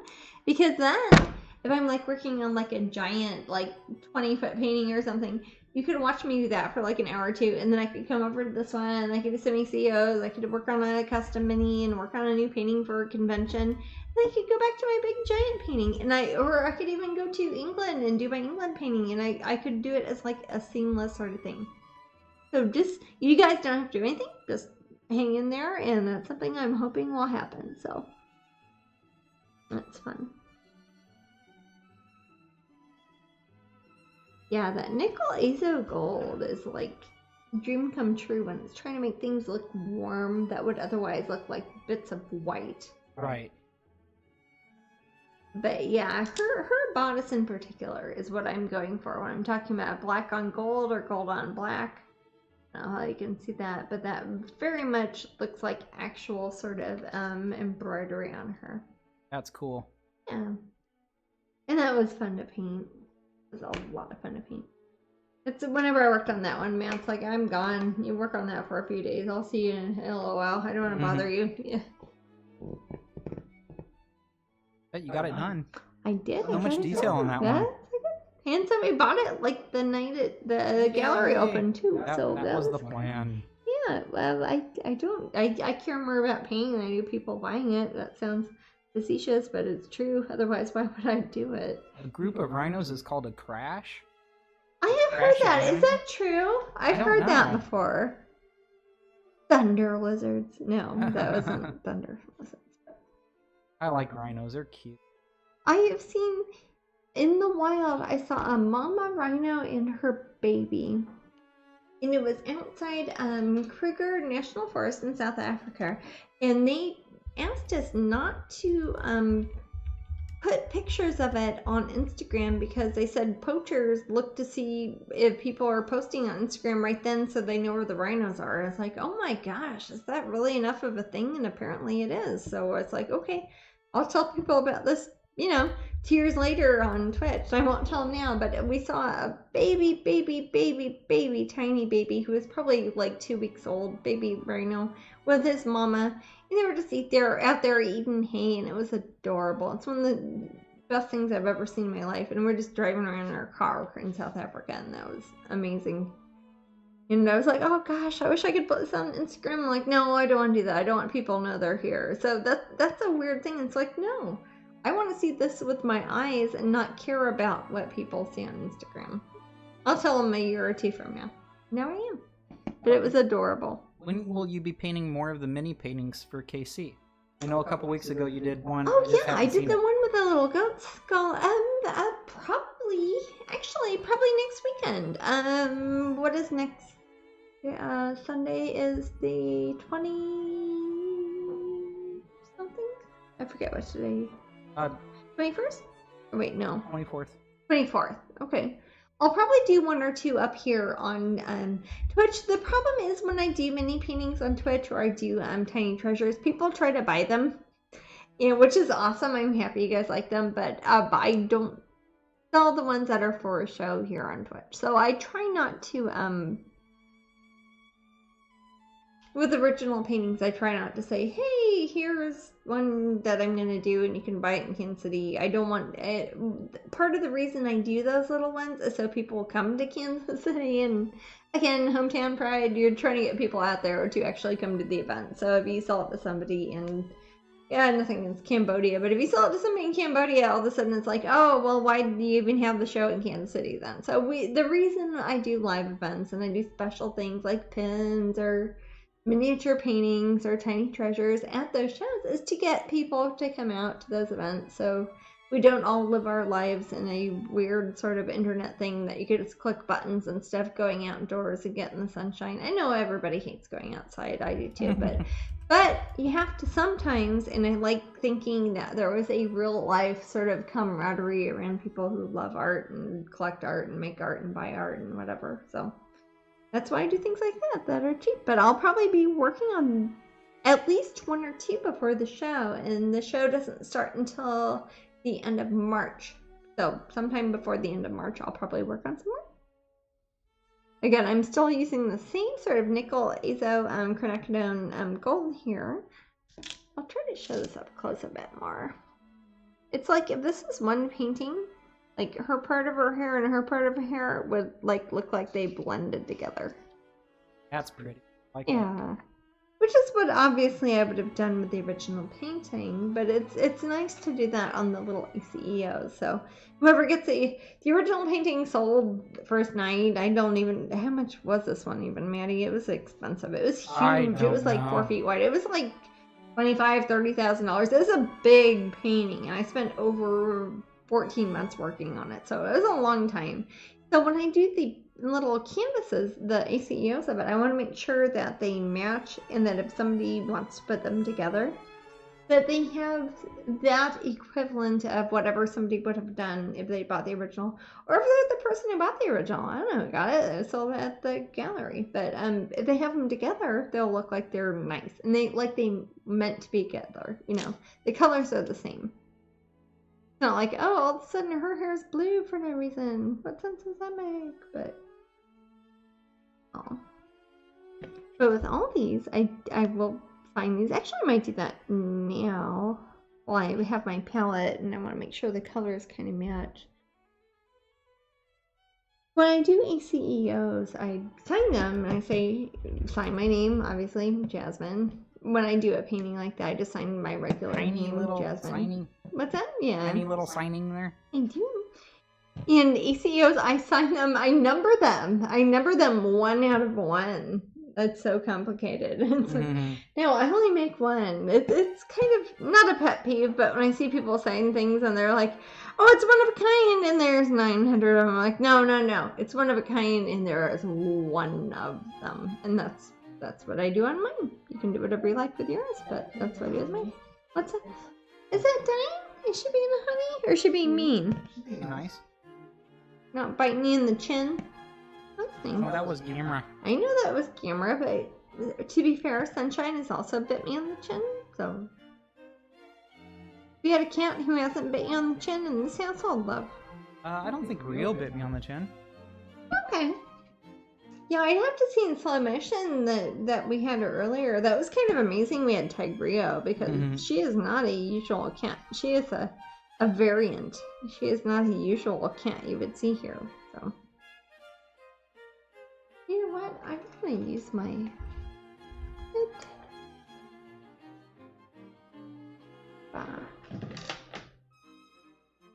The Black Orchid Fairy builds medical devices that are shipped around the world. And Little Raichu does preclinical research on medical devices. Hey, that's cool. I wonder if they ever encounter each other's industries. That's kind of cool. I don't know. It seems related. That's very cool. Yeah. I used to work in when I was in high school. I used to work at a place that made that I had to bend metal for to make the tents that were like little tents they put on top of beds for children, like to isolate them. They put tents on children to isolate them? In the hospital. I'd make the wire frames for the plastic. Make these things. Yeah, okay. The wire frames for it. Like in Boy in the Bubble? Yeah, something like that. You know how they keep children in a little isolated. I don't know how they do that. Who does this? Like a doctor? Hospitals do sometimes. Okay. Yeah. I'm spent a long time with a doctor. Plastic. So, it's kind of like a little plastic tent, and then they open it. Okay. Is this a confession or just something? No, you're it's not a telling confession. people? Okay. It's just something I did. Okay. And you made these in high school? Yeah, I bent the metal for it. It's you stick these large wire things in that are long. Think of it as like a dowel made out of metal, and you and then this machine forces it into a form, and it bends. The machine bends the piece of metal, and then that is part of the wire frame. Is that like you were talking about how you worked It's at like the oxygen tents. The anchor? That's what Kitten says. Is that like different than the anchor place that you worked at? Or That was different, actually. Okay. Yeah. How many times have you worked at a manufacturing plant where you have to make metal that is there to keep people or animals in place? 2 times. Okay. Just asking. As long as children don't move and the dogs don't move, Yeah. I guess my high school self was happy. I don't know. 5 minutes to raffle. Okay. It was kind of interesting. I mean, I never saw one build. I just knew that I did part of it. Hold me a little bit here. I like this song. Good song. It's very, very jolly. Jolly, jolly. Like the goat. Back of Notre Dame cartoon. Jolly. Jolly, jolly. Because he's rushing, I guess. Jolly. No, he's Indian. Jolly. It's like DJALI. Right. Jolly, jolly. Jolly, Like, jolly. hurry up. Yeah, yeah, jolly. Okay. This is a kind of interesting one to sign because on the painting itself, if it was in the middle, I would never sign it there. But it's kind of cut in half, so I want to sign it in the corner. So I've got to kind of sign it over stuff that otherwise I might think was important. It almost seems rude. But I don't want to think that when I'm signing things. When you get a second, can you show the pin again for the raffle? Oh yeah, it'll be the giveaway is for the Alice in the Dolly Dream. Okay. Alice in the Dolly Dream. Next one. And after that, or do we cut out for the night? Because I gotta finish my we'll project. say goodnight to everyone. Okay. And this will be the last time we're doing the Disney ones, aren't we? The Epcot ones, because the Epcot International Festival of the Arts ends in a week, right? Yeah, probably. Yeah, I think a week from tomorrow. Tomorrow I will be there at Epcot from 6 to 8 p.m., correct? Correct. I said it with conviction, so I hope I'm right. Okay. I will be there correct, from 6 to 8 p.m. tomorrow at Epcot at the Wonderground tent. And we will have... the pins are actually not there. They're over the Pop Gallery tent. And that's where my personal artwork is, etc. But over at the Wonderground Gallery tent is where my newest Disney pieces are. And then in a week, the Epcot Festival goes away. And it doesn't really go away, though. It kind of turns into the Flower and Garden Festival, but I won't be at that one because I'm not an artist. So that's when I get to go to for fun. So that's kind of fun. I get to go there for fun to the Flower and Garden one, and that sounds awesome. The Impossible Foods, if you guys know Impossible Burgers, the fake burgers that we are talk like about a lot on fancy. We talk about a lot. Yeah. But they are having their own tent there. So instead of a Jasmine tent, they've got the tent Jasmine's been talking about for a while, and I didn't even know that. So, and then I'll be in California on March 8th and 9th. I'm doing I'm doing 3 events at Disney. I'm doing one on March 8th from 6 to 9 p.m. at the Wonderground Gallery at downtown Disney in California in Anaheim. And then from 11 o'clock until 1 o'clock at Disney California Adventure Park. At the pergola. At the pergola. Again, I know the word pergola. Yes. I don't know where the pergola is. I could probably see it if I saw it because I know what a pergola is. But I will be there signing that stuff. If you want to not wait in line, go to the pergola one because I don't know enough about where it is. But that is inside DCA on March 8th on Saturday morning from 11 to 1. that is not their flower and garden, but their food and wine festival. Disney likes them some festivals, and that is yes, they do. That is the food and wine festival in California at Anaheim, 11 to 1. And then I have an hour, and I walk over. Hopefully, I'll enjoy the festival for like 8 minutes, and then I will walk over to the Wonderland Gallery at downtown Disney in California at Anaheim. And I will be doing from 2 o'clock until 4 o'clock. I will be signing autographs at the Wonderland Gallery at Disneyland, California. And they will have the new pictures, like the ones I just showed you guys here. Tiana and Cinderella and Cruella, they will be there. And they will have, cross your fingers, this is what they've told me, they'll have the prints and the canvases and the postcards and everything there. And I'll be there until 4. Then if you want to be really wily, you should go to Long Beach to go to the Dark Art Emporium, because I have some friends doing shows down there. So that we looks might like talk an more awesome. about that as Yeah. Oh. David Van Gogh's gonna be there. He's awesome. That's one of these pictures of his. You probably can't see it, but he's fantastic, and he'll be there. And who won, Manny? I don't know yet. Any chance you will we'll see you again in Washington State? I hope so. Yeah, I hope so. Yeah, I'd love to.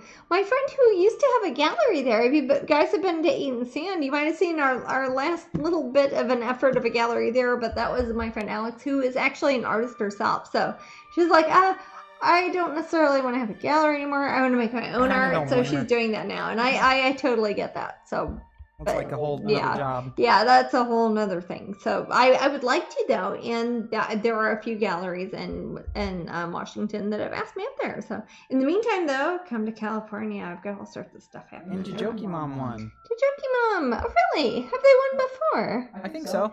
Yay! But I think well, congratulations. Aw. You're gonna say, it's like, do you recognize them because they talk a lot here, or do you recognize them because they won? You know, I don't know. And then we met them at Disney. I know that. That's what I mean. I don't know if you were recognizing them. That's the thing. Is sometimes I don't. I remember. It's like, do I know you because you're my sister, or because you bought something for me? All right. Or you won. Oh yay! They saw it in the room. So good. Instructions. Excellent. Follow the instructions that Matt posted, and congratulations. And I will autograph this too. So definitely. And we will be back here almost. They won once before. Oh, okay. I thought they did. But we will be back here exactly 1 week from today, correct? Yes. So next Sunday at 3 o'clock Eastern Time. That would be noon Pacific Time, 20 o'clock UK time. We will be here. And thank you for joining us. Every time you watch us, it's very helpful. Thank you. You guys have a good evening. Night, guys. Night-night.